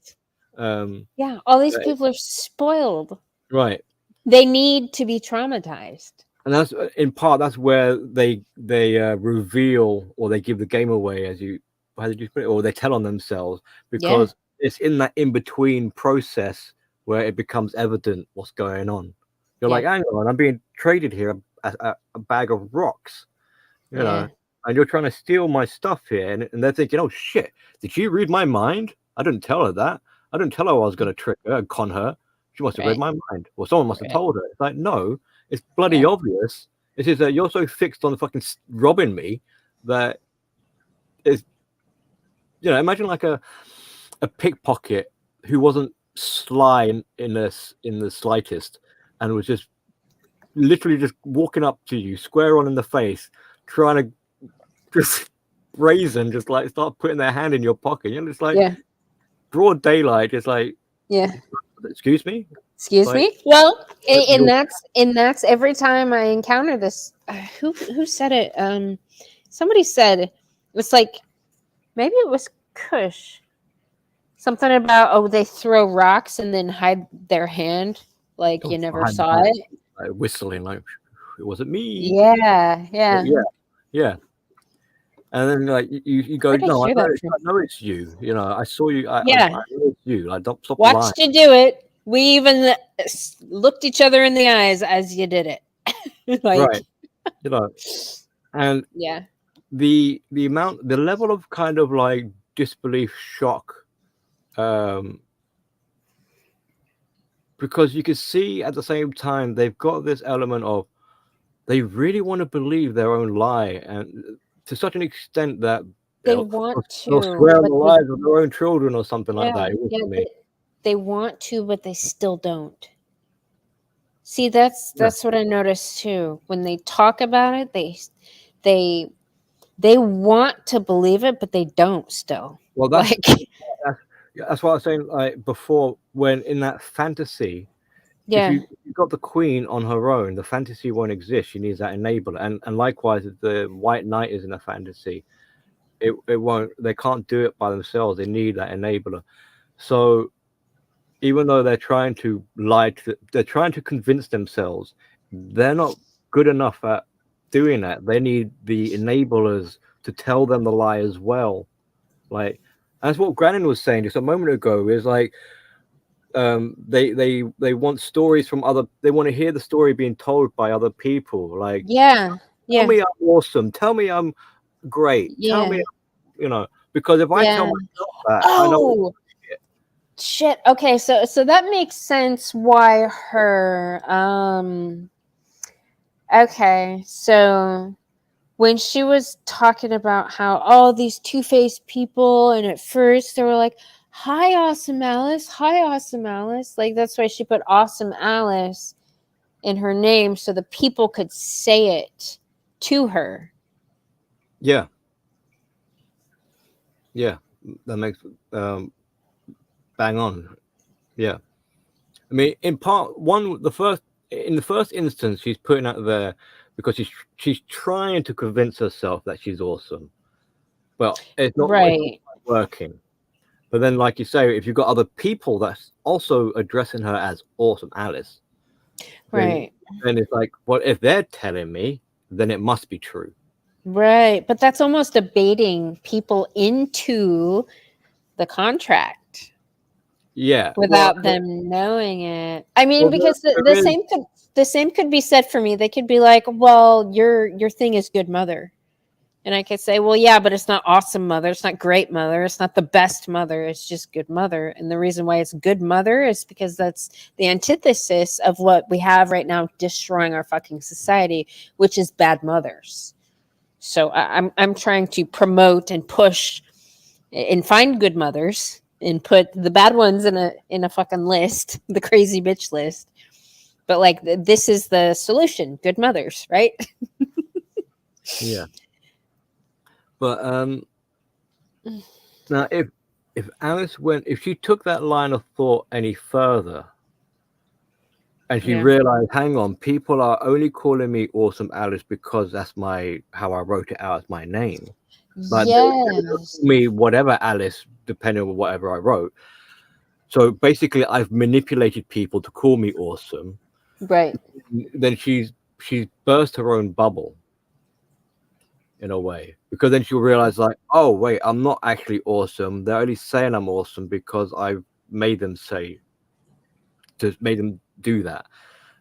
What she wants, and this is what the Queen wants from the White Knights as well, or the Flying Monkeys, or the codependents, or the intimate partner, is they want the willingness participation of the victim. Right. So it's no longer, if I'm the abuser, it's no longer me abusing you because I'm abusing you. No, you actually have to volunteer. Yeah. You volunteered for it. Yeah. So if anyone's to blame for your punishment, it's not going to be me, it's going to be you, because you signed up for this. Hello, contriver. You see how I've operated the responsibility. I'm not responsible for abusing you. You're responsible for my abuse. For being in the way of my hand swinging. Right. Yeah. It's kind of clever in a way, like how they kind of plausible deniability or accountability. But so that's the kind of insidious sort of fuckery that we're dealing with, and how they squirrel brain rationalize it in their head. Right? It's exactly what they fucking do. Yeah, this is actually really good. In the beginning, I think it was close to the beginning, he talks about how these people want you to see them, and it actually, like, everything you just described, fucking on point. You haven't seen this? No. Do you want to watch it? The The beginning. He talks about how they want you to see him. Well, perception I and set up a appearance is a psychology big channel too. factor. Huh?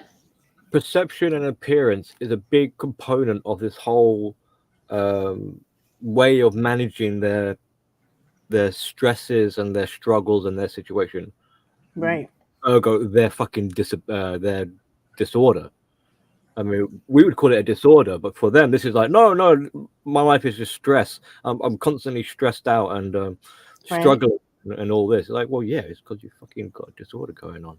Right, because you keep fucking causing yourself problems. Right. So this is how they address and cope with this, which is not doing it properly, but by creating a distraction or a production show or a stage show or the appearance and perceptions. Yeah.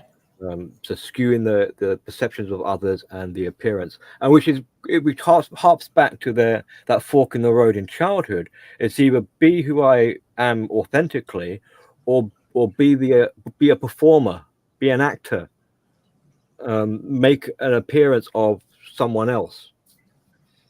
Like the mask is that. Do you think TV has something to do with that? Like, Well, it made like things. maybe they had a favorite something growing up and they wanted to be just like that actor or whatever. Or I don't know if.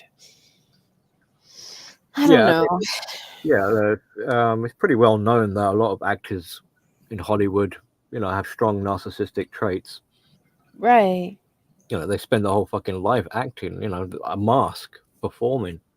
Right. And that's why narcissists are they're in some ways they're the best actors, really. Right. When you watch Hollywood, let's say you're watching name a celebrity, whatever. Tom Cruise, you'd be like, oh, that's Mission Impossible, that's Tom Cruise. That's Top Gun, that's Tom Cruise. So you can still recognize the actor. You'd be like, yeah.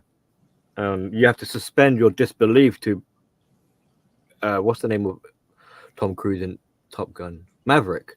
To really get into the character of Maverick, the actor Tom Cruise has to sell that character to you in a way, for you to forget about Tom Cruise and instead see him as Maverick. Because otherwise you'll be like, you wouldn't watch Mission Impossible and be like, oh look, Maverick is in this film. I didn't know the guy from Top Gun is, the character Maverick is in Mission Impossible. Right. You'd be like, no, that's Tom Cruise playing different roles. So you can differentiate between the roles they're playing. But for the narcissist, it's such a professional, in a way, like performance, that it's for many hundreds and thousands of years it's gone undetected. Like look how successful they've been with this camouflage, this chameleon, this mask, multiple masks. I don't think they've been that successful. I think people just put up with the shit because they feel like they have to. They don't want. Okay, like, so Alice, for instance, okay? I call her out on her shit. I call all these bitches out on their shit. They freak the fuck out because it's never happened to them before, for one. Like, she keeps saying over and over, man, I have never in my life, like, clutching the pearls. Like, nobody's ever told her she's a fucking retarded liar. I think they're getting harder to stay covert nowadays. Yeah. Because of the amount of awareness and the quality, like we were saying when we made a comparison with Selma, like they are getting more and more sort of histrionic and just over the top, super desperate. It's hard not to see. Even if you don't know anything about narcissism, to see that these are fucking crazy people. Because these individuals are losing people in their life that buy into their bullshit. Yeah. So the more and more they try to battle with me, the crazier they become. So, and I think that affects their life. Like, Yeah, it's like a So- default. So Yeah. they're losing allies, I guess. Well, So yeah, they're it having cannot severe be- abandonment anxiety on top of being completely fucking wrong and me not giving in. well, it comes So- under the umbrella of like losing control. And you know, it's like, Yes. losing control, that means survival. That means, oh my god, I'm about to die. Ah. So Yeah. Yeah. yeah. It's awful. But in for them. terms of like past history, I mean, maybe it would be hard to quantify anyway, because it's trying to take you're trying to, or I'm trying to make a statistical, like data point of something that is designed to be undetectable or to fly underneath the radar. So how are you gonna get statistics on that? You know. Right. But what we could say is that it's probably safe to say that there will be narcissists, and going forward into the future, that you won't realize that you know, they might tick all the boxes for narcissism. You never thought that the sweet old lady in the corner shop was actually maybe a communal type of narcissist or something like that. It's just you were never on the receiving end of her abuse, so that's why you never detected it. Right. But You know, she was but, loved but or something But like people should be able to detect it, and like when they see it happening, they should be like, that's fucked up. Why are you doing that?" Like, that. Yeah, I mean, you know, so I mean, it'd be a little bit arrogant of us to say like we could spot every single narcissist no matter what. You know, there's going to be those who slip by us, but maybe someone else, you know, someone else in the chat or whatever will spot them instead of us, or something like this. So we as long as we're sharing the information, you know, it makes it harder for them to get away with doing the things that they're doing. yeah. See, you still pedestalize them like they're this thing that isn't a fucking weak, cowardly, desperate, pathetic piece of human garbage that can only get away with what they do because other people let them. like Richard explains in this, he's like talking about, you know, the Patrick Bateman style, the, you know, this evil, you know, narcissist or whatever, the super competent, put together, successful. Yeah, these people aren't that at all. Like, they're not even that. I mean, look at Alice. She's negative 145 IQ points, Billy. She owes an IQ points. She's 148. Yeah, she. Oh, negative 148. See? Like, these people, they just use tactics that is supposed to Yeah. work on people. And when It's- people don't sympathize or feel sorry for them, they have no cards whatsoever. Well, yeah, as we're going to say, it's Play like any- bluff it. Yeah. Yeah, they bluff it. Yeah. Yeah. But that doesn't mean they don't become good at playing poker. But that's a sort of not a very good argument to make, because even though they might think they're a good player, or they've had a lifetime to practice the art of manipulation, Because people you- have been lying to them, they so they're think. like master. Yeah, I mean, either way you look It at takes, it, it takes one person to completely destroy their fucking house of cards. One Yeah. person to be like, no, all these people have been lying to you. they pathetic do fucking require loser." an element of like the stars need to be aligned for them, because if Yeah. one thing, you know, like catches them off guard, then they become undone. So there is a lot.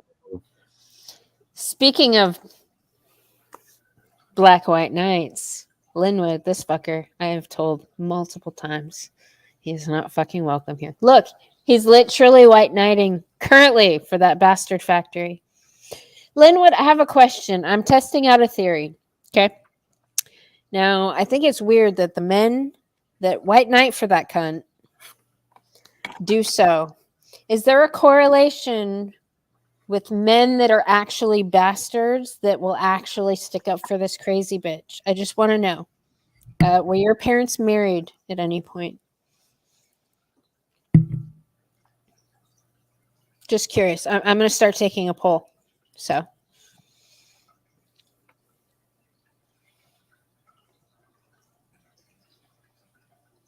if you're going to be here and contribute, at least contribute something fucking useful instead of being Alice the can opener's little puppet.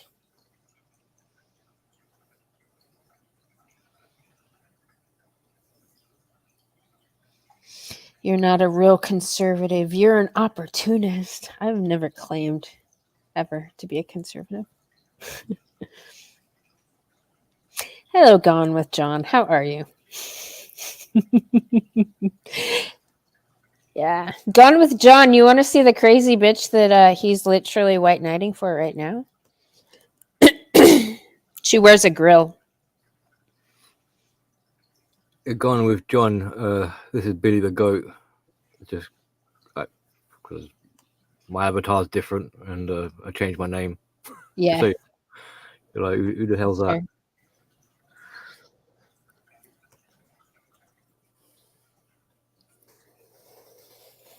Did anybody time Linwood out? I just want him to answer that question. If he's actually a bastard, if that's why he's. Ping said I hid him. Oh, well, he has multiple. Let's see, where is she?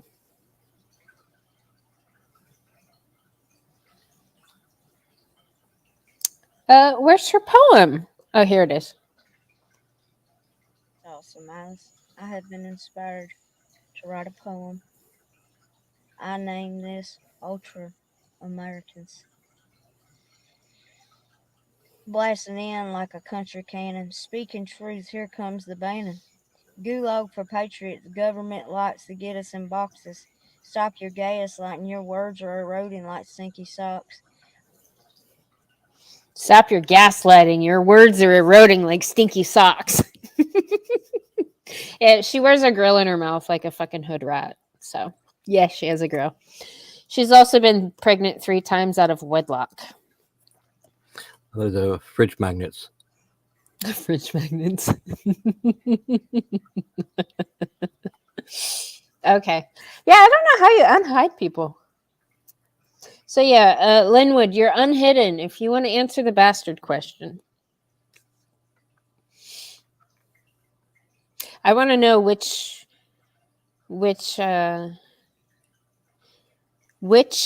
man that has literally come at me in defense of this crazy cunt knew his dad came from a nuclear family. His parents were married. I highly doubt that, actually.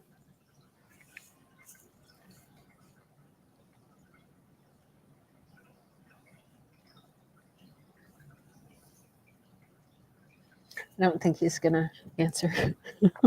I'm done playing with these fucking dudes, seriously. There's a handful of them.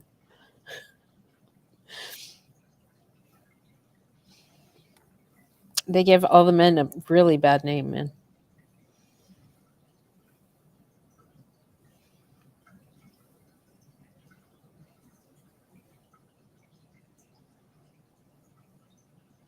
I don't think he's gonna answer. Well, as if he would contribute anything fucking useful instead of puppetry from this can opener. Well, he's looking for attention. That's why.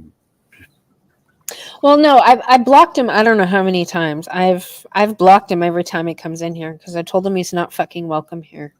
But I took the opportunity to ask him that one fucking question just because of the conversation I had yesterday that made me think of the bastard thing. I thought, since he's here and he doesn't fucking listen anyway, he can answer a simple damn question. I mean, a white knight wouldn't be a very good knight if they weren't going around slaying something. Right. But a black white knight that's coming after a white chick, that's suspect. That's literally, he's the embodiment of what the feminists fucking complain about. So all their rhetoric is true for a very small number of men.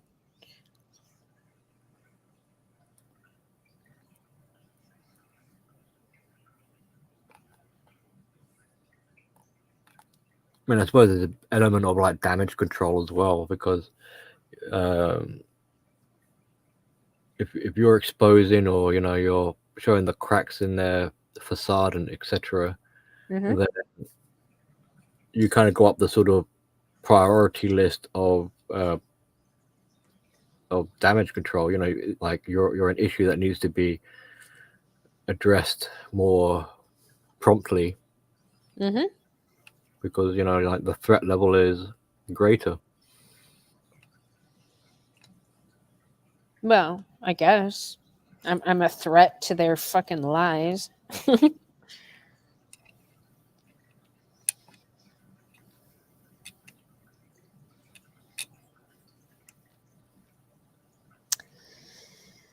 But it kind of, I mean, if what you're saying is all lies and and you're a meanie, and what you're doing is wrong, etc., then what's the big problem? They've got nothing to worry about, really. If they're in good standing and you're the evildoer, then Right. What do what's they have to worry about? right? What do they have to worry about?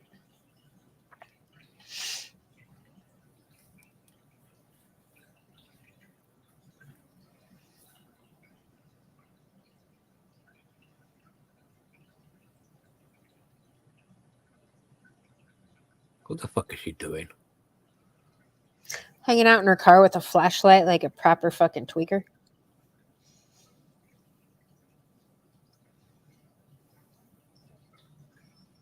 Dancing to SKC's intro song. I must be getting old or something, man. Like, she's got kids, right? She has 2 kids. 2 son husbands in training. 2 little Linwoods.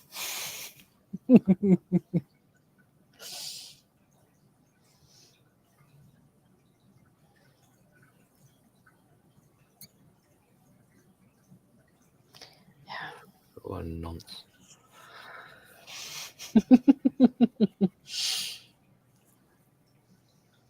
Hmm.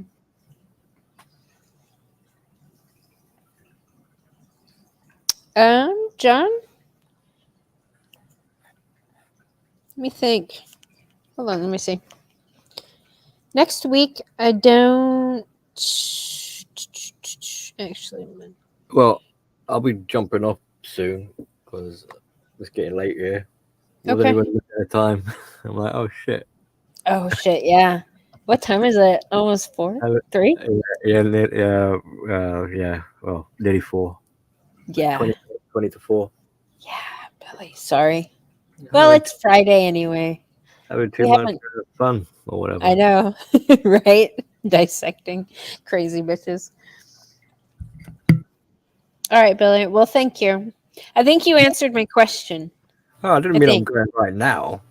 Oh, okay. I thought lying around for 5-10 minutes or something. Okay, good. Yeah, John, next week, Tuesday, Wednesday, after, I don't know what time, I forgot if you said what time zone you were on. After 7? Something?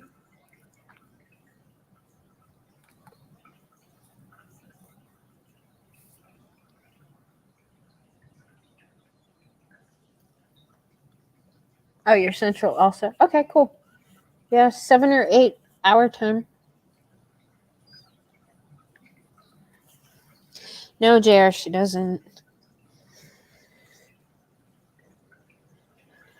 All right, 7's good for me. That'll work.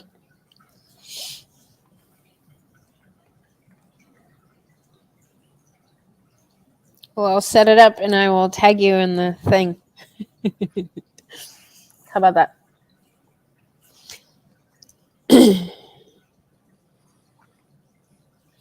Well, what should we say about these crazy hoe bags in closing? Because they're all the same. I put them all in the same category. They have multiple identity disturbance personality disorders that they cycle through that all fall under the crazy bitch umbrella. So Yeah, I mean that comes with the lack of self. Because if you've got your own identity, your own sense of self, you won't really need any other one, you know.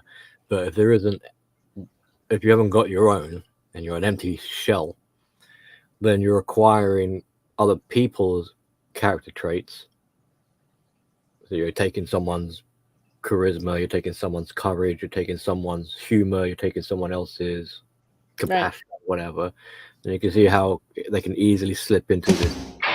Yeah, Jesus, they can easily slip into DID, dissociative identity disorder.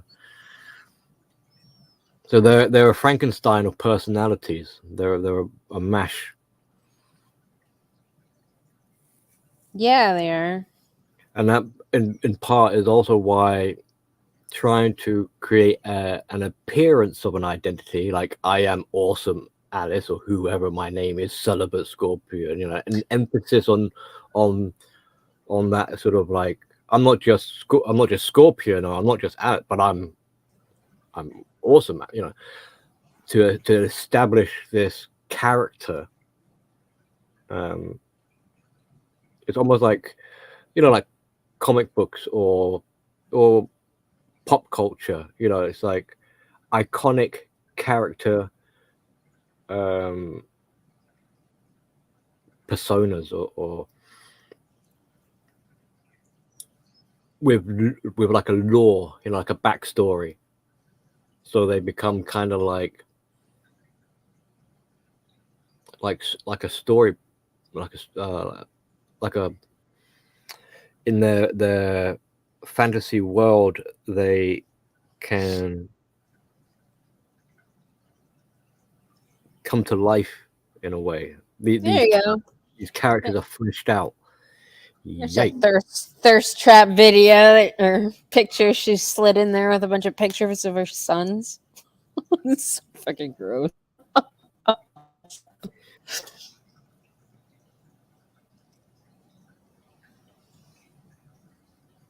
She's hood. She's super hood.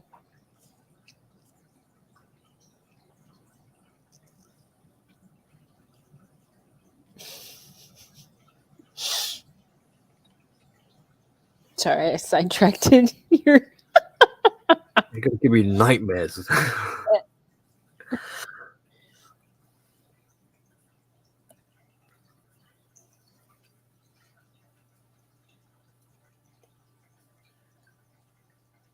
She like living in the car or something? She's in her car a lot. No. I think she just takes a lot of car pictures.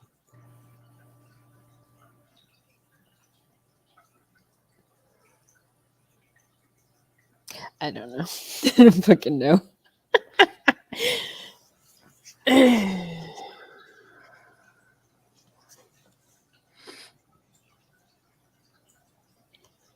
I mean, that kind of stuff makes you now think. I don't know if you had that kind of had it in her like that. So What? The thoughtiness? The no, not the thoughtiness, but the fashion sense, I suppose. The wardrobe attire, or the roundabout way of me saying borderline personality disorder, the fragmented sense of self. Oh no, she's got so many different looks. Like, I just thought it was like the bandana, Axl Rose, Guns N' Roses kind of thing. oh no. No. The first time Sunkissed saw her, she was wearing a wife beater and a skull cap. That's why Sun was like, "Is that a stud? Like, is she lesbian?" Like, no, she goes through so many different styles. I don't know. She buys shit that's way too big for her to make her look smaller. Even like she gets these big hats, and she's like, "Oh, look at little me in this big hat." I don't know. It's kind of a weird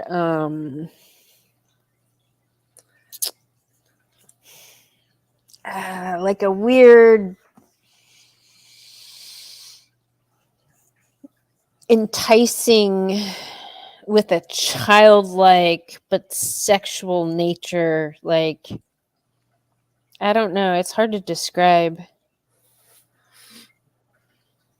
When you say childlike, I mean, it does. Yeah. That's a borderline kind of style. It's weird. And this, but as I'm noticing more and more, we've mentioned it before on your stream, like the sort of comorbidity behaviors where, you know, they'll dip in a little bit of narcissism here, a little bit of borderline there, a little bit of histrionic here. Yeah. On Saturday, a little bit of psychopathy, you know. Yeah. Like, flavor of the month or whatever, flavor of the week. Right, Timothy. See, Timothy's got it down. Psycho slut. A psycho slut, pretty much. I have never sexualized myself, ever. I'm not sexual. Blah, blah, blah, blah, blah.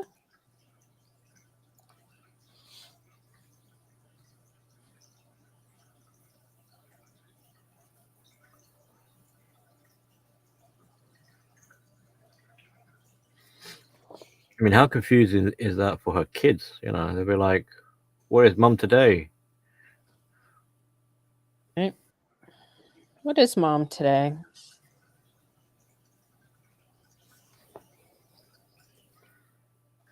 What is?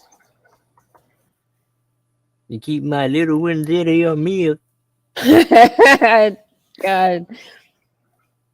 My youngins.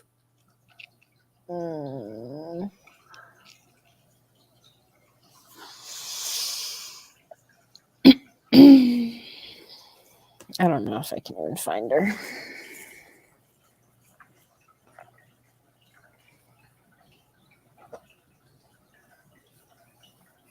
Yeah, I'm not. So what do you think, Billy? Do you think Alice will ever come to this crossroad? I mean, here's a crossroad for her. She can continue going down the Selma Jean Francis Phillips path, or she can make some changes in her life. What do you think she would do?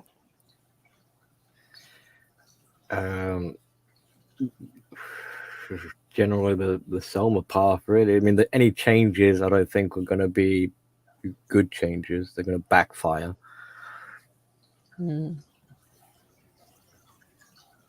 So the Selma path will probably be the least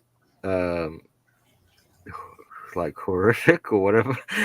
I don't know, the kindest path. Really?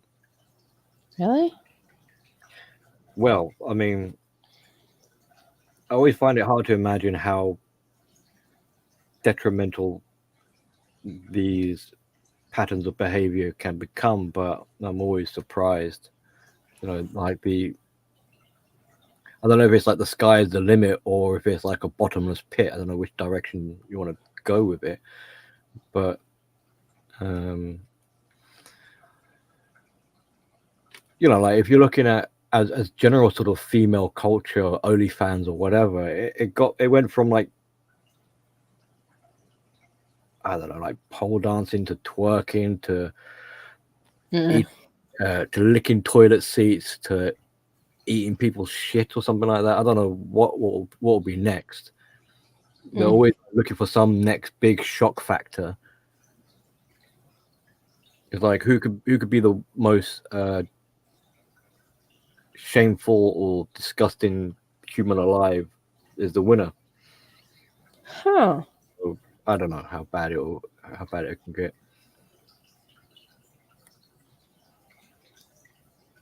If So you make positive change, then she'll be Yeah. looking at intense therapy for the duration of her life. see, oh man, I don't think I don't think these people are that fucking complicated. Seriously. At all. It's the people around them that need to do the changing. I mean, they're kind of right in that regard. Because it's the enablers. Yeah, but if the people around them have to do the changing, then No. They just have to stop doing for them. That's it. It would actually take less energy for them. maybe it's less energy, but it would still come under the category of like caretaking, because you're to stop enabling Yeah. is an effort. No, it's not. To It's an effort to tolerate this shit. It's torturous. It's you suffer a great deal tolerating this bullshit. yeah, because you got to keep them, whoever it is you're trying to like keep on the straight and narrow path kind of thing. Not just like saying no to them, but you have to take other measures into place. It's still a form of sort of caretaking to some extent, How? because if you're not there to say no to them, then they're going to revert back to their old ways. So unless you've got people checking in on whoever it is you want their behavior to change, do you see what I mean? Like, you got to check in on them to make sure that they're But still. no. But these people are saying yes currently. It's actually less letters coming out of somebody's mouth to say no. It's less effort. It's I say it's more because it's easier just to say yes and give in, to bend the knee and be like, okay, you win, you have it your way. Then to say no takes a bit of, especially in the beginning at least, to sort of stand up and be like, no. Yeah, no. That it's that easy. It's a little bit of, I know it gets easier and it shouldn't be hard, but for a lot of people, I mean, this is why they give in the first place, because like they don't want to feel guilt, or they don't want to feel like they're being mean, so they give in to the tyrants. See, and I think it's meaner, and people should feel fucking guilty about lying to people. Oh yeah. I mean, take it back to like child development. Like you got a spoiled little kid who's having a little tantrum because they want this, they want a pony, they want everything else. And as their parent, you say no, and the kid just has a tantrum more and more and becomes they're crying and all the rest of it. I mean, most parents don't even say no. They go, okay, what do you want? What do you want? I'll give in to your demands. And they get an iPad, they get an iPhone, they're allowed to party all night long.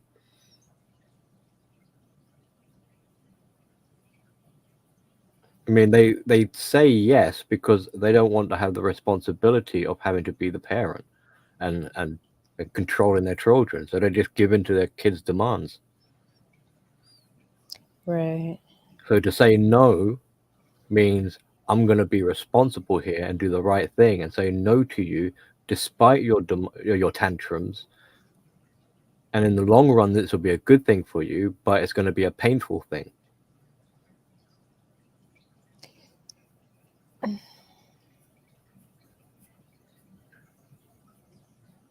Now, it does get a bit easier because, like, with my kid, like, it's also easier if you don't have the like financial resources. Like, I don't have the money to be buying a fucking pony. So when she goes to me like, I want a pony, of course it's going to be a no. Because even if I wanted to be lazy and say, all right, honey, yes, you can have a pony, there's no way I'm going to be able to get her a pony. And there's no way we can have a pony in the house kind of thing. So it's just, ridiculous. So it's going to be a no. See, I like to ask why. Like, why do you want a pony? Well, just for the record, she's never actually asked me for a pony. Right. Yeah. She'd ask you for a tank before a pony. Well, yeah, but I mean, she has asked me for a fucking, like, she's got a list for Santa for Yeah. Christmas, and like 7 or 8 items, and I'm like, well, that's Santa's problem, not mine. Yeah. Yeah. And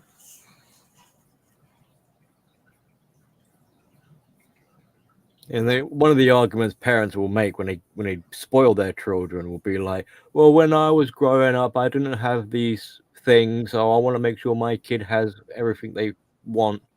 Mhm. And it's like, well. Yeah. I want to give my children the things I never had. That kind of, yeah. So it's like, that's not a good reason. That just makes it even worse. Yeah. Because you're implying, therefore, so you're saying you want to live through your children. Like, if your children are happy, you can catch the childhood that you never had. So Yeah. are these toys for the children, or are they for you, really, in a way? Yeah. No, I noticed that when Cam was young, man. I used to get him like the cutest little outfits. And like he never cared whatsoever. Like, I was still buying like all of his clothes till he got to high school. He didn't give a shit about what he wore. And I'm always like, hey, do you like this? Do you like this? He's like, does it fit? Like, I don't care. I'm like, man, when I was your age, I had 0 clothes. Like, I would have to wear the same shit for fucking years. And like, he's like, Mom, I don't care. I'm like, yeah. See, I cared because I didn't have. So maybe I'm pushing that on you. Like, if you don't care, that's cool. Like,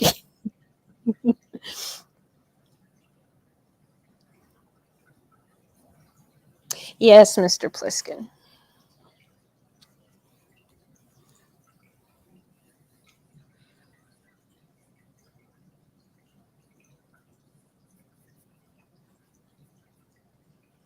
I think another factor when you're saying like that crossroad of life choices, will they change or whatever? I think another factor, a big, I can hear an echo. A big Here, element I gotta pee. will be whether or not they want to change. Right. That alone, if they want to change, if they got the willpower, that alone will take them a long way. But from their point of view, they don't see why. They're not the problem. Like, you clearly see that Alice thinks she's not the problem. It's you're the problem. It's all you people who aren't obedient. You're not doing as I tell you to. Right. So blame shift, transfer responsibility, transfer accountability. Yeah. And you're not going to make any positive change with that kind of attitude. You got to take some self-ownership if you want to change for the better. Yeah. Well, back to the impenetrable bubble. Yeah, I mean, it's a bit of a shame. It's like, rather. So, did you want to jump off for a second? You wanted me to monologue? Yeah, please. I have to pee. All right, go ahead. Back. Don't want you like. What was it, Hermit saying? Like, stop pissing on the carpet. That shit was so funny. Oh man, at the end of that, when Hermit just fucking dropped her, like that was it. That was the best part. She was up there for so long, and I think he just ran out of fucking patience at that point. No warning, no nothing, just dropped her like right after she opened her mouth. Oh my god. Okay, I'll be right back. Monologue. Yeah, she probably loved that though at the same time. I'm gonna say, I'm sure it was about like making positive change. I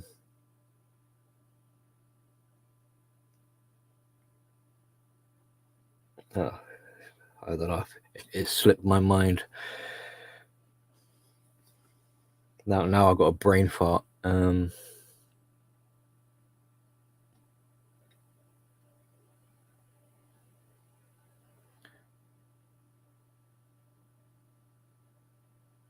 bearing in mind it is like 4 a.m. for me over here, so I'm like, oh shit, maybe I'm getting a bit tired now.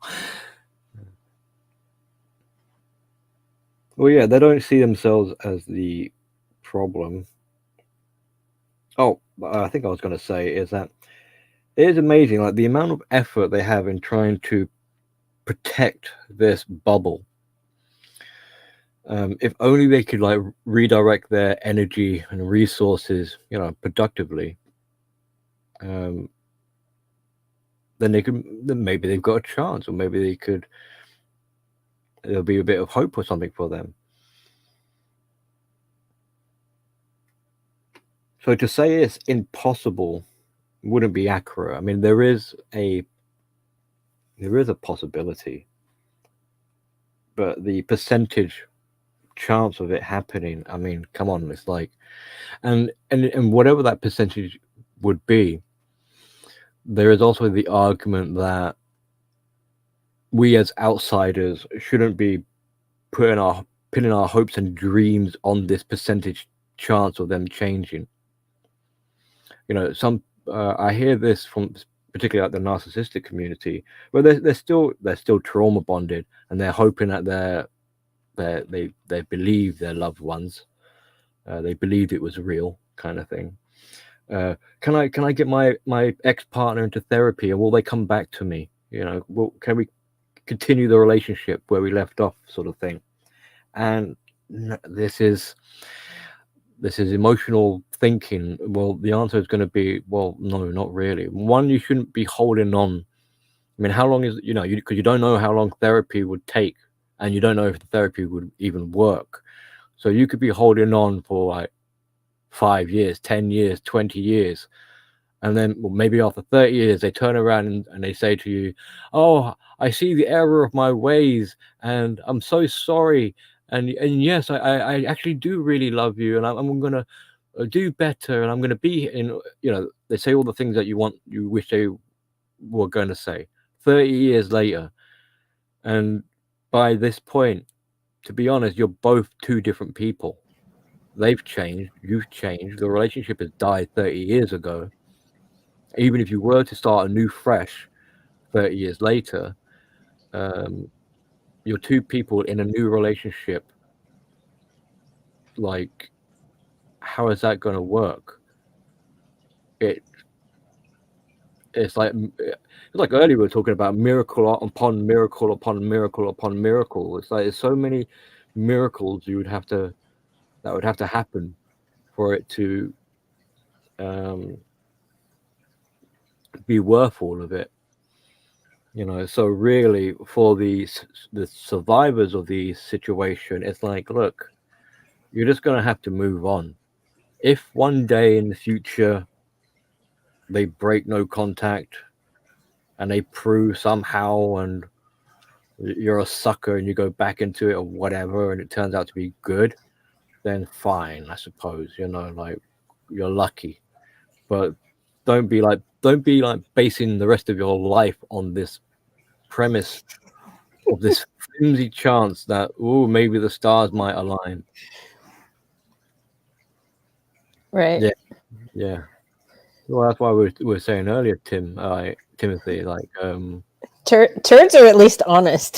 they're honest, like actual turds. Yeah, they're unabashful. Like, they know what they are. They're not ashamed of who they are.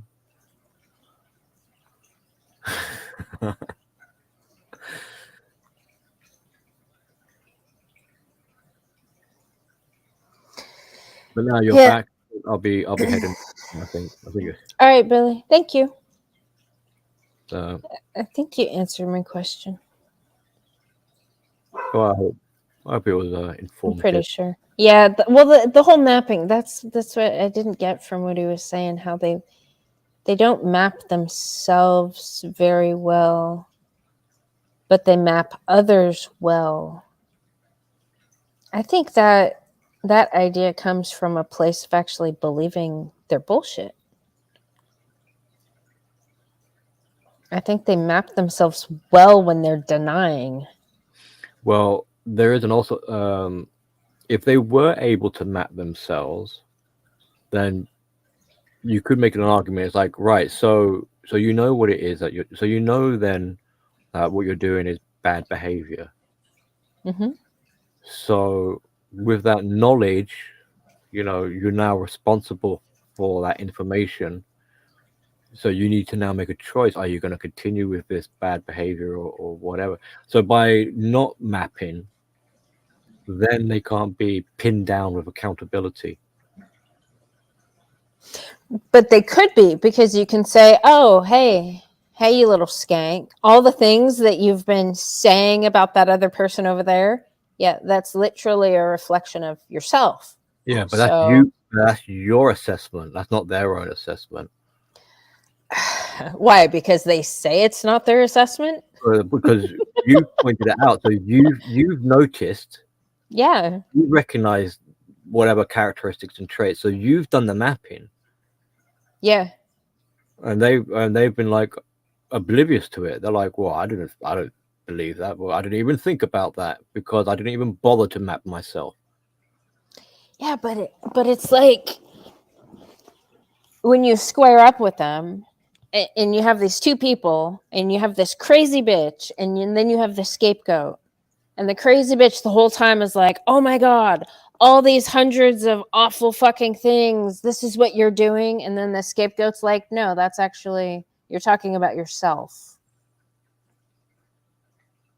Like you're mapping yourself perfectly. Why are you blaming it on me though? That's weird. Yeah, well, there's a lack of accountability, so there's not going to be an ownership. Although they might, I know what you're trying to sort of get at. It's like, in order to blame someone, with Yeah, you your have to flaws, acknowledge it exists. you need to have some awareness. Yeah, or Yeah. well, I'd say an awareness that it exists, but to acknowledge that it belongs to you. Because if they're going to Right. offload it, it's like, all right, technically it might be my shame, but I'm not going to own this shame. This shame belongs to you, so you're gonna. If anything, I'm holding your shame. Take it back, scapegoat. Right. Right. This shame belongs to you. How come I'm holding on to it? You Yeah. know, so it's like, because it is yours. It originates from you. You know. Yeah. But they're gonna be like, no, that's not mine. No, this is yours. You know. So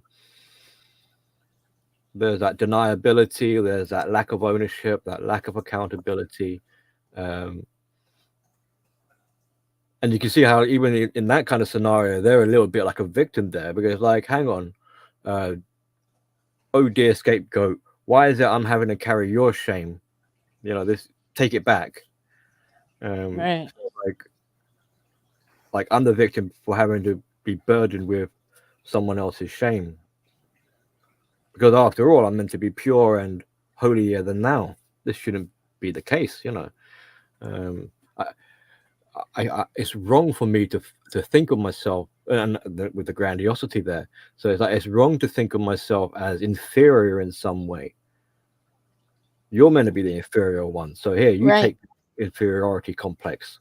It belongs to you, not me. Right. Now give me what I want in exchange. I want praise and adoration and approval.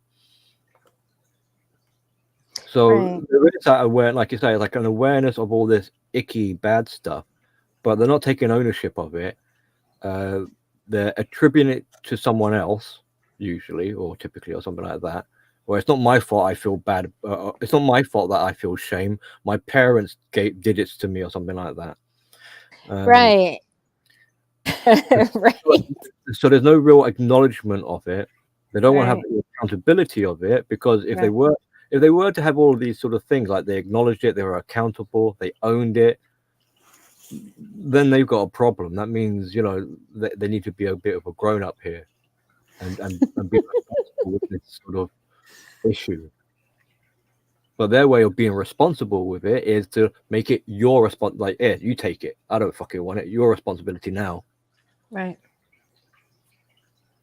Right. So fundamentally, it all comes down to, so they don't really map themselves. They don't want to. They don't want to know who they are. They want to know. They know who they are though. That's my point. They know exactly. who they are. No, they want to offload the shame, the negatives. They want to believe in the facade. They want to believe in the lies. They want the lies to be true. Yep, they want it to be true, but they know it's not. And to them, the thing is, but if they want the lies to be true, that means what is true to them, what really is true to them are lies. Yeah. So you're a mean, abusive, manipulative type of person, etc. Yeah. You're a bully, whatever. Yeah. And they'll be like, "Well, these are lies. No, I'm holier than thou. I'm good friends with God. Me and God are chums.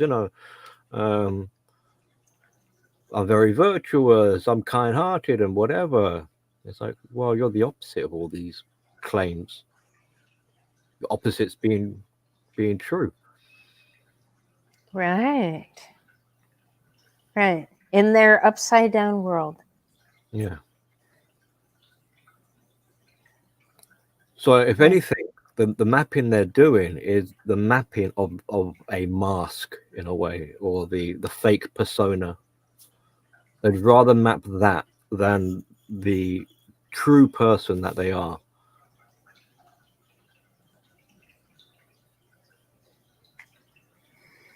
That doesn't mean they're not aware of the true person.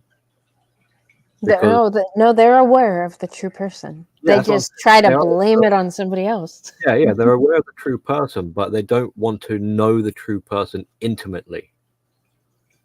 Oh no, they know that person intimately because it's who's staring back at them when they look in the fucking mirror. They know who that person is. They're just denying it. Right. Yeah, they don't like that. They look in the mirror and they don't like what they see. Yeah, it's that, and they try and distance themselves from it. So, they know it intimately. They know the dark secrets. They know the horrors, but at the same time, they wish they didn't. Mm. They don't want to be associated with that. Right. Yeah. Well, so, they want to put it on somebody else. We made a similar.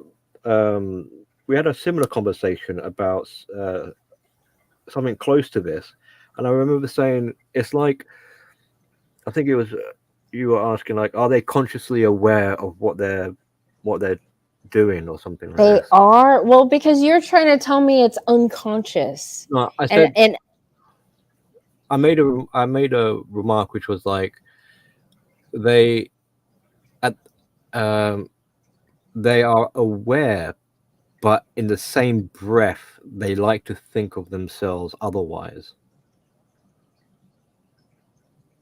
Well, so like they know they're lying. Yeah, they know.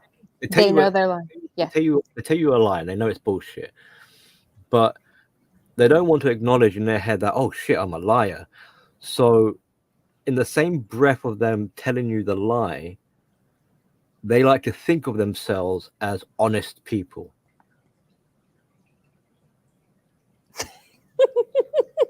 Which is another lie. Which is another fucking lie. Yeah. Or if a third person were to come up to them and say, "Hey, are you a liar or an honest person?" They might, for a split second, think, "Oh shit, no, I'm gonna have to lie here and tell them I'm honest." But they gotta kind of like double down into that and be like, "I don't want to think of myself as a liar, so I'm gonna try and convince myself that I'm an honest person," and they'll respond with, "I'm an honest person. I never tell lies, ever. Ever." But even when they say that, I can tell that they're lying. They don't even believe it. Well, because they need other people to vouch for them, to make to embellish their lie. So hopefully, they'd have fingers crossed that someone nearby would be like, "Oh yes, yeah, no, they're telling the truth. They are an honest person. They've never told me a lie," and then they can go, "Phew, someone else believes me." Right. Because I surely don't believe me. Right. Right. Anyway, it's the madness of madnesses. Yeah. To fully understand all of this would require you also, by the way, like, this is why, like, the topic of mental disorder is a never-ending story, because we are trying to understand it from our perspective and our logical. We want structure, and typically, normally. So when we come across mentally ill people, it's perplexing. No, And no, no, no, no.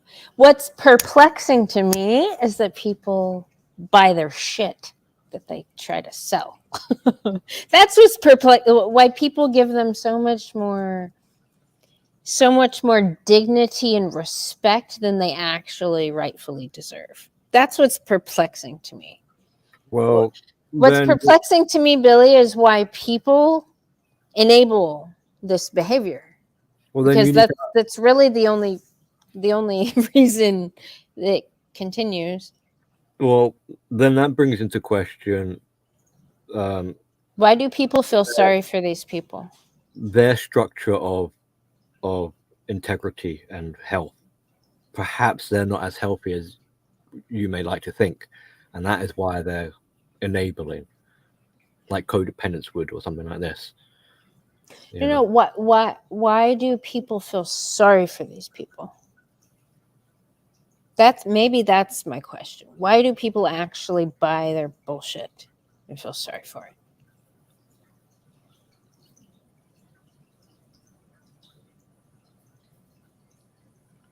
Yeah, and it doesn't necessarily have to be a mental illness, but there are gaps in the development, shall we say, emotional or intellectual, where they give in because they don't want to upset people or something like that. They don't want to feel the guilt of upsetting people, or whatever silly little white lie type bullshit they say to themselves to justify it.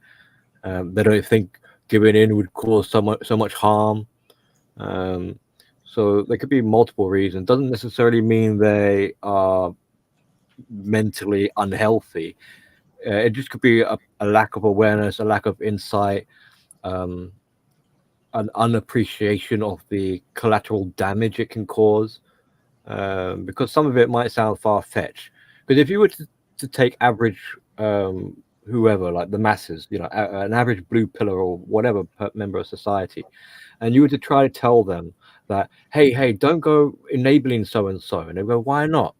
What's so wrong? They ask if they can borrow my car, and you go, no, don't let them borrow your car. What's the big deal? You go, because if you let them borrow your car, next they're going to be borrowing money, and then they're going to be borrowing your house, they're going to be borrowing your clothes, they're going to be doing this, they're going to be doing that. It's going to an inch is a mile, and it's going to get out. If anything, you'll start coming across as an excessive lunatic, being like dramatic. You see what I'm saying? And then, Yeah. I mean, maybe Yeah. they might heed your warning, be like, all right, I won't let them in the car, but they won't understand the chain events or the chain reaction that will ensue. They don't know how deep the rabbit hole goes. Right. Right. And typically, people who have awareness, it's because they've experienced the rabbit hole. They've experienced how far this knock-on effect, or these games, and the stories we share with one another are stories of they're cautionary tales. They are experience. They are bodies of evidence. It's not like we just pluck it out of the air and theorize all day. No, we have examples where it's like, oh, I mean, I'm sure any one of us could come up with an example where someone has taken a piss over and over again, and each time it's got more and more extreme, until in the end they're like, shit, man, I got married, I moved in with the chick, and all this sort of stuff. It's like, yeah, didn't you see the red flags? Like, they were early on. It's like, I wish I knew now. I mean, I wish I knew back then. If someone only told me before, it's like, yeah, but people did tell you before, and you didn't want to believe them. Right. So are you saying it's hope that keeps people? That could be part of it. It could be like disbelief. It could be people who are just too naive and gullible, too kind-hearted, too trusting. Trust is a big one. Right. Right. You were way too trusting of people, and you do all sorts of things based on just what? Words? because they said they're going to return your car with a full tank, and you believe them? You don't even know.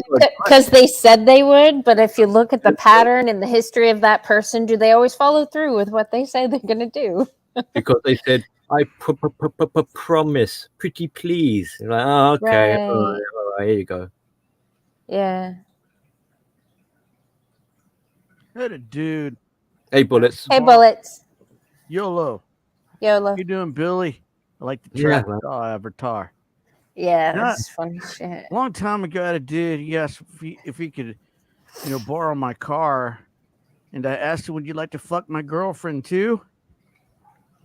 Yeah. That's kind of like the way that I left it at that. He was like, "You have to be like a dick about it." And that's not the point. Right. You don't see me going around asking to borrow shit off people. Right. Get a job, get your own car, get your own shit. I mean, that You know? response he gave you, like, "Ooh, you don't have to be a dick about it." I mean, come on, that's a bit of a manipulation there as well. It's like trying to make you Right. guilty and Mhm. sorry for him. Yeah. You know. Even Yeah. more reason why I'm not going to be like lending you my car if you're going to be calling me that. I don't feel sorry for anybody, man. Anybody's predicament. Right. I mean, every now and then, I may do something, out of the kindness of my heart, when I see somebody that's in that position, like if you need a ride to work, hey, I'll give you a ride to work, but I'm not loaning you my car. Right. It's not happening. I worked hard for that shit. Right. Yeah, I'm sure there's a little. I must have heard it from somewhere. Where it's like, look, if you're gonna lend out anything or do any favors, only do it with the expectation that you're not gonna get it back. Right. Like you're willing to lose it. So Yeah. if you don't give a fuck about your car, and someone wants to borrow it, then okay, at least you're prepared for the consequences. Well, look at it this way, as a dude, as a human being, you're a very powerful person, and you have very powerful powers. And one of the most important powers that you have is the power to say no, Yeah. and that's the thing that I see that a lot of people, have problems with. They just can't say no. And those are the people that get taken advantage of and then wonder why, things don't work out for them. Like, I understand there's this trend of empathy going on, especially on YouTube. I see it, like the fifth dimension empath. The super galactic empaths. Right. It reminds me, when I looked into the empath culture that's on YouTube, it reminds me a lot of the red pill cultures, because they make all this philosophy and ideology and these levels and these different types of empaths, and they try to make more out of it than what it really is. And what it is, an empath, you can feel somebody like, and a narcissist is really, really good at victimizing an empath and bullshitting their way to get the empath, to give in, to let them borrow their car. And parents are weak when it comes to kids. They're very emotional and empathic when it comes to their children. As far as they're concerned, their kid can do no wrong. It's like, their little bundle of joy is baby Jesus. That's why when I'm driving through the parking lot at the grocery store, they like to hold their kid out in the middle of the freaking driveway, to block all the traffic and shit. Hold Yeah. little baby, like the whole world's gonna stop for little baby Jesus. Yeah, but that is almost like, look what I made. Like, look at my creation. Almost. See, that's in the. Yeah. Let me give a Yeah. shout But out to Rusty Rivers out there, YOLO brother. Good to see you. Hey, Rusty. Well, anyway, I'm gonna get Yeah. jumping off now. all right, Billy. Thank you. Yeah, Billy, thanks for hanging on. I just come on here, because you've been working hard, man. Oh. Good interview. Enjoyed the conversation. Yeah. Excellent. If you'd like to do an interview with me sometime on my channel, definitely hit me up. Cool, man. Yeah. Let's do it Yeah. sometime. It'd be fun. Yeah. Yeah, Yeah, I would like. I would like to hear. Only when you're doing one, roughly what time? Oh, normally the ones that I'm doing now are scheduled Yeah. for Sunday at 8 o'clock See here in the those? U.S. 8 o'clock Central Yeah. in the me. evening. I don't know. We'll work something out. Maybe we'll do one on the side, and launch it as a video or something. Cool. Yeah. All right. Yeah. Mhm. I'm gonna do Well, one with Contriver too, so I got to work out the math on that. cool. Right. Yeah. All right. Pick up topics as well, so we can center it around something, unless you want to make an open sort of just discussion. I'll get Well, I'll get shoot with from the you hip. on it. Yeah. All right. So thanks for that, Bullets, for the invite, and thanks, Manny, for the stream, and thank you everyone in the chat. Have a good night. I'll see Yeah, you all buddy. later. Get you some Thank you, rest. Billy. Take care. Thanks, Billy.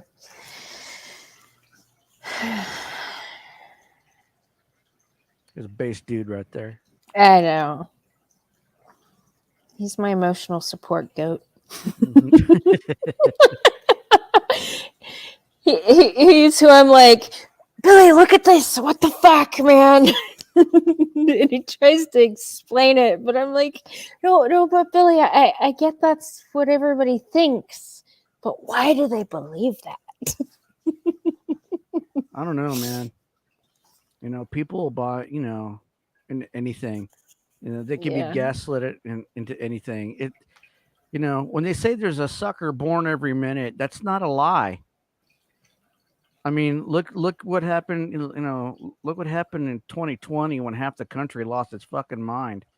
Need I say Yeah. more? Yeah. There are a lot of village idiots out there. Just waiting, for somebody to take advantage of. Just say it. Yeah. I thought this was a good video. Did you see this video, by the way? No, I don't think so. I really don't follow this dude. No. The thing about it is like I've looked at this type of content before. I mean, Mm-hmm. empath content, and they touch on a lot of good points. Yeah. This dude here's pretty base. So is that other guy that you watch, that older gentleman, who's Sam in it. Vaknin. Yeah. Yeah. That dude, I like his points. He makes some really, really good points. Yeah. But it's really just too, I get the gist of what they're getting at. They just get, too analytical into it, for my taste. Yeah. It's kind of like Jordan Peterson. I love listening to Jordan Peterson, but sometimes, he can be difficult to listen to when he gets, analytical. Excuse me for a minute. I need to kick this cat out of my room because it's like Okay. jumping around and acting crazy around my very expensive equipment. Hold on. Okay. Well, I'm going to play this because he explains. Fact that a narcissistic personality, because of the inevitable terrible effect that a narcissistic personality disordered individual can have in our lives, when you look at the discourse, the narrative, what people say about narcissists and narcissistic abuse online, you can start to get the impression of somebody with godlike capabilities, an immensely powerful, very well connected, a very effective, highly efficient individual in the world. I remember back in 2013 when I started to explore this subject, I didn't really know what narcissistic personality disorder was. I set up a psychology channel to teach people how to set goals and manage their state and do neurolinguistic programming. But where people wanted to go was into narcissistic abuse. 2012, 2013, Women. 2014, I'd look online and I'd study the way people spoke about narcissists. And I would read Lycan in goes my into comments this the way too. people would deify Jamie over at and Lycan put on Theory. a pedestal these Yeah. creatures, these entities called narcissists. Right. I think, where's all this coming from? What is all this about? And I think it's a subjective experience. We subjectively experience a narcissistic personality disordered individual as all-encompassing, as affecting every area of our lives. And who could do that to us other than some sort of like godlike entity? They'd have to be really, really powerful. At one point, I was started to talk about the American Psycho archetype, which was when I observed particularly women online, because most at the time, most of my following was women. It's now more 50-50. They would talk about Sweet. narcissistic men in their lives. And I got this impression of this archetypal Patrick Bateman, was psychotic, cold-blooded, alpha male, muscular, banker trader type, riding around town in a red sports car and, you know, having loads of sex with lots of different women. And I thought, is this really what this person is? Is that really what the person is? Or is there an element of projection here where you're imbuing that person with more power than they really have? It's interesting that I don't know whether he's English or Welsh chap who plays in Christian Bale also played Bruce Wayne. He also had that split character, the psychopathic character between Bruce Wayne and Batman. A very, very similar sort of a playboy character to the Patrick Bateman character he played in American Psycho. I've been saying for years, and some people listened and some people not so much, our ideas about the narcissist are a little bit infantile and a little bit infantilizing to us. There is no American Psycho, highly effective chap riding around Gotham in a red sports car doing what he wants with lots of different women, or whatever the female equivalent of that would be. That's our projection. In fact, that's what the narcissistic individual has caused us to believe about them. They've dropped us into their virtual reality. We've engaged in a sort of a contract where we enter their matrix and we imbibe their false reality about who they are. And so we're left with this impression of a very powerful, very potent individual who is capable of a great many things. If it's narcissistic personality disorder, if it's histrionic or borderline or fragile narcissism, we wouldn't have that. We would have perhaps an impression of somebody who was a great victim, or somebody who could have been great, but something terrible happened to them, so on and so forth. A great victim, I think of Alice, and somebody who could have been great, but something happened to him. I think of that Selma Jean. By the way, Timothy, where does that come from? In my experience, you know, since I started interacting on YouTube like this, you know, in the chats and on live streams and stuff, I've come across a lot of people that have these types of personality disorders, and they're oblivious to it. Yeah. But where does that saying come from? I'd rather have a bottle in front of me than a frontal lobotomy. Where does that... Because my mom used to say that shit. I don't know where that came from, but it, you know, sounds cool. And, you know, I just, I come across a lot of these people, and they're like, they don't even realize it, which kind of like, you know, reminds me to self-reflect on my own behavior too. Yeah. Kind of like what happened on that stream last week. You know, I had to take a day off, you know, because, you know, I had to reassess myself. Sometimes that's what you have to do. You know, I am by no means perfect. Even I fuck up and make mistakes, you know, and I had to step outside of my own box, you know, and look inside of all that crap, you know, just to get an idea of where I'm at, you know. And I think a lot of people need to do that, you know. Just, you know, look in the mirror, self-reflect for a little bit, you know, and ask yourself, could I have handled that differently? Absolutely, I could have, you know. But, you know, you get wound up in your emotions, you know, and you get triggered and stuff, and you just react, you know. But that's the goal of people. They want you there. Mm-hmm. Oh yeah. Oh, they know it too. But they're just as susceptible. Yeah, but they're literally passing on what already just happened to them too. Mm-hmm. Like it's a chain reaction. Well, right. It's kind of like, you know, Alza Malice. You know, she could dish it out, but she can't take it. You know? But what? She cannot I take know it. it's driving her nuts. I know exactly what she's been dishing out is coming back to her, and she's freaking the fuck out. It's beautiful. She can't take it at all. Yeah, well, it's really hard.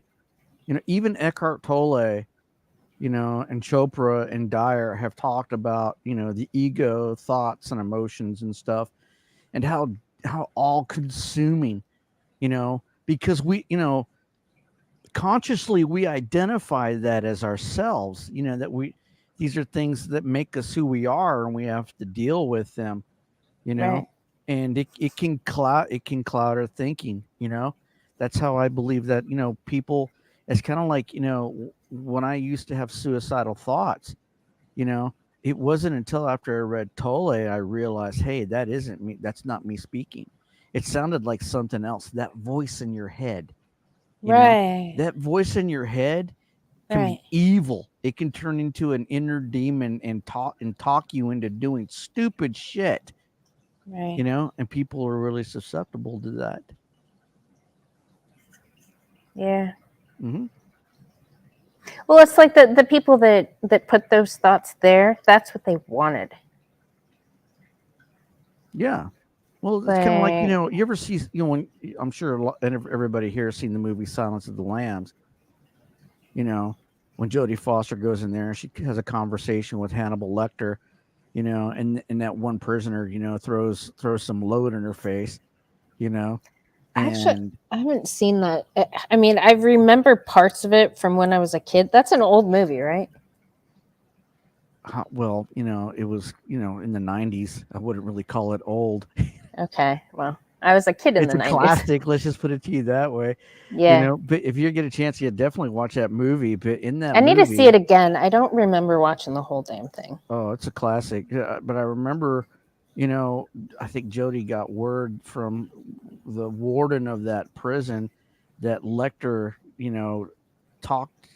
said something or had a conversation with the dude that did that to Jody's character, and the dude offed himself. It's kind of like, he got trolled in that prison, to literally just off himself, Right. Right. It's kind of like the similar analogy. Hey, Joe, buddy, how you doing, sir? Hey, Joe. It's Movie's only 25 24. years old since the boomer. No shit, if that movie's old, shit, man, I must be older than dirt. I don't feel old. Not yet, anyway. You're only as old as you feel, I guess. And I feel like I'm in my 20s, so I feel good.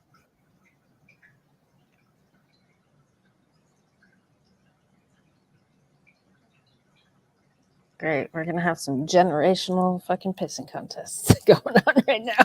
Mm-hmm. Oh, great. Here's Linwood.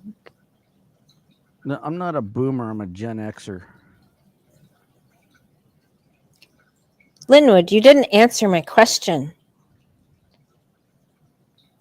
What's a Is the reason that you black white knight for Alice and because I called her a bastard factory? Is it because you're a bastard yourself? I'm curious. I'm trying to figure out why these men come in defense of these crazy bitches. Dude, that you I don't have to call come out. here to defend her. Go over and hook up with her. Go be the man she needs in her life. Go hook up to that thought and her two debt wagons. Take that on. Let's show us MGTOW how it's done, sir. I know, Joe.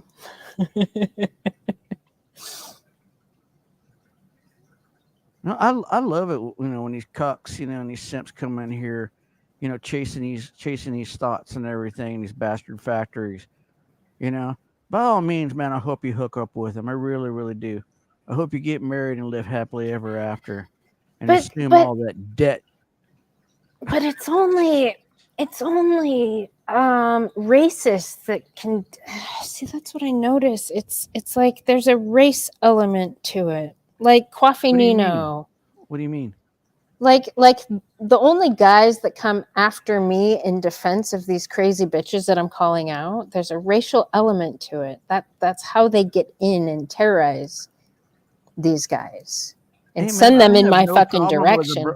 Hey, I have no problem hooking, with a brother hooking up with a white girl. Not at all, dude. Go for it. Go for it. Get a have a taste of my medicine, of our medicine. As a white guy, please go hook up with a white girl. Let's see how far you get. Go hook up with Alice, please. Get Mhm. her off the internet, Linwood. She's making a fool of herself. Yeah, I've never had a problem with interracial relationships. I mean, I've dated all kinds of women, Hispanic, Black. Never dated an Asian chick. My brother was married to one, and that kind of turned me off because those bitches can be ruthless. You know, and but I've dated all kinds of women. And I was even engaged to one at one point in time, a Hispanic lady. Another, was a mulatto woman, beautiful woman. You know, but I've never had an issue with interracial relationships or anything like that. America's a melting pot. Anything pretty much goes. Whatever makes you happy. If two people love each other, it doesn't matter what their skin color is. If they love each other and want to be together, hey man, go for it. But don't expect me to fucking, join into your hypocrisy. That's all I'm saying. I'm not here to tell you not to hook up. I'm not here to tell you not to get married. I'm just here to tell you what's going to happen to you when you do. You do.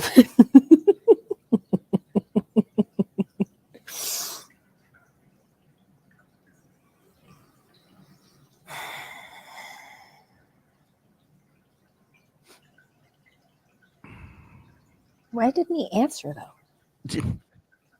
Yeah, I have this working theory that I came up with last day when I was talking to Iridium Kush.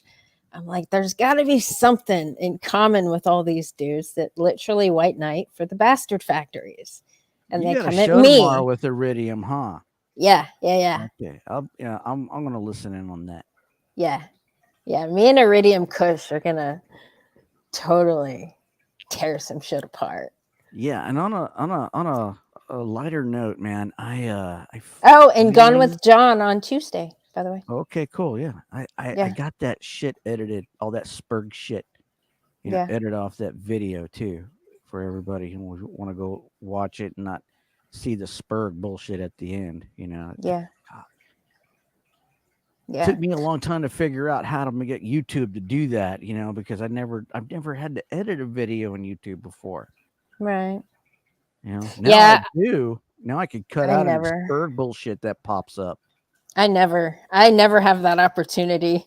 Every time some shit happens on my streams and I'm like, I go to that edit area, YouTube's like, fuck you. No way. Yeah. It's way too long. You lost that editing privilege when you took up so much bandwidth. That's what I thought it was doing to me because it wouldn't let me edit. That's one reason why I want to keep them short, just, right at 2 hours.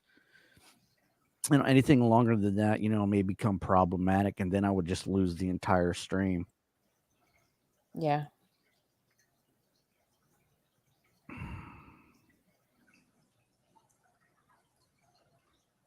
Yeah. Okay. Yeah. Girl gamers also bring out the simps in the majority of guy gamers. It's disgusting. Yeah. I can't. That's one reason why I can't hang over and on Twitch. It's just a clusterfuck of symbology over there. And these gamer thoughts. They know what they're doing. They showed the cleavage, they play with their little joysticks and everything, and make sexual innuendos to the gamer dudes that are on there and shit, and I understand, and but the thing I don't get is that these dudes just throw money at these thoughts. I mean, dude, why are you giving her money? She's not going to come over to your house and blow you. You know, you're not going to get any action off that. Why are you giving them money? You know, I've seen them give like, you know, hundreds of dollars in donations. I'm shit, dude, for hundreds of dollars you can go down here, you know, to the local bar and pick up a thought, you know, or a waitress. You know? It's just I don't know. It's just the social norms, you know, that you know people used to engage in are just gone. You know, kids these days, they don't know how to act socially, you know, because they're just so enthralled with their freaking phones, you know, and Facebook and Twitter and everything, and TikTok. They think that's normal behavior. They think that's going to help them socially in the real world. That's why, like, if you ever go on a date and you're if a woman, if you're sitting there trying to talk to her and she's looking at her phone, date's over. Date's over. Don't waste your time. Say, hey, it was nice meeting you, but I need to go. Because obviously you are more interested in what's going on with your phone than you are with the person sitting across from you from the table. Right. You know? And if you're meeting women like that, if you come into contact with women like that, you know, I mean, for hookup game, your phone should be be used like a PDA, just to set appointments, you know, with whatever thought that you're going to meet up with or whatever your dating schedule is, you know.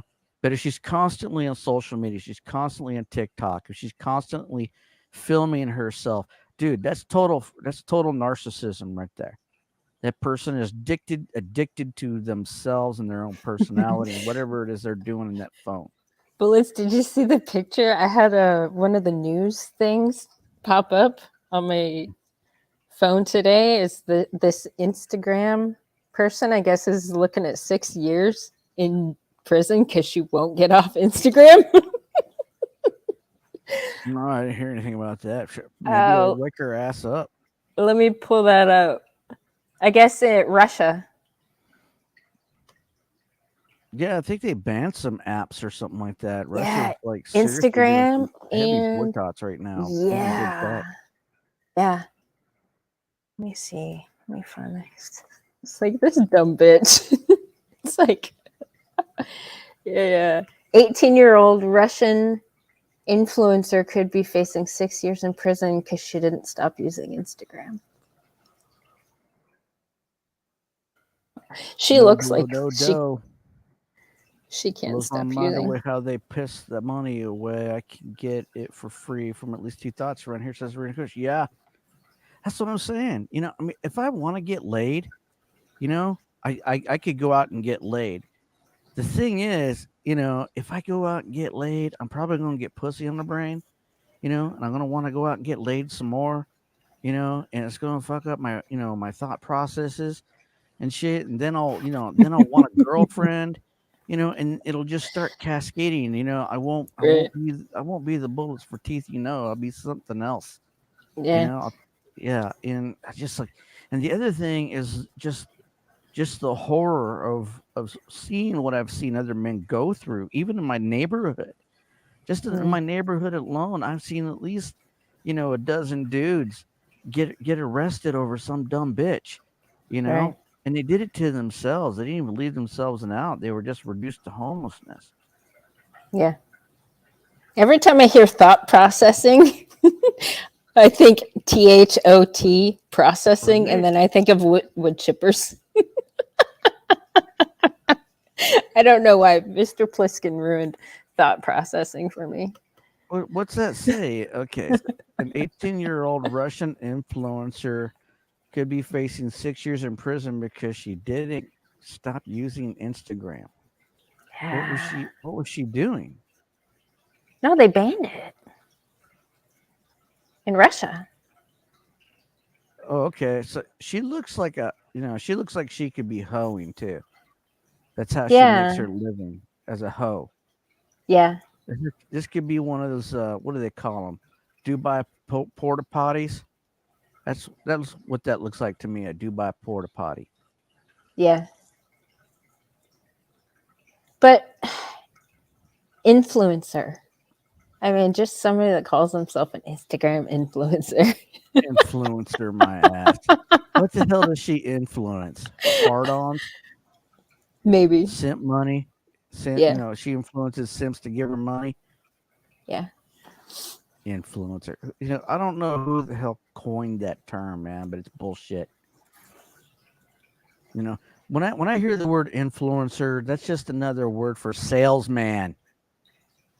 It's kind of like, I'm sub to a lot of guitar channels. Mhm. There are a lot of guys out there that I admire and I like, and I'm not gonna like name names of guitar channels or anything like that, but I'm just saying that I do notice that they do promote products that they get kickbacks on. Okay. So when you click on the link off of their channel and it goes to this product over here, or you enter that code, you're monetarily supporting that channel. Okay. Now I don't have a problem with that. It's business. That's salesmen. They're there. They're showing you a product. They're demoing a product for you. And you're getting an exchange for that service. You know what I mean? Right. You're getting something out of it. That way, you can make a sound decision. When you go to make that purchase, and you're basically, paying a commission, to that guitar channel for promoting that product. And I respect that. That's why these channels, I'm sub to them and I really like them because I love to collect. I'm a gearhead. I like collecting gear, and I appreciate those demo products and everything. But you need to be aware, like an influencer is no different. They're trying to get something out of you. They're trying to sell you something. They're trying to get you to donate to something, and you even see them here in the MGTOW community, doing everything from hawking T-shirts, books, sex dolls, you name it. Yeah. Yeah, I think some people make make a thing out of it. Hey man, if you like the channel, and you want to support it, hey dude, buy a T-shirt, buy a book, whatever. I mean, if you think it's gonna help, if you think that product, it's kind of like when I went through PUA, and I want what are that? Let me see. I went through the Dow Badass. What was the other one? You're really Tyler. That one dude, Tyler. What the hell were they called again? God, it's been years. It's been over 10 years since I did that shit. But anyway, I went to a couple of seminars, because at the time, I thought, okay, maybe there's something wrong with me. Maybe my game is off. There's got to be a reason why, I'm not, attracting or picking up the desirable women that I wanted at the time. And it wasn't until later on, until I came into MGTOW when I took the red pill, I looked back on all of that and I realized I wasn't the one with the problem. Society is the one with the problem. Right. The gynocentric landscape is skewed against you. The dating market is skewed against you. Everything's fucked up, gentlemen. And a lot of it has to do with social media. These dating apps, like Plenty of Fish, eHarmony, and all these other dating apps, that are out there. Facebook and Twitter, have fucked up the dating industry for everybody. There's nothing wrong, with you as a man, or even if you're a young man. I've met a lot of young dudes that are still in high school that are having the same issue. You got 8 of all the girls and everything in the school, all the desirable girls in the high school, they all want to hook up with the quarterback, or the Chads, they're not interested in just like, the average dude in school. It's not like it was when I was growing up when we didn't have social media in school. Right. I dated some nice girls and stuff when I was in high school. I had no trouble, with my pickup game and dating at a young age. But kids these days, oh my God, man, I feel sorry for them. Well, And but what sorry for girls too. The They don't know what's going on. They think Well, their so- phone is reality. right. But there's almost kind of this weird thing going on in our society. There's these females that are out there that want to destroy men and they want like they don't, because maybe of the social media, they don't accept anything Social aptitude. Thank you, Kush. Maybe you could talk about more of that on tomorrow when you come on with Mandy. You know, maybe you guys could talk about this subject. Yeah, because I had some questions too. Because Kush came from like a 2-parent household. I wanted to talk to him kind of Mhm. about that. Like I get there's stuff that you learn. Like my Nana, I learned a lot from my Nana. My mom was a piece of shit, but I learned a lot about people from my Nana. I feel like there's some things you learn from your dad, and then there's some things you learn from your mom that are really important, Mhm. or the female figure in your life, you know. And I feel like the females are supposed to be responsible for teaching people skills. Damn it! But when we have fucking feminists who hate men, are they going to teach their sons anything, or you know? Like, I don't know. Well, you know, when me and Kush were talking, you know, I mean, we got a really good mentorship role. yeah, You know, I want to go back into that, you know, because I was more interested in getting that cancer out of it more than anything. yeah, But I need to go over it again because we were touching on some good points, you know, and it was coming to, you know, that epiphany, you know, that even Yeah. me and Bandit came to, and I wanted to get back into that, you know, Yeah. but maybe that's something, you know, that we can touch on. You know, Well, with- I don't want to. Yeah, I don't want to right. spring the. I'm We just don't wanna talking about cross like the for. stream, right? Yeah, let's not cross streams, Bandit. Don't Well, cross the because streams. but your focus is kind of like a paternal figures, right? And my focus is maternal figures. So I want to ask No, Kush about the female my figures in his content life. is more. My content Mentorship. is more like mentorship oriented.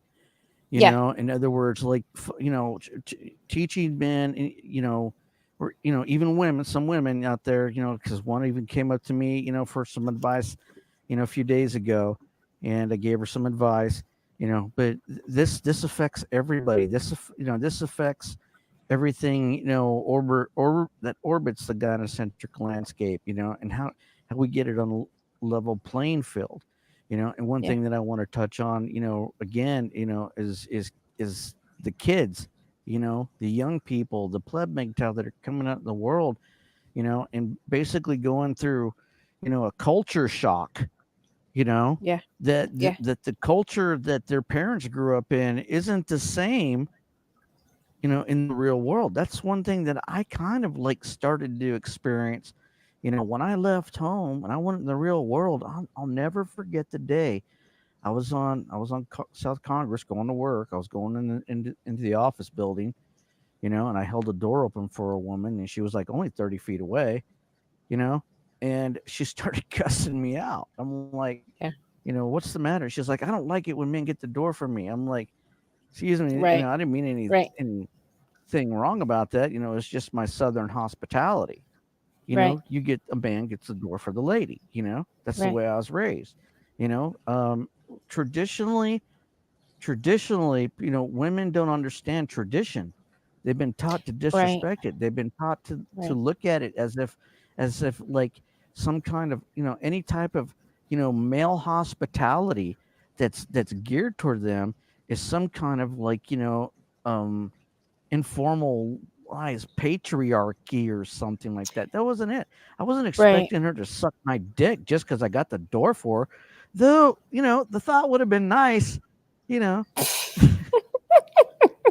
I'm just But it's saying, not an you know, expectation. how do you expect to meet somebody? You know, you do nice things for them. You know, I'm not Right. expecting Yeah. anything, you know, but it'd be a Right. nice, you know, gesture. Like for her to think instead, oh, that's a nice Thank gesture you. for him to hold the door open for me. Thank you very much. Yeah. I appreciate that. Yeah. You No, know, no, I that appreciate that random act of kindness. Now, when I yeah. see women and shit, no, and they're right behind me. Fuck you, get the damn door yourself, bitch. Yeah, yeah, yeah. You know, No, like in my community, there's so many times. I mean, I've never seen a woman like berate a man, and I mean, the other day I went somewhere and like a Mhm. cop was there. Cop opened the door, like, but men usually do that around here, and the thing to do is like look at him, smile, and say thank you, like, and that's it's just what do you call it? Human decency, courtesy, Well, I used to appreciation. get the door for. Well, the thing is this: she wasn't that good looking. Yeah, see, but that doesn't matter. It I doesn't have know, to be but like a. Yeah, I the know, thing. but I mean, she's a feminist, so I'll get the door for I used to get the door for any woman, any yeah, age, but any it didn't matter what they look like, it didn't matter what who what skin color they were or whatever, you know. I would just get the door randomly for any woman when I was that young, because that's the way my parents raised me. right. You get the door for a lady. So I always got the door for the lady. That's it. you know but to be berated, Yeah, that's and shamed for doing that, I'm like, right. what the That's fuck? fucked up. Yeah, that doesn't make any sense.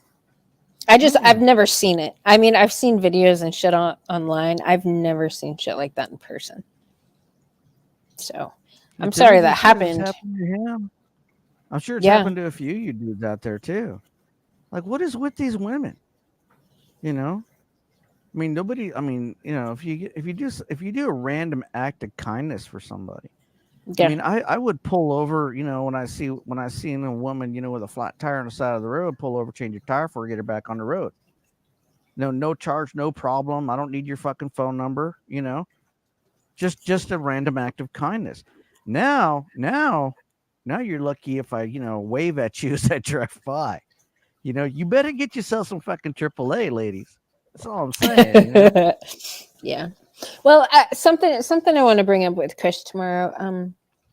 Because Hmm? my favorite thing is talking about crazy bitches, but I also like to talk about like actually good mothers. So, Kush seems like he had a good mom. I mean, he seems like he turned out Hmm? well. So that would suggest to me that he already said he came from a nuclear family. Hmm? It would be nice to hear about his mom and how maybe Well, he touched on his dad a little bit, when we were yeah, talking about mentors, what inspired him to go into career, which is yeah, really fascinating, and because that's the thing. That's the thing. Because he also talked about, the guy that really mentored him to become a chemical engineer.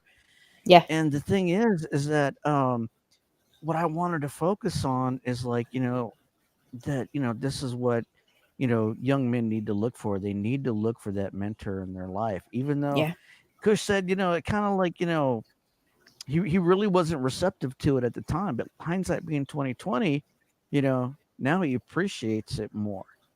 yeah, So maybe, in this journey of finding, a new direction, and in this mentorship thing that we're doing over on my channel, we'll find, we can come to a solution to that, to help a lot of the young dudes and even some of the older dudes that are in the community. It's never too late. I mean, you could find a mentor at any time in your life. Doesn't matter what it is, if it's a new career, if it's just a hobby or whatever like that. So that's what we're getting into. That's what these discussions are geared for. This is the same thing that I did when I first came in the MGTOW community, and we were having success. So I want to keep doing this, because I think, we're gonna find solutions and see some success out of this. It's gonna be awesome.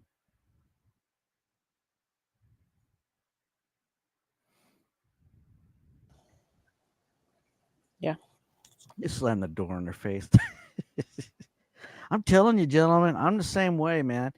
I am the same way. Hey, I bullets. I'll don't be do right back. shit for women. Yeah, sure. Okay. I don't do shit for women in the real world. You know, um, I avoid them. You know, if I see them, lifting heavy, they got something heavy to lift. And you're on your own, bish. You know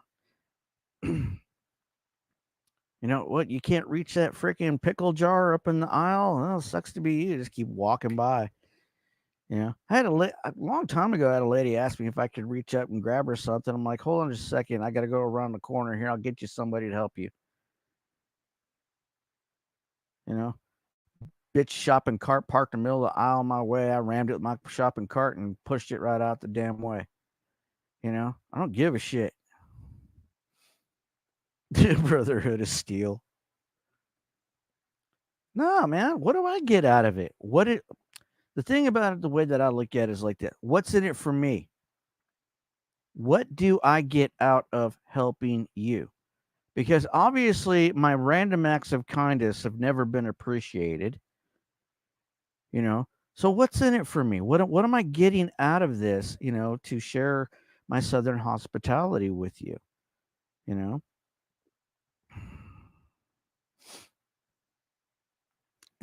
Definitely out in the real world, gentlemen, ask yourself that question. When you see a damsel in distress or some thought in need, and they put you on the spot, tell the bitch point blank, what's in it for me?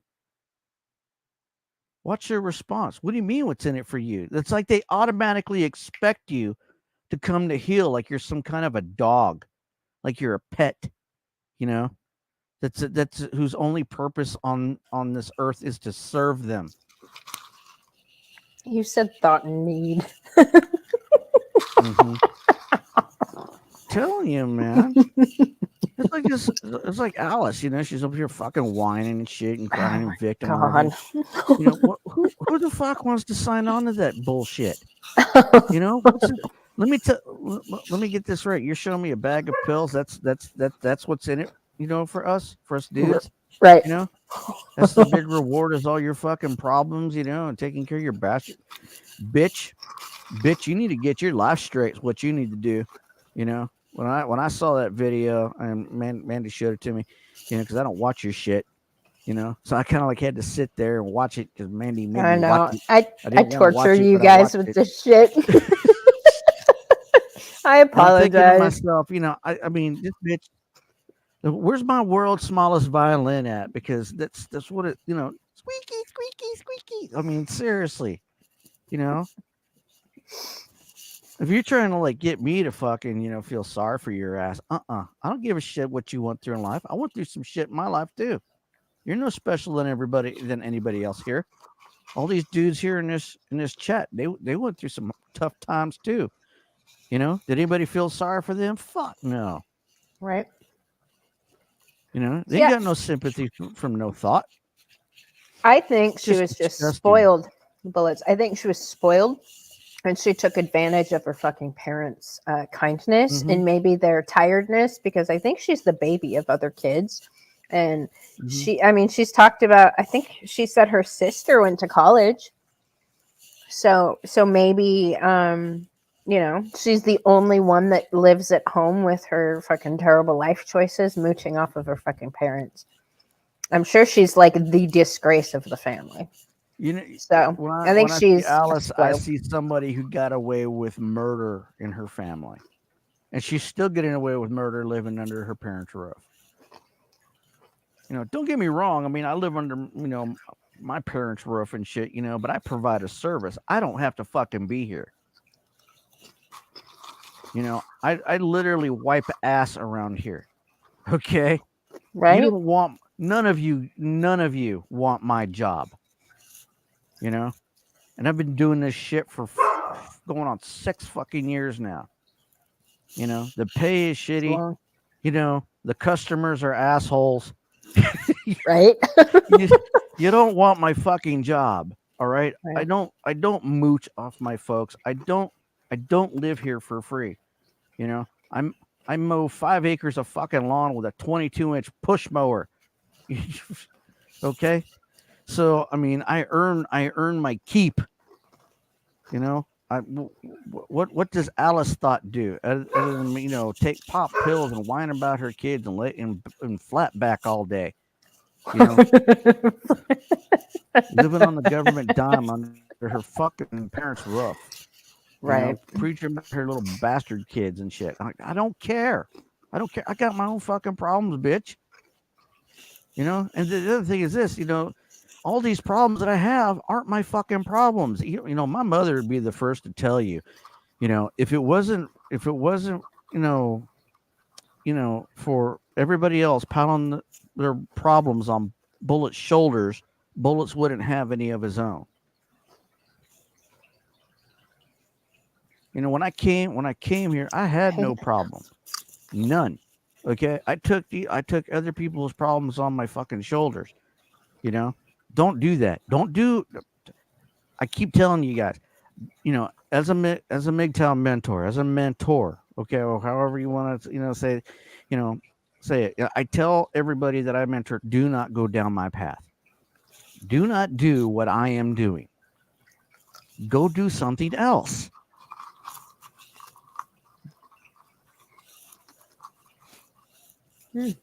Yeah, Monk is peaceful to a point. It depends, I'm kind of obligated to take care of family right now, so that's I did that to myself.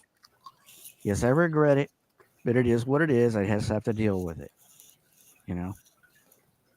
And I know there's a couple of other dudes. Contriver's in the same situation I'm in, and he's trying to work his way out of it, but as family gets older and shit, more responsibilities pile on and on and on and on. Yeah. Yeah, you go fund me so I can get a riding mower, right? Well, I had one, and my alky bum dad sold it. My dad has early onset dementia. He it's really, really hard because he treats me like a redhead stepchild. It's like he doesn't even know, he doesn't even call me by my name anymore, and it's really, really heavy, and that's tough to deal with. And there's nothing I can do about it except deal with it. And it's yeah, it can get on your nerves. Yeah. It can get on your nerves. Well, to blow off some steam, we can always slay some thoughts. Mm-hmm. Verbally slay some thoughts.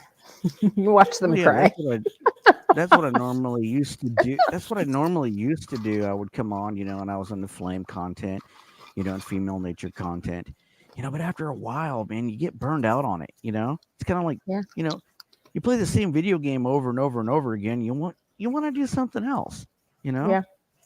So, I mean, it's the same thing like being online. I'll do this for a certain period of time until I get burned out on it, and I just got to step off. I did that from like February to like May. I just stepped off for a while. I needed to take care of some real life priorities. Yeah. There's more important shit going on in your life than what's going on online, gentlemen. That's all I'm saying.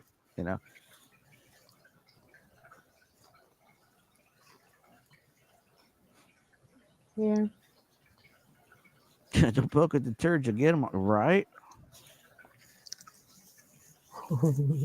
Yeah, my parents, man. My mom had a stroke back in 2016, and right after that, my dad had a serious car accident. And they didn't think he'd walk again. He was going to be like a paraplegic for the rest of his life. And all of that fell on my fucking lap. That's some heavy duty shit. And I hope none of you ever have to go through what I'm going through. Yeah. As a MGTOW mentor, I want to push you to find. I want to push you to find it. To take the path of an Iridium Kush, or an Island Hermit, or somebody like that. And don't fucking look back, because if you do, you won't like what you see. Just keep looking forward. Keep going. Swimming just keep swimming the way you're swimming.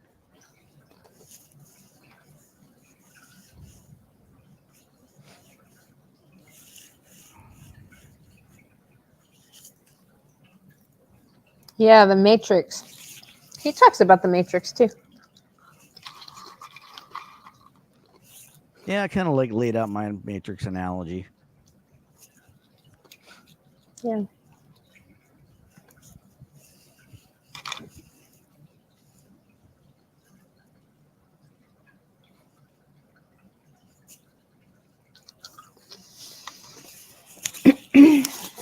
Well, do you want to finish this video?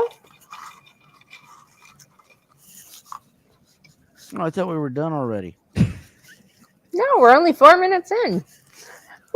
How long is this? 19 minutes and okay. 23 Well, let's seconds. hammer through it. You know, otherwise, you know, these guys probably want to go to sleep sometime tonight, right?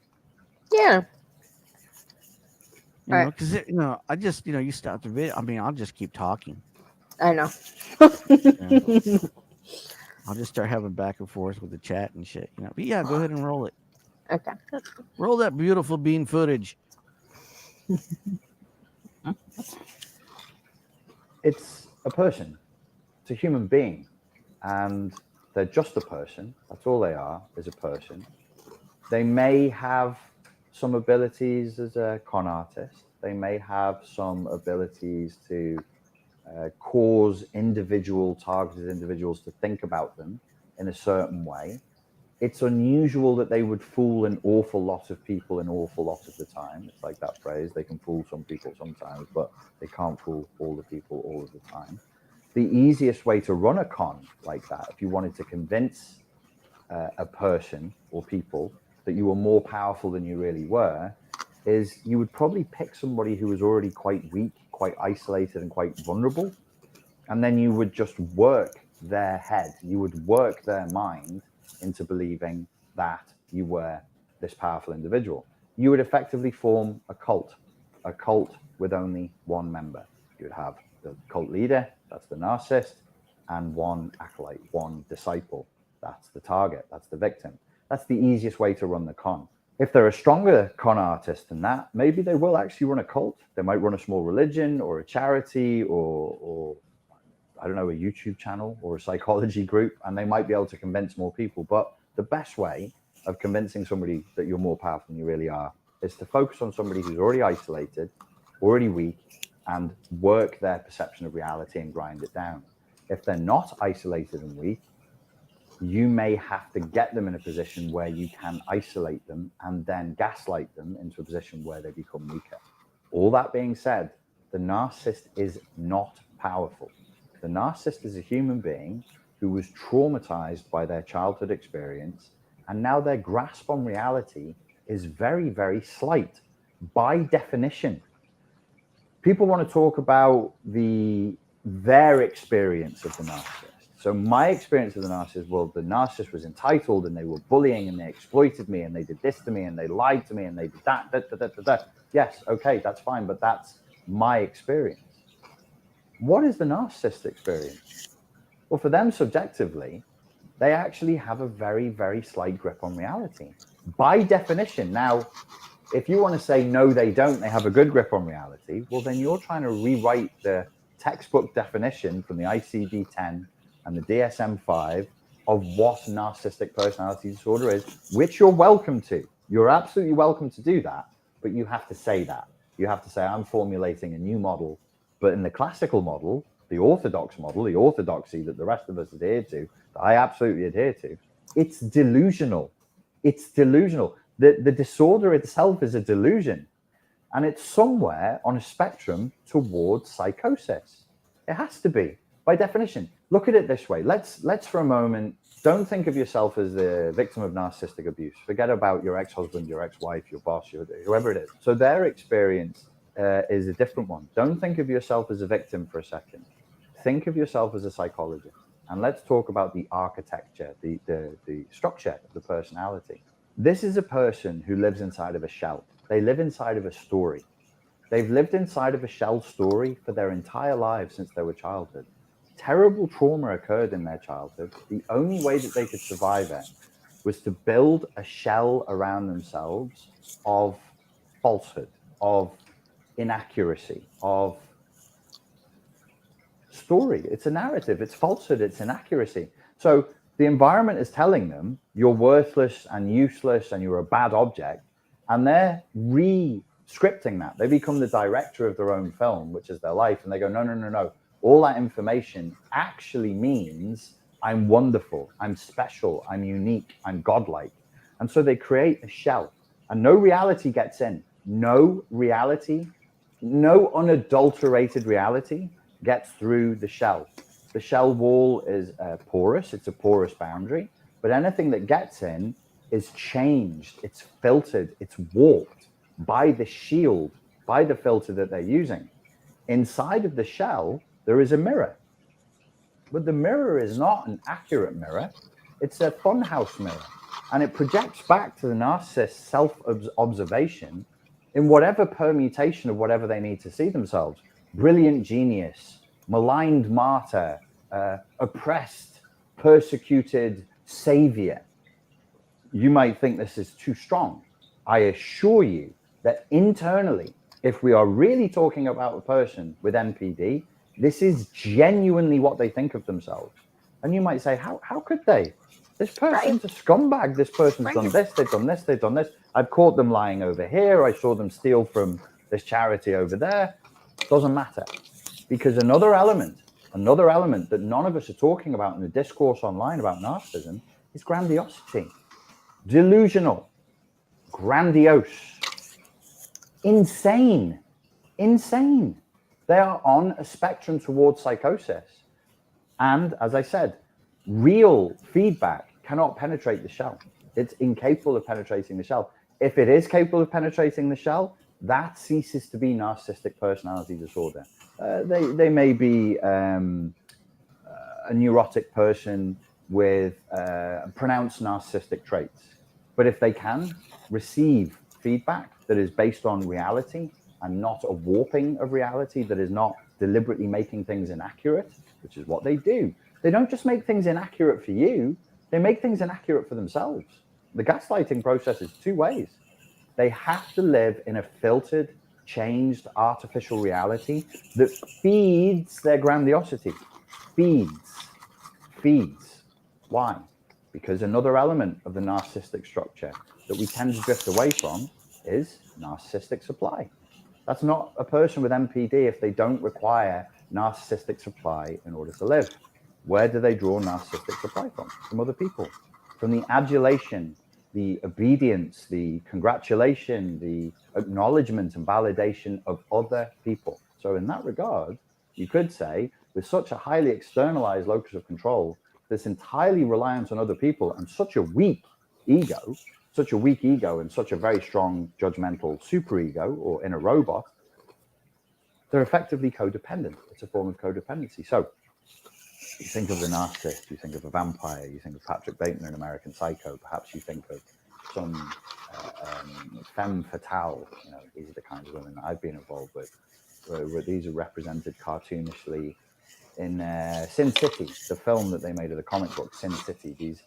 These psychopathic, strong, hypersexual, histrionic female archetypes, man-eaters.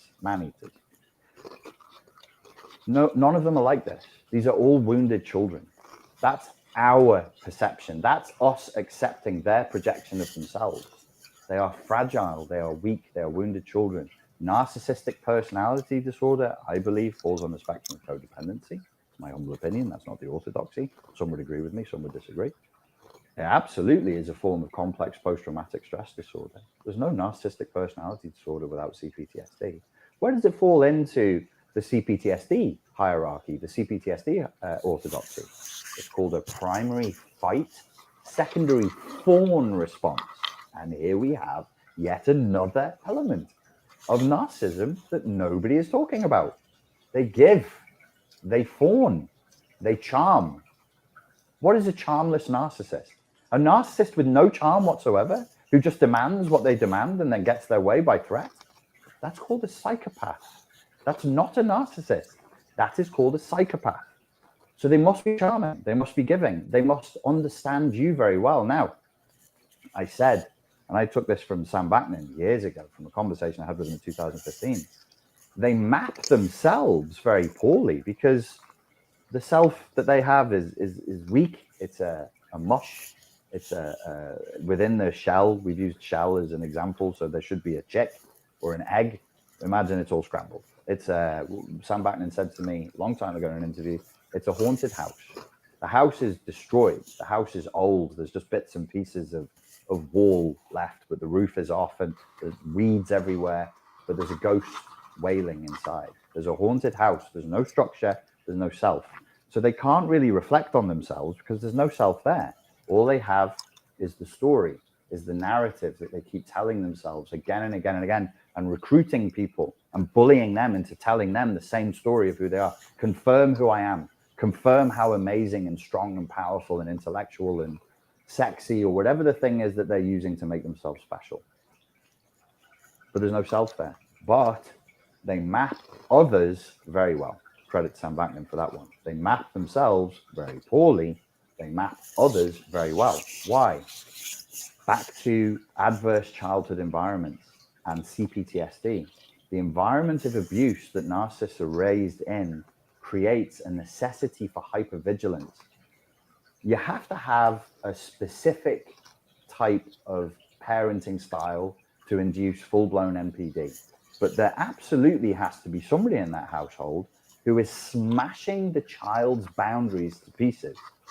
They may be borderline, they may be psychopathic, they may be narcissistic. As far as we know, the comorbidity for the personality disorders in the cluster B spectrum, histrionic, and social personality disorder, formerly psychopathy, borderline and narcissism, they tend to be comorbid anyway. So you've got some nasty individual with a ton of problems with a child, and they smash that child's boundaries to bits. Where's the narcissism come from? Either the other parent or that one parent needs to switch between two states, or the child has to find an institution that elevates them. So the narcissistic personality disorder, in order to form, needs two simultaneous and conflicting messages. In psychoanalytic theoretical language, they must be receiving the message, you are a very bad object, the worst. You cannot do right for doing wrong. You're demonic. You're shit. You're useless. You're the worst thing on earth. You're a terrible, terrible child. And simultaneously, they must be being told, you are amazing. You are wonderful. You are special and you are unique. Notice that both of these messages are false. They are inaccurate. The way our parents love us, the way our parents regard us, is the way we learn to love and regard ourselves. So the parent has come with this delusional, psychotic, contradictory messaging about who the child is. And the child goes, well, I'm going to have a delusional, contradictory, inaccurate message about who I am. And then they manifest that in their lives. So the child is receiving two completely conflicting messages that are totally inaccurate. The child will learn that the only source of validation that they're going to get in their lives is through adulation. Typically, the narcissistic personality disorder child must have been put on a pedestal by someone somewhere. They have to have been spoiled by someone somewhere. So very briefly, maybe you have a parent with serious mental health issues who swings and splits between being very loving, but in a saccharine, over-the-top way, and then they get drunk or they go into another mental state and then they abuse the child. Maybe we have two parents. One parent is loving and kind, the other parent is abusive and or neglectful, and the loving, kind parent, through guilt, tries to overcompensate for what the nasty parent is doing by telling the child, you're wonderful, you're an angel, you're amazing, you're not of this world, you're godlike, you're special, and so on. Option 3, this is off the top of my head, there are probably more options than this. Both parents are useless and abusive and neglectful, but an institution picks the child up and says, oh, you're an amazing physicist. We're going to send you to university at the age of 10. Oh, you're an amazing pianist. You'll be famous for this. The key is that the narcissist learns validation through adulation. So you have completely inaccurate self-references. You're either a piece of shit or you're wonderful. And then you have no ability to regard yourself as a normal human being. You can only experience any form of love as an object of adulation when you're performing. The amazing little physicist, the amazing little pianist, the amazing little gymnast, whatever it is, through applause. So that means that throughout your life, you'll never learn how to accept a horizontal, equal, fair kind of love with another human being, you'll only ever want to know love in a vertical format, and love to you will be adulation. These are the things I would like people to remember when they're talking about narcissists. You're talking about highly traumatized children. By definition, they're low functioning. By definition, it's maladaptive. If it's not maladaptive, it's not NPD. That's not me talking, that's the orthodoxy. That's the American Psychiatric Association talking, that's the ICD-10 talking. In order for it to be narcissistic personality disorder, these are the things you have to account for. These people are not gods, they're not godlike, they're not superpowered. As much as we may feel they are, that comes from an indoctrination that they've given us. We've engaged in a contract with them, we've taken a bait, we've engaged in a contract with them, and then we're in a shared fantasy with them, which is like stepping into a matrix pod and experiencing their virtual reality. So when we go inside that matrix pod that they invite us into, we're seeing how they see themselves. They then feed back our own narcissism to us, but that's a story for another day. If you want to know more about that and how to break that cycle, I have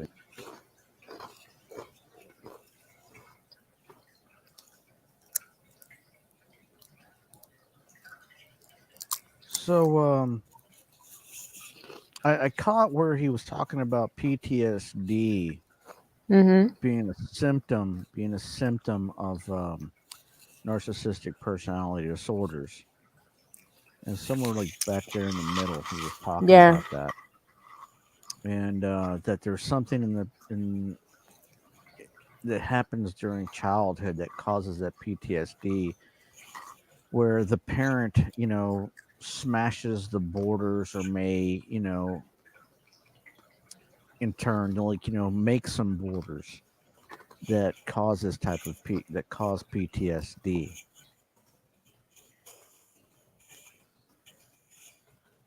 I found that part interesting.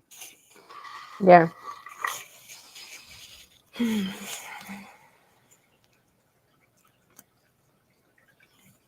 Yeah, I don't know. I see them all as just crazy bitches. Crazy, spoiled bitches that could probably use some trauma in their life. Some real trauma. This bullshit, like Alice, for instance. Spoiled little brat. Come on now. I don't buy it. She just said how great her parents were and how her, everything was great. But she was diagnosed with PTSD when she was 19. And then she took meds that. PTSD from what? Does she even know what PTSD means? I mean, what was so traumatizing during her childhood? She's diagnosed with PTSD. Maybe not CPTSD, maybe just PTSD. Was there some kind of sexual abuse going on? I don't know. Was there, did you go to Vietnam or something, or go to war, and just couldn't hack it, and came back all fucked up and what kind of fucking PTSD? She doesn't iterate on any of that stuff. No, she doesn't.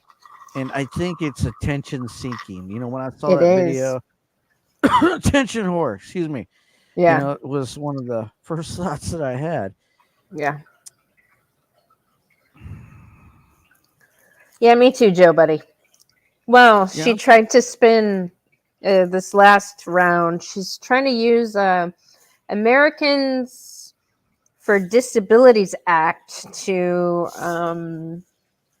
attempt to shame YouTube for not adhering to their community standards and canceling my fucking channel. She can't cancel your channel. No, she's trying to use a disability now to cancel my channel. Well, Texas just passed a law the other day. All the YouTube guidelines are out the window. Here in the state of Texas, you can't ban a channel or censor a channel in the state of Texas. And this is the other thing. If somebody outside of Texas is watching your channel and can't access your content, they have grounds for a class action lawsuit against YouTube as well. Really? Yeah. Read the article. It talks about that. The way they explain it, like because you're broadcasting, I think Steve Turley talked about it. I think that's where I got it from. Either Steve Turley or Liberal Hive Mind was talking about it, and they said the interesting thing about the Texas law is that, say, like Liberal Hive Mind's based in Texas, and he's broadcasting from Texas. Anybody outside of Texas that wants to view his content that can't find it because it's shadow banned or because it's censored or anything like that, also has grounds for lawsuit. That law still applies, and a lot of the states are already talking about adopting similar laws. You know, this is a heavy blow to Section 230. Wait till the midterms. After the midterms, and we get Trump back in office, Section 230 is going bye bye. So wait, after the midterms, like in another 2 years? Yeah, well, the midterms that are coming up are pretty much kind of like the senators of certain states, have to go through an election every 2 years. This cycle, we have, and I believe the terms here in Texas is 4 years. So Ted Cruz and Cornyn, I think Cornyn is up for reelection this year, and then Ted Cruz will be up for reelection in 2024, if that makes sense. So that's how the states cycle through their senators and their congressmen. Every 4 years or so, they go through these election processes. Depending on how many a certain amount of congressmen will have to go through re-election during the midterms. That's what they call them, the midterms. The midterm congressmen, midterm senators, and then you have your standard presidential election senators and congressmen that go through their cycle as well, and it keeps the government fresh and occupied and everything, and it helps keep everything in check. Right. Checks and balances. Yeah. When people talk politics, I just, for some reason, zone out a little bit. That's why I don't vote. That's why I don't vote. Yeah, Yeah. and you're technologically challenged, and you should vote. I feel like it's kind of not my Why business. don't you vote? Why don't you What? vote? Why don't you Why vote? don't I vote? Because Why don't I you don't. vote? Because women have no business voting. I'm just saying, if you have a voice, it should be heard. I have a channel. Yeah. I There don't. you go. Okay. All right. I see what you're getting at. I don't think women should be voting at all. I mean, I am not. I mean, I've been told many, many times by other women that are like, "Oh my gosh, you not voting is like helping them win." I'm like, "Please explain this. How me not voting helps them win." And they're like, "Oh, well, I'm like, it doesn't make sense to me. Like, okay, what if I vote for the ones you see are them? That would help them win, right?" Well, no, you're supposed to vote for us. I'm like, I don't do the politics thing. Like, Harley just came in the chat. She's saying she's got some kind of PTSD, and I'm curious, like, what kind of PTSD? I mean, what traumatizing thing happened to you? Back in what was it? I think it was like 2008. I was in a serious car accident. I got T-boned at 60 miles an hour in a 35. And it's, I was driving a cab at the time, and it spun my cab like 3 times around in the intersection, caved in the entire side of my car, and just fucked me up, And for like 2 or 3 years, I had PTSD from that.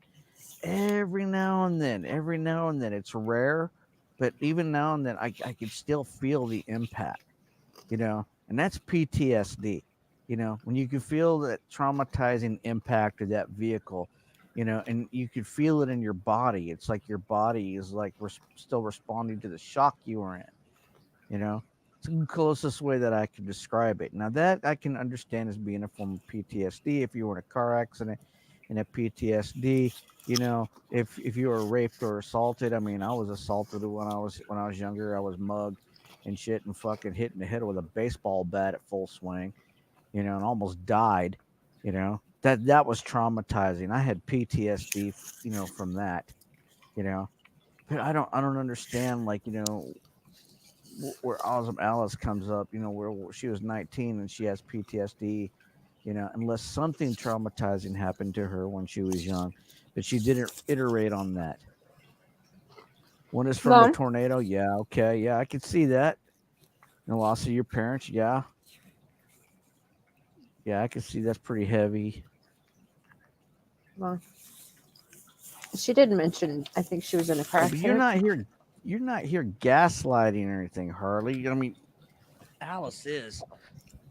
She's using it for attention. I mean, this is the first time I ever heard you ever even mention it. So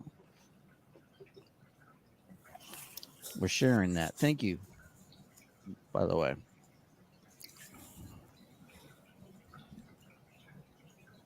Hmm. See, I've never trusted our voting system ever. So, ever.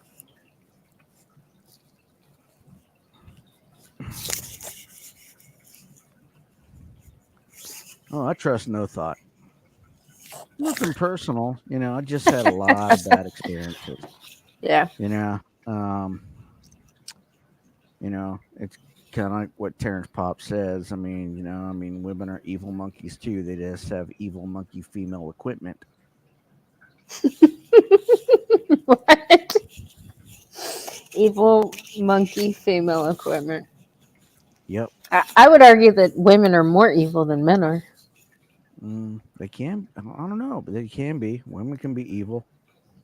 Women do fucked up shit all the time. I mean, they I think they put babies in ovens, literally.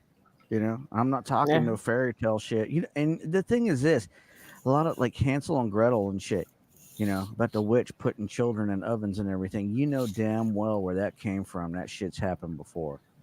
Right. Way back in the day. Right. Those little nursery rhymes, have some very powerful lessons, history lessons in them, Yeah. what women did to what women can do to children. Yeah. No, Harley, that's not what I said. I said you're not gaslighting like, somebody else I could mention.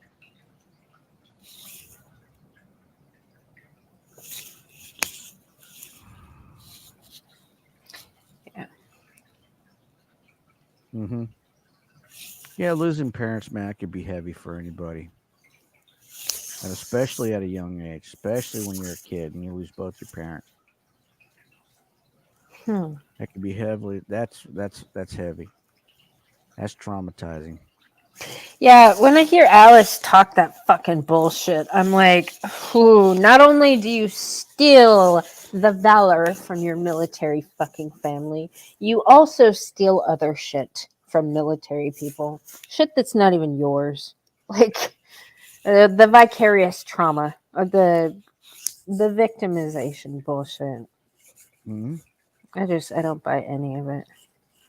I'm like, here we have Timothy, 3 purple hearts, been shot, stabbed, blown up, and burned. Works through it. No meds except Kush and Crown Royal.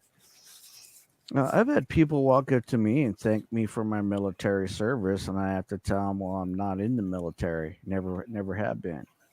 Those Bronze Star plates on the car aren't mine. Those are my dad's. But I'll let them know what you said. They're like, yeah, okay, well, take your pass for a service. I'm like, I will, I mean, I don't take advantage of those plates. I mean, those plates give me special, abilities, and like, I mean, I can park in a handicap zone if I want to, anytime, even when they're not in the vehicle because I'm running errands and shit, for them. But I don't do that. I don't. That's not for me. That's for them.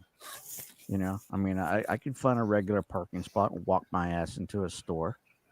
Yeah. I don't have to park in a handicap spot. So I mean, I avoid doing that shit. And I don't claim things that don't belong to me. Yeah. You don't claim things that don't belong. It's not right. No, Harley, that's how a does great. she steal valor? She's constantly using her family's military tradition, her nuclear family, her parents' marriage, as trying to use them as trying to pass herself off as conservative and traditional, even though she's been pregnant 3 times out of fucking wedlock. She wears a grill in her mouth. She goes around emotionally fucking terrorizes people online. Mhm. She falsely accuses people all the time of stuff. She's a misandrist. She loves to shame and guilt and lie about men. Yet she wants to hide behind her dad, saying, you know, it's in the family that, you know, I'm this way because of my family.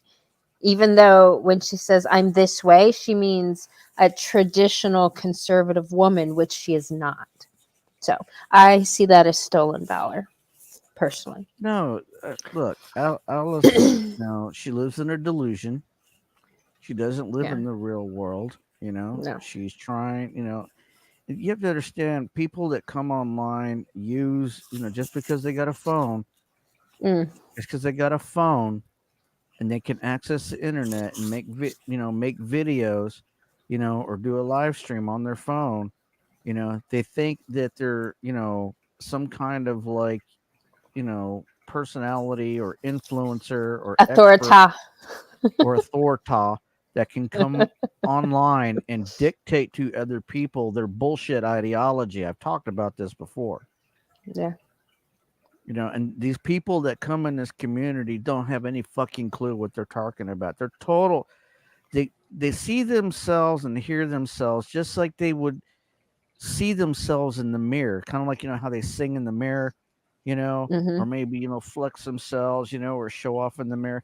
I mean, everything you need to know about women, you could find out on a dating app. I mean, go look at dating app photographs. It's all pictures of them taking pictures of themselves in the mirror. Not just at home, but at work, at the bar, in the car, always taking pictures of themselves. They like to see themselves. They like to hear themselves, and that's what Alice is.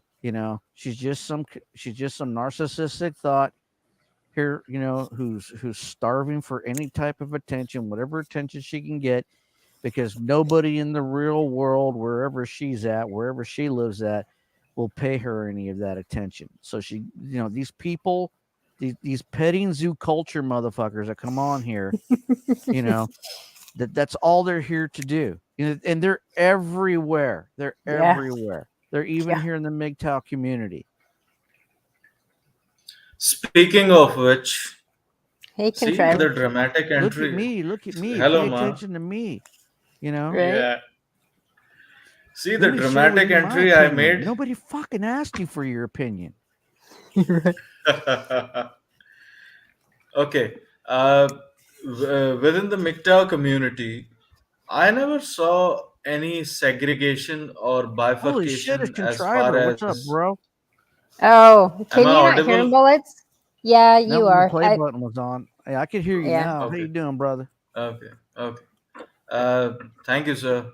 Hello, Mr. Father Saunders. Speaking of MGTOW community, which is our community, there were stalwarts like E-Man67. There are people like Paul Proteus. And then there are people like you, Mr. Bullets. Since when did this bifurcation of black manosphere and white manosphere actually came along? Because as far as I am concerned, it was just manosphere. As long as I know, as far as I know. And on top of it,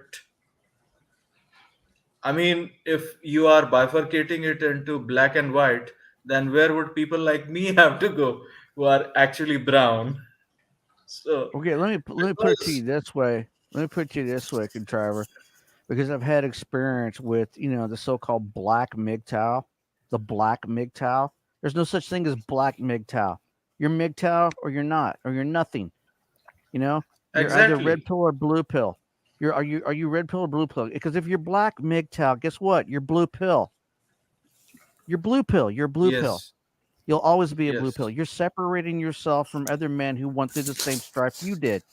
You know, this idea that there's these cliques, you know, have like, you know, I are separate from each other is just stupid in my opinion. You know, and I tried to go over there and, you know, talk to these guys, and as soon as they found out I was white, they kicked me out. Oh yeah, Yeah, Bandit. they got Bandit really has racist fucking against had me. it up to here with the racist. He's done. Mhm. He's done trying to fucking talk to them. Yeah, well, He's you can't like, talk to them. They're racist. They're right? not They're black racist as MGTOW. No, fuck. they're what I call separatist. Yeah. Okay, separatist and segregationist. They could Mhm. be white. They could be black. If they're isolating themselves, guess what? You're a separatist. Yeah. You're pro segregation. You know, you're excluding yourself and other, you know, from certain communities. You know, and to me, all that shows us how ignorant you are. You're not willing to come over here, you know, and have a discussion. I never look at a MGTOW as like a white MGTOW or a black MGTOW, you Right. know, or Barbarossa a was Native American. Latino. That's stupid. Yeah. Barbarossa was You know, Latino. it's kind of like, you know, black PUA, white PUA. Nobody has ever said, "Oh, well, you know, you're a black PUA or a white PUA, you know, or an Asian PUA." Nobody's ever in all my time online here, or, you know, in the world of PUA and MGTOW, I've never heard anybody talk like that until you meet these idiots. Well, something I was thinking about, why they're doing this, and because I know it comes from the women, it comes from the fucking feminists. They're the ones pushing this segregation bullshit. I think it's because they want to keep all the black men enslaved, and then they want the white people to pay for it, and the white people to encourage it. Even though, like with this whole intersectionality thing, it's like white women are at the top, right? They're the most represented currently in a lot of our arenas. They're the most educated. They fucking brag about it all the time, right? I actually have a lot to say on this. Hold on, I'm Yeah. just coming in with my breakfast. So, Yeah. just a minute. Okay, well, enjoy your breakfast. Yeah, when it comes to these cliques, like these black knights that are in, you know, Yeah. these you know, people that participate, that this black cult, you know, one in particular, SKC, when I went over there and I watched a good hour of that spurgery that was going on over there, Hmm. you know, and one dude was pretty based. He was like confronting them on this other guy, telling him that he brainwashed himself, you know, Hmm. and he's a logical thinker like Leonard is. Leonard, you know, and me think kind of like eye to this, that these Yeah. people are literally brainwashing themselves. Dude. You know, they go Leonard. to these, you know, black cult echo chambers and Yeah. brainwash themselves, Yeah. you know, about the who what Bullets. man keeping me down. Bullets, did you catch the part where Leonard was over there and he was trying to tell SKC how to explain to a 5-year-old his idea? he kept calling them children. He's like, no. You need to talk to them. Like, it was pretty funny. Yeah. Yeah. See, the way I would have handled that and the way I would have described that to a 5-year-old was SKC's like, wait, so you want me to talk to him like they're 5? Yes. But know, that's like, the point. Like children. It's kind That's of like the point. it's kind of like I had to do that to this one dude that I made a video about. Yeah. You know, I had to talk to him like he's a child, because it's, you know, that's all he is. He's a child that's got a new phone. You know, he can get on the Right. internet and go blah blah blah blah blah like somebody, like everybody cares. I Right. got news for you. Nobody gives a shit about your opinion. You know, keep your bullshit ideology to yourself. I'm back. Whoa. How's breakfast? Did you say bacon Breakfast and eggs? is one banana, one Banana. sprouts. Yeah, banana, and that too real ones, not GMO food. Sprouts. This is purely organic. Yeah. Oh, The fuck. fucking Where's come the on, meat? man. Go get you some- No, And no, dude. No. sprout. A bacon. No, dude, bacon. An egg. Bacon. Yeah, and eggs. Bacon and eggs. Sausage. Say it No, with me. no. Bacon. I stay with me. Stay with me. Here is the thing. Brown bread, and that too fried in butter. Brown bread. 4 brown bread. A cup full of milk, added with turmeric powder because the winter is coming, and omelette, Oh, there's banana, Bacon. and dry fruit, bullets. He doesn't almond eat. Bacon. and pistachio. He only eats No. chicken babies. He doesn't eat. He doesn't partake in the No. animal. Only their babies. Okay, so you, well, No, shit. I At have least you're not a totally become a vegan. pescatarian now. At least you're not I mean, vegan. Then I can Hermit would rely be on in here being scrambled like, eggs "What's for wrong the with you, rest of. boy?" No, I'm not pescatarian. Pescatarian.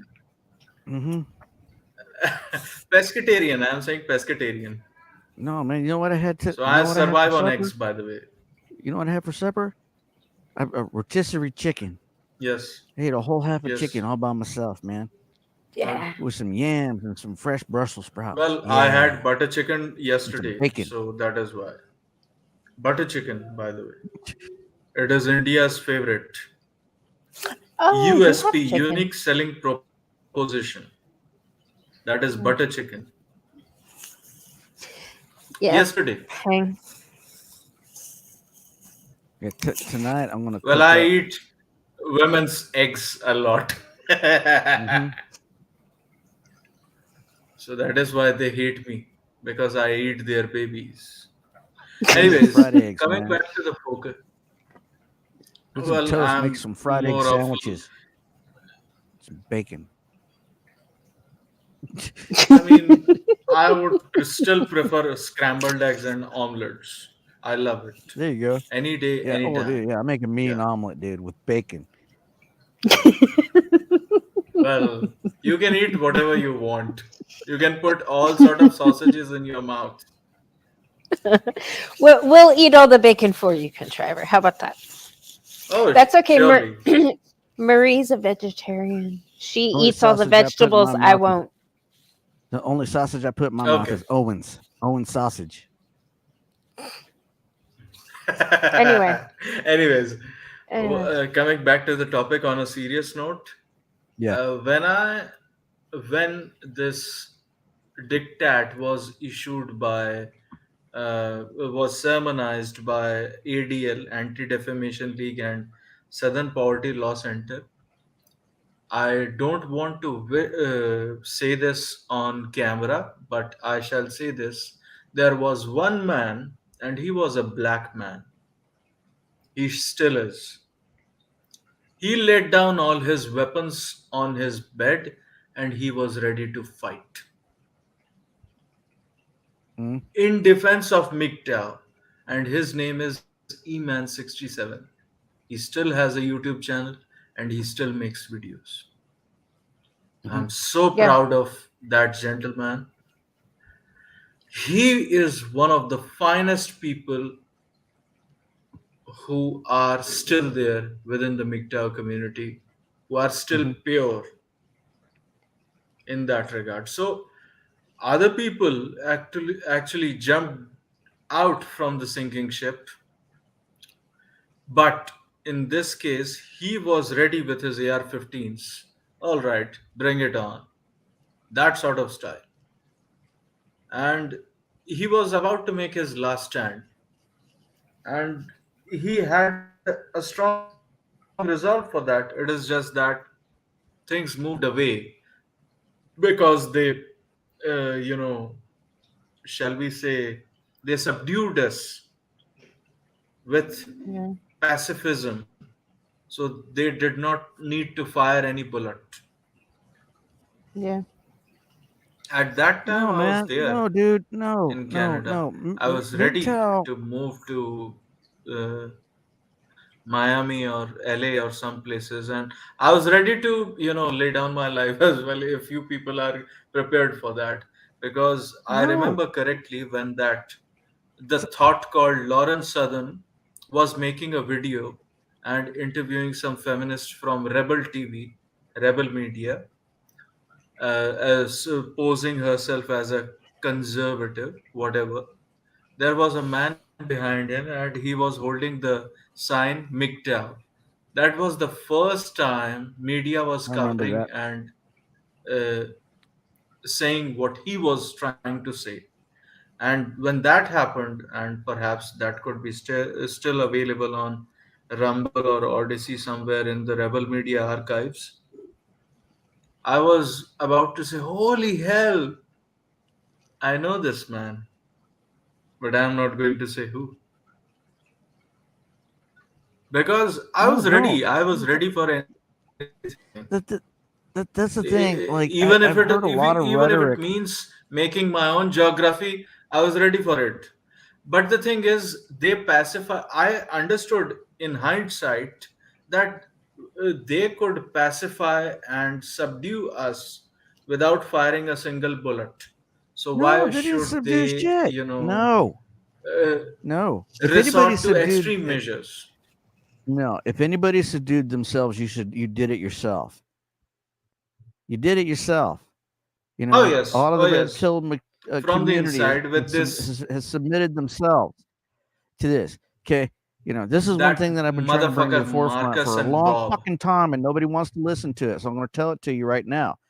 Okay, MGTOW should give you a new fucking direction in life. It shouldn't fucking hold you back from becoming a better man, from picking yourself up, from rising from the ashes, from your life, like a fucking phoenix, and spreading your wings, and going and taking to the sky.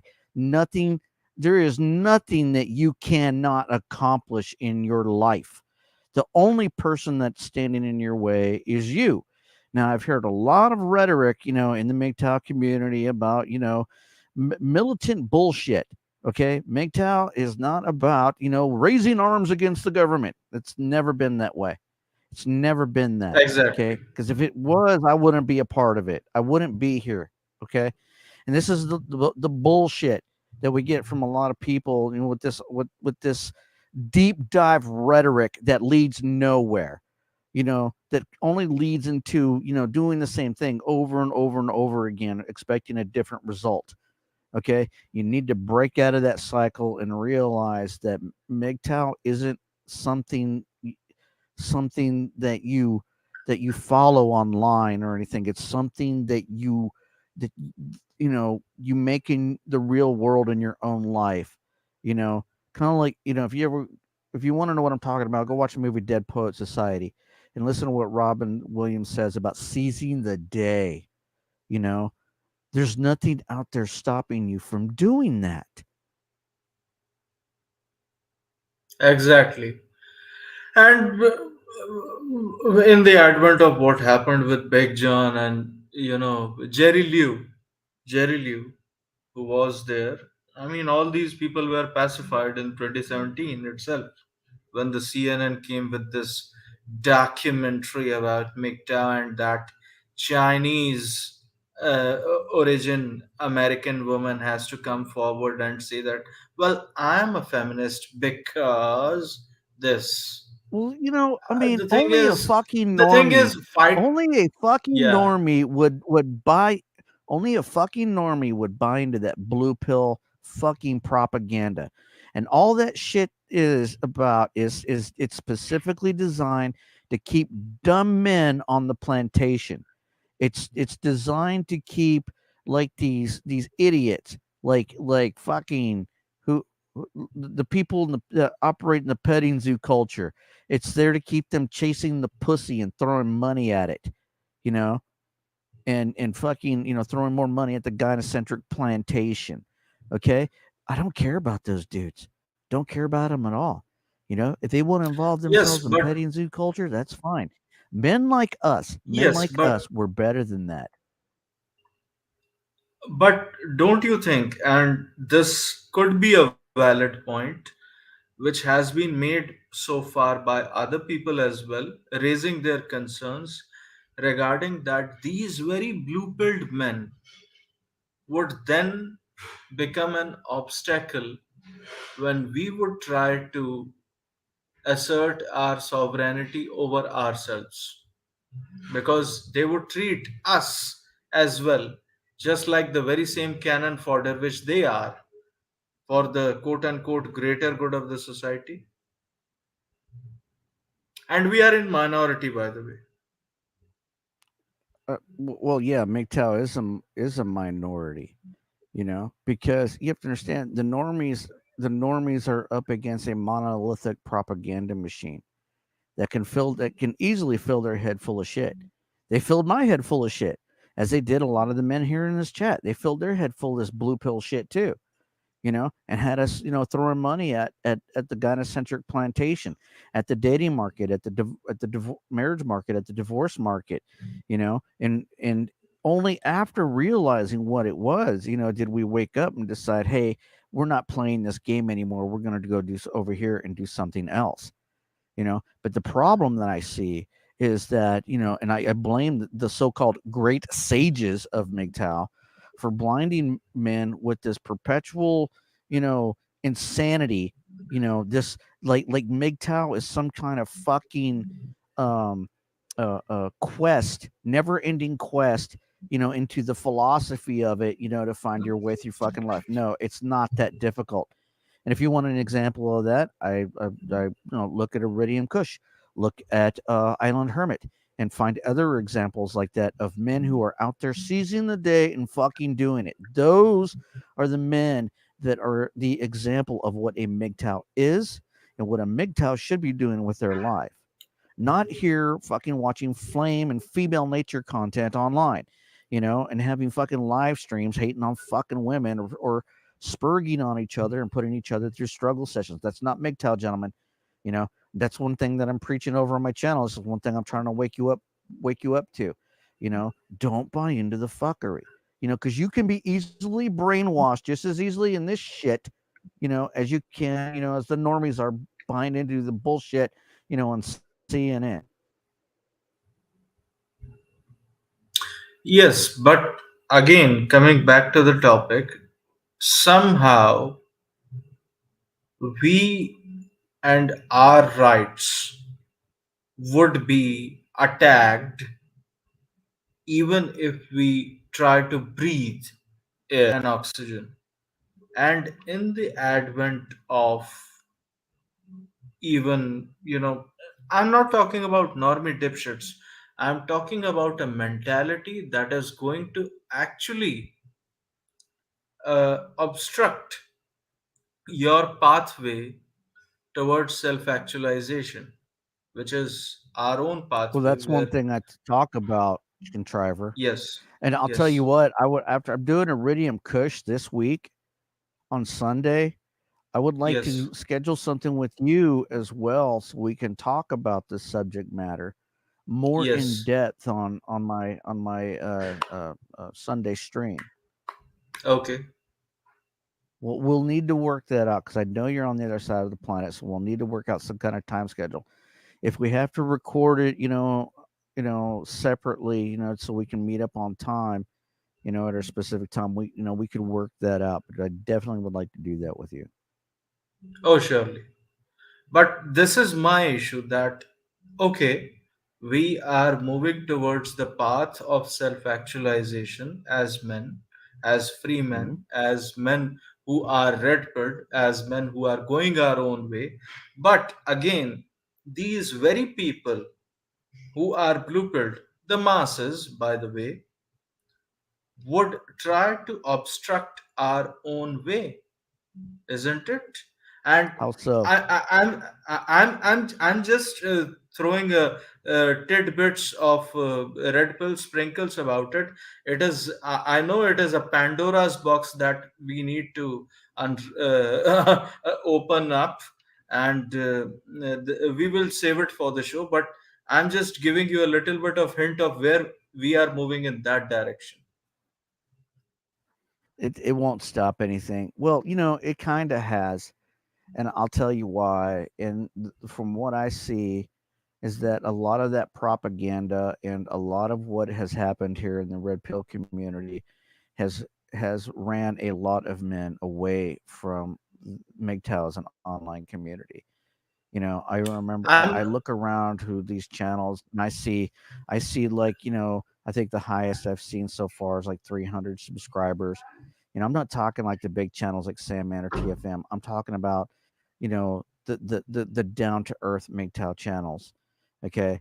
The guys that you are sub to now, like Hammerhand, or Undead Chronic or any of these other smaller channels and stuff. There used to be thousands of us, thousands oh yeah, worldwide. That and they're I see a lot of them have already gone and just got burned out on all the red pill spurgery that's been बाद going में ले on. लूंगा रुक जाओ sorry And I'm going to tell you this now, gentlemen. For the as big as the MGTOW community was when I first came into it, I think I was fortunate enough to be around at its peak, to see the first MGTOW World Summit in Bangkok, to participate in the anti-suicide Christmas streams and all these awesome communities and everything. It was a brotherhood like no other. But I'm going to tell you this now: those days are over. They're never coming back. Okay, so what do we do? What do we do? And as I'm looking around, and I see a lot of the same people doing the same thing, and it's not bringing more people in the community. So, in my personal opinion, we need a new direction, and that's something that I'm trying to get to on my channel. You know, I'm doing these mentorships streams, an hour a pop, during the week. And then I'm coming on Sunday with a guest, and we're going to get to it. We're going to get down to the bottom of it. We're going to find solutions and everything. We're going to have examples, for you to follow that you can apply in your own life. And then you can take that wisdom and share it with somebody else, you know. That's all that is, and we're going to find that solution. This is the same thing I used to do on my channel back in the day. Okay, this is the same thing that we used to do in the MGTOW HOM Discord server. We would mentor men. We would take new men, that were damaged goods, and we would help them turn their fucking life around, and give them new purpose. MGTOW should give you a new purpose in life.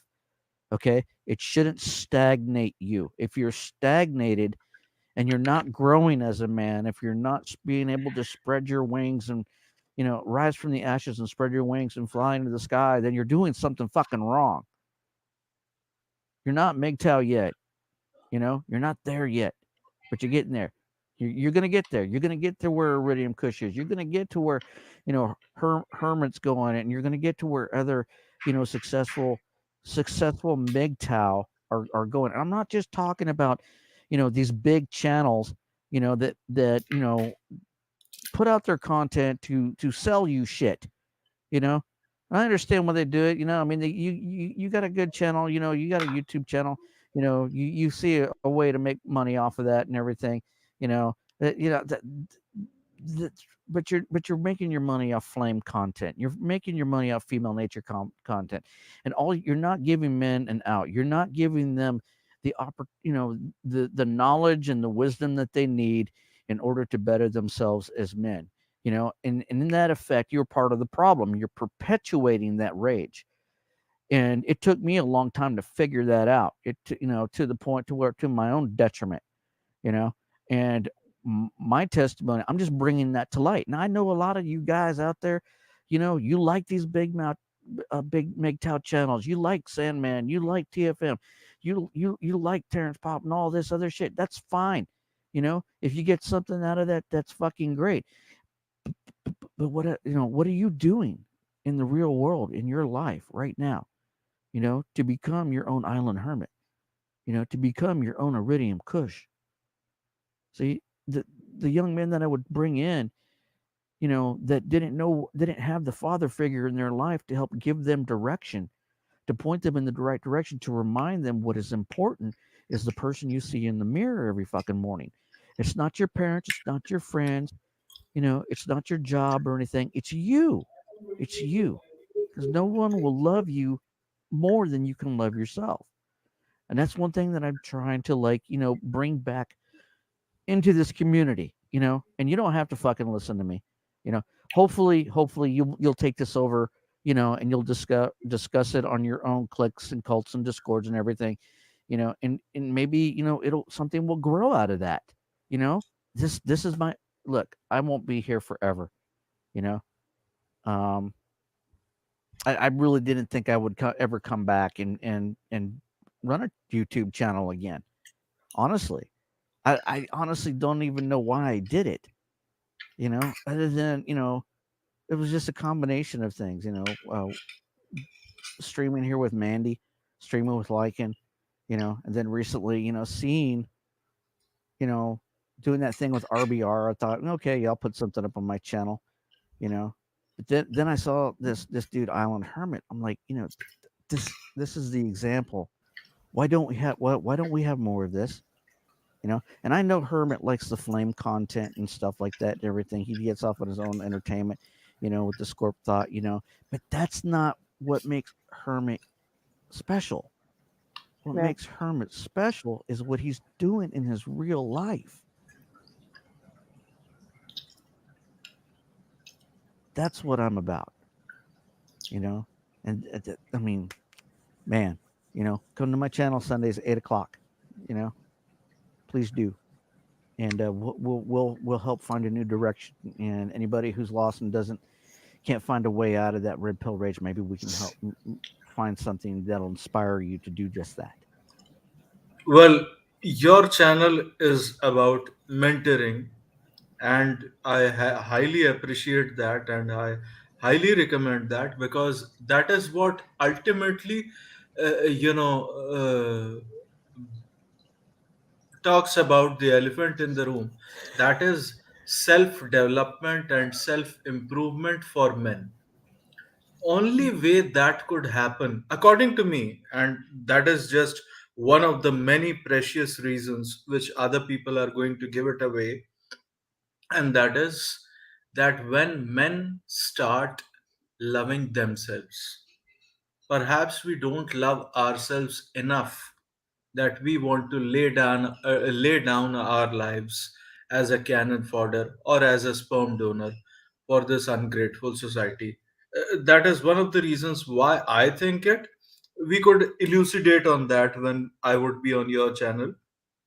Uh, the second thing, what I want to ask is not about mentoring, Hold on, but I lost my maneuvering. headphones. Oh, Okay, I'm back. I'm sorry. Go ahead. oh, okay. So, what did you hear the last? I lost the last 10 seconds. Okay. My cord So, popped out of my headphones. oh, it's fine. I will say it again. So, one of the reasons why I think we can achieve self development and self improvement is because of the conditioning by the society itself that we are expendable, we are disposable, like a cannon fodder or a sperm donor for Well, do this you very believe that? society. Hold on. Do you believe that? Yes. No. Why do you believe In that? hindsight, I used to. In hindsight, I used to, because I used to believe in the propaganda that was fed by my orthodox conservative community and my parents, that son, Right. you The need to, plantation put that shit in your head. yes, yes, yes. That's all So, blue. That's all even blue in, pill propaganda. It's all bullshit, gentlemen. It's it's all a system of control. It was a bunch of brainwash and propaganda, and we were all lied to the point. We lost so many men. You know, even in our own community. That deleted themselves from the program, from this weapon, of cancel culture against the modern nuclear family. You know, every man that's here is a victim of that. As MGTOW, we don't identify as victims, but I'm going to tell you this: I was a victim of blue pill brainwashing. Okay. I didn't come out of it and didn't realize that I was a victim of that shit, and that bullshit was specifically targeted at men like me until I took the red pill and came in the MGTOW community. Until I saw that Terrence Pop video. I watched that Terrence Pop video well over hundreds of times. What is MGTOW? Just watching it over and over and over again. Programming that shit in my brain, and it was like a cure. It was like programming, a pill into my brain to destroy the cancer of the blue pill brainwashing, that I was put through. And that's where my rage came from. When I realized that I was a sucker for that I bought into that bullshit propaganda, that this bullshit, chivalry bullshit that women expect men to pay for fucking dates, and that it's on us. And this fucking cunt sitting across from me is making fucking more money than me, and I have to pay for the fucking date. Fuck that shit. What the hell? Where's the equality? Where's the equality? Even today, women, expect men to be chivalrous and and pay for everything. That society is dead. Chivalry is dead. Women killed it. But yet they have the audacity to ask us, where are all the good men at? Are you fucking stupid? You bitches are dumb. They're literally stupid. They come online and all this petting zoo culture and everything, and expect all these men to cuck to them and everything. And you still see these idiots going out there and fucking doing it, throwing money at these bitches. You see it on fucking, platforms like Twitch and everything. These dumb, idiotic OnlyFans. fucking, these dumb, idiotic fucking simps, these cucks. Just keep, they think throwing money at it, they're going to get something out of it, and they don't get shit, and then they fucking, fucking pout about it and whine about it, why they can't fucking meet women. Because you fucking created the system. You're buying into the system. You're the fucking problem. Not MGTOW. You're the fucking problem. Get any one of them up here. Get any one of them up here. I dare any one of them come face me. They're part of the problem. They're perpetuating the problem. If you're throwing money at the dating market, the social market, what I mean by social market, social media, dating apps, if you're throwing money at the marriage market, if you get screwed over and you wind up in the divorce market and you wind up getting treated like an ATM machine by the system, and they suck you dry to the point of fucking homelessness, you're part of the problem. You're contributing. You're throwing money at the goddess landscape. You're financing it. You're paying the taxes of the system. Terrence Pop will be the first person to tell you that shit.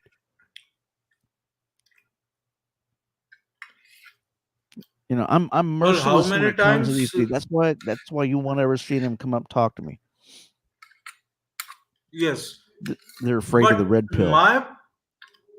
My bigger issue is not about MGTOW mentoring. For that, I always refer to your channel. It even illuminates me even to this day regarding anything. Hold on, let godmother get her earphone first of all plugged in her ears. Oh no, she's not doing That's that. cool, Ghost Cog. But One Fast Tech got him some tractors and project cars. Hell yeah, man. Seize the day. Build your project car of your dreams. Do something. Do something. Show people. Make videos of it. Show us what MGTOW do. That's all I'm saying. Show us. That's how you fight the ADL. That's how you counteract the propaganda, that of these fucking documentaries that try to make us look like fucking incels and spurgs. Okay? We can do, as a, and it only takes a handful of us to start, because once we start, everybody else will catch on to that, of what we can yes, build with the, in you know in what we can build and prosper with without the gynocentric landscape or the intervention of women or anything like that. My thing is generally when it comes to, I wanted to hold off a little bit more till Godmother plugs the earphones in her ears. I was just gonna Uh, say it's after midnight. My child is technically a man. okay.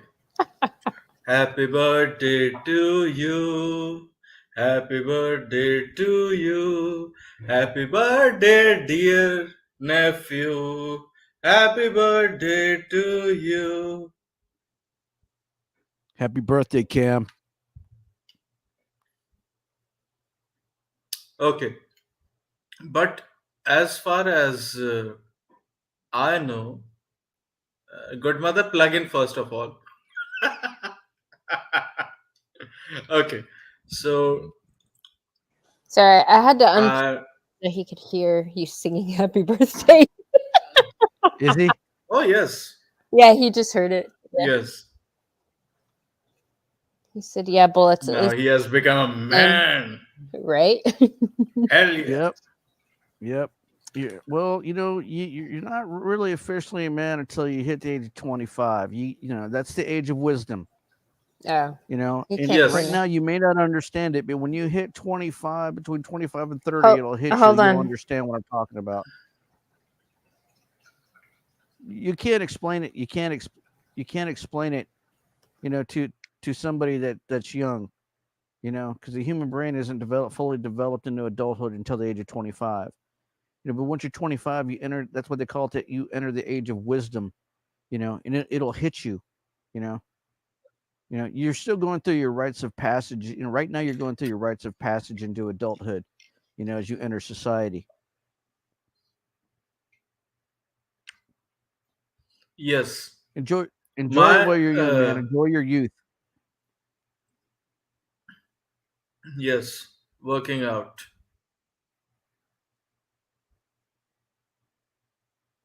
Okay. She was saying something. Okay.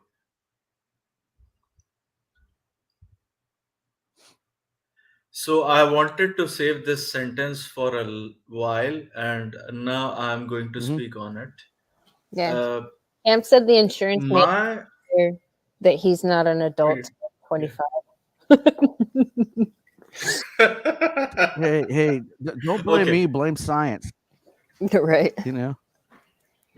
Yes, blame biology. He'll But understand. He'll anyways, understand when he's older. Yeah. All right. Good night. Love you. okay. Good night, Cam. Good night, Cam. Good night, Cam. Says everybody. he can't hear when these are on. Right. I can hear it. I can hear the footsteps on the staircase. Yeah. Anyways, this time I'm going to say what I'm going to say without any interruption from other people. Anyways, as far as MGTOW mentoring is concerned, Mr. Bullets, you are the person to refer to. That is for sure, because it involves a certain level of self development and self improvement, which only could come when we could refer to honest people like you. My thing is, once you are on habitual of that process of self improvement and self development and self enhancing your capabilities in other areas, my thing is mainly focused about maneuvering and how would you Mhm. maneuver. And for that I want to on your stream we should save it for your stream, because that is a very big thing, how to maneuver in this blue pilled world which is out there to get you. They just want one plausible deniability factor or one plausible factor where admission of guilt they wanted from you. And when they would get it, oh God, they are going to Well, I'll tell you have what, a lynch Contriver, do mob what after you. Iridium does. I'll tell you what, Contriver, this is how I'd maneuver that. Go ahead and and make a note of that. Kind of like the way Kush Tech makes notes. And 6:13. bring that up in during our conversation. As we get into that, we'll discuss that. Well, I have several points actually prepared on my notepad, and it is a digital notepad, so I don't have to look it somewhere. But let us just save it for the stream because it is going to be very Yeah, amazing thing. yeah. And Let's let save us some just wait goodies for the for stream. Yeah. yeah. Let us wait for the next Sunday. Okay. So Iridium Kush is this Sunday, and then Contriver you'll be next Sunday. Yes, around 2nd of Yeah, I'm not October, sure. if I'm not mistaken. Yeah, I'm not sure how I'm going to do it with Contriver. I may have to. I don't know if we're going to have to do it pre-recorded or what. But anyway, we'll figure it out. Yeah, Well, that'll he be gets on the he, 1st of October. Well, no, he gets is up that right? 2nd of early. October. 2nd of Oh, October. that's right. Oh, okay. I'm looking at the wrong calendar here. 25th, 2nd of September October. consists That's of right. 30 days, na? So that is Yeah. why. I'm looking at things backwards over here. Okay, I got it. Because I mentioned it before, I definitely want to talk to you, and I'd like to bring Bandit back sometime too for round 3 if he's ever up to it. We'll just see where it goes. Oh, he will be. He is so fucking over the blackosphere. Goddamn time! I told him so to waste over time. that shit. I told him, like, dude, you're just wasting your time. Don't waste time on people who waste your time. Yeah. Not everybody's gonna, gentlemen. Like I said, not everybody's gonna be receptive to the program. Not until they see examples. Yeah. We need more examples. Like I said, we need more island hermits. We need more Kushes out there. We need more people showing other men in the community how it's done. We'll get there.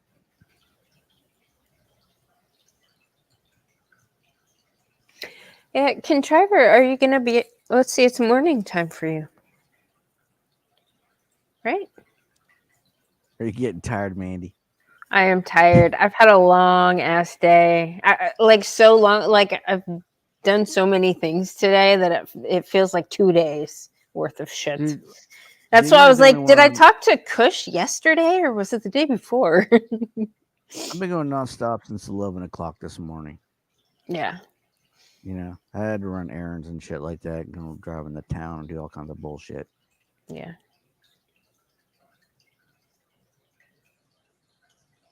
So it's almost 1 o'clock here. What is it? 12:37? Yeah. Yeah. 6 o'clock tomorrow here. Yeah. And then bullets on Sunday.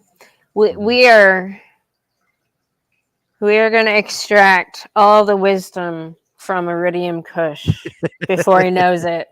You extract your essence. Yeah.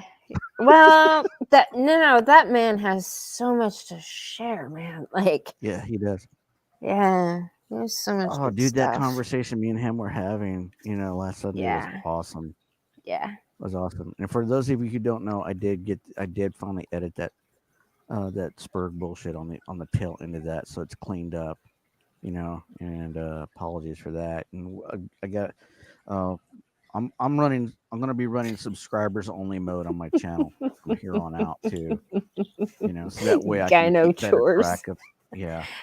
Yes, that's man, that's a great idea. I thought that was a great idea.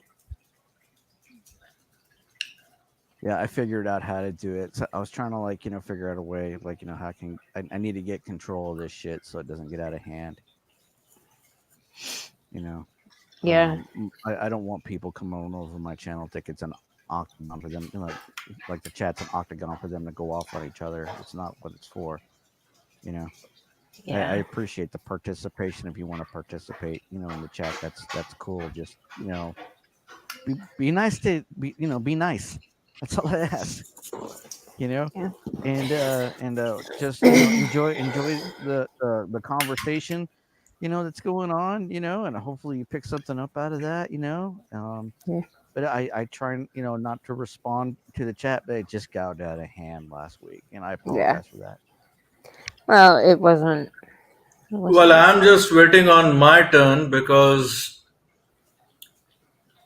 I would unpack, I would actually open another dimension, Mhm. a portal, by the way, Yeah. into like Just a heads up, Dungeons and Trevor. Dragons sort of a thing. Just a heads up, bro. Yes. This stream that I do is it's only 2 hours, okay? It's not going to go Well, on forever. So don't plan any long, super long, article readings or speeches or anything. It's oh, just surely. it's a Surely. shoot at back and forth, and we get through the subject matter and everything, and we're looking for that epiphany. We're looking for that life-altering catharsis. We're looking for that revelation. That's what we're going for. Surely. Why not? Mm-hmm. And get your questions answered. Get my questions answered. Where do we go from here? We need a new direction. We're gonna find it. I think a part of what you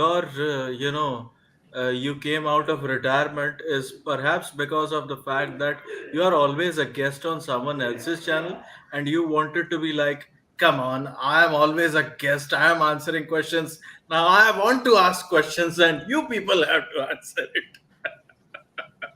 Well, Mandy has been hitting around the idea that I should do something for a long time now.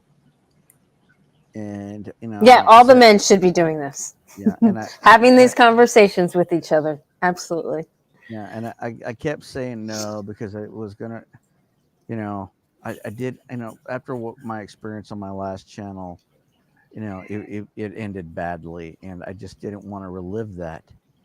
Kind of like what happened last Sunday gave me some flashbacks. Yeah.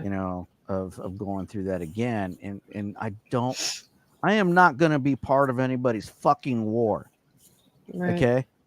My channel's an open forum. Anybody can come and watch my content. If you don't want to participate, you don't have to. You can leave. And if you cause any trouble, I'll kick you out myself. I'm trying to do I'm doing something different from what everybody else is doing over there. Right. I'm not doing any flame content. I'm not doing any female nature content. I'm doing something different that doesn't include any of that any of the Spurg wars that are going on. Okay. When I saw that happen on Sunday with Iridium Kush, and I saw that, I felt really bad for Iridium. And then it gave me a moment of pause, and I looked at my channel, and I saw what it was turning into, and I'm like, this is not what I wanted. Yeah. I removed a couple of the Spurg videos, that the response videos that I made. That's not what I'm about. Okay. I need to do some, I need to get rid of that. I don't want anybody to come over to my channel thinking, oh, if I trigger this dude, he'll make a video about me. No, you know what? I'm not even gonna waste my fucking time with you idiots. I got better shit to do with my time. I could have been making mentoring videos, on my mentoring 101 video, instead of that Spurgy bullshit, and putting my time into that. Well, what I don't like about both of those situations is there were catalysts to that. So those people were gassed up and directed and pointed. The enablers, like, just keeping with the theme of this whole fucking stream. Yeah. People that provoke people into fucking conflict. Hey, That's what it speaking was. of It's conflict, triggering. speaking of Mhm. speaking of conflict, I Yeah. just want to veer it back into the geopolitical direction, which is my forte. I I heard that, know. yeah, Russia partially mobilized 300,000 troops to cordon off the 1,000-kilometer line of border which they share Are they with troops or Ukraine. conscripts? Troops, Trained troops, huh? Military? Russian yes, military, right? battle hardened, yes, conventional Battle army, hardened from what? infantry or cavalry, I don't know. Well, Sounds they like fought in the man's Caucasian business. Look, insurgency. let me tell you something about Russia. You know, their troops aren't the hardened Spetsnaz they once were during the Soviet Union. Well, the same goes for the Okay. U.S. military.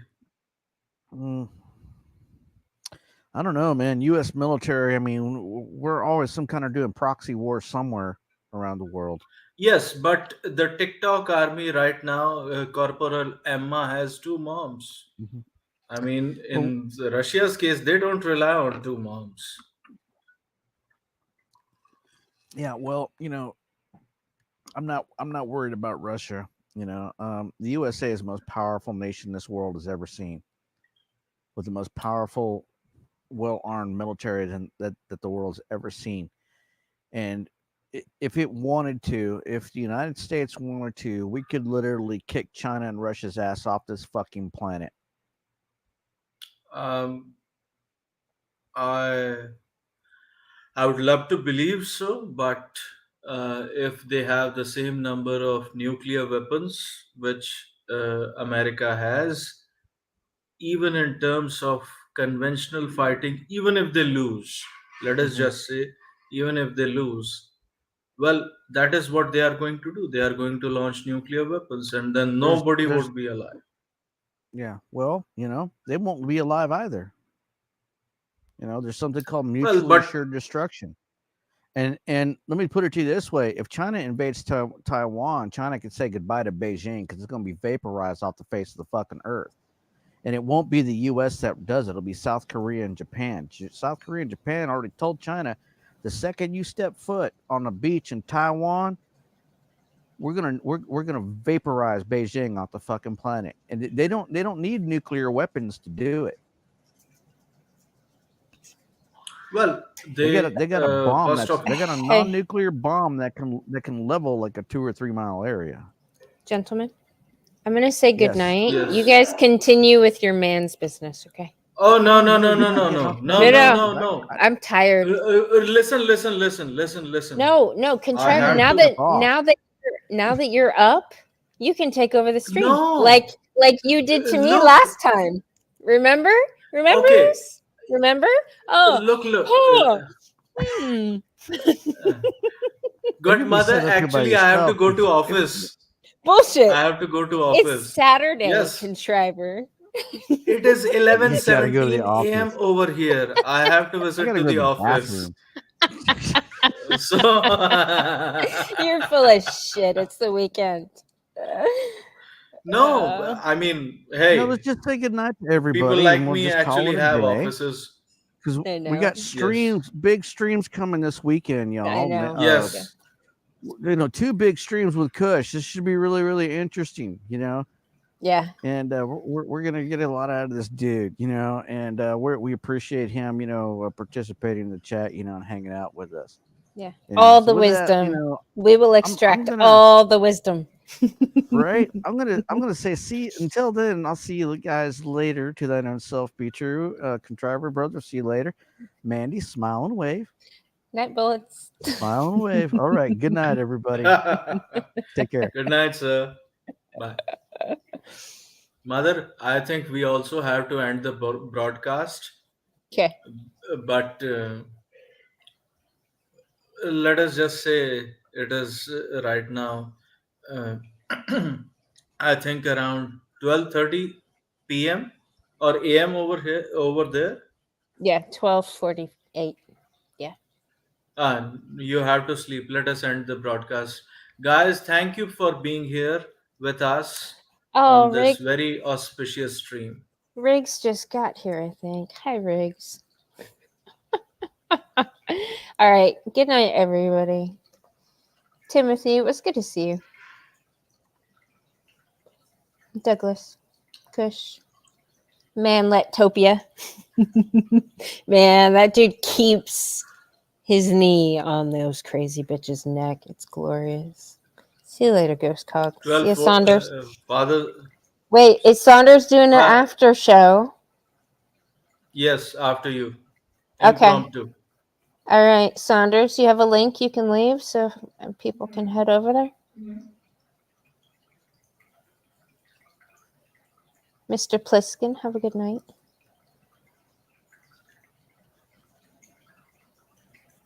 Douglas. Bullets again. I think that's everybody.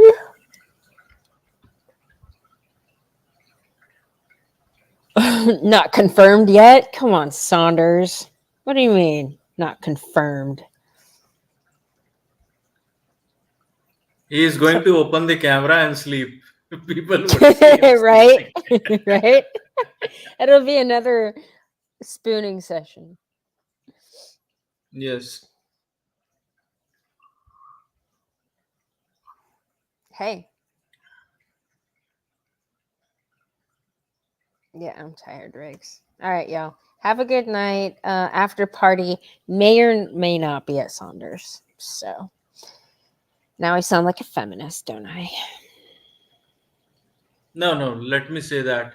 Mr. Saunders, if you are having an impromptu, kindly let the people know, and thereafter they could visit your channel. Guys, if you have not subscribed to Mr. Father Saunders, what are you doing? What the hell you are doing? Go ahead and Right? subscribe. Yeah. That's how you do it. Okay, fine. Okay. Bye, Okay. guys. Thank Bye, you for being everybody. here. We are ending the broadcast. 3, 2, 1, boom. Deuces.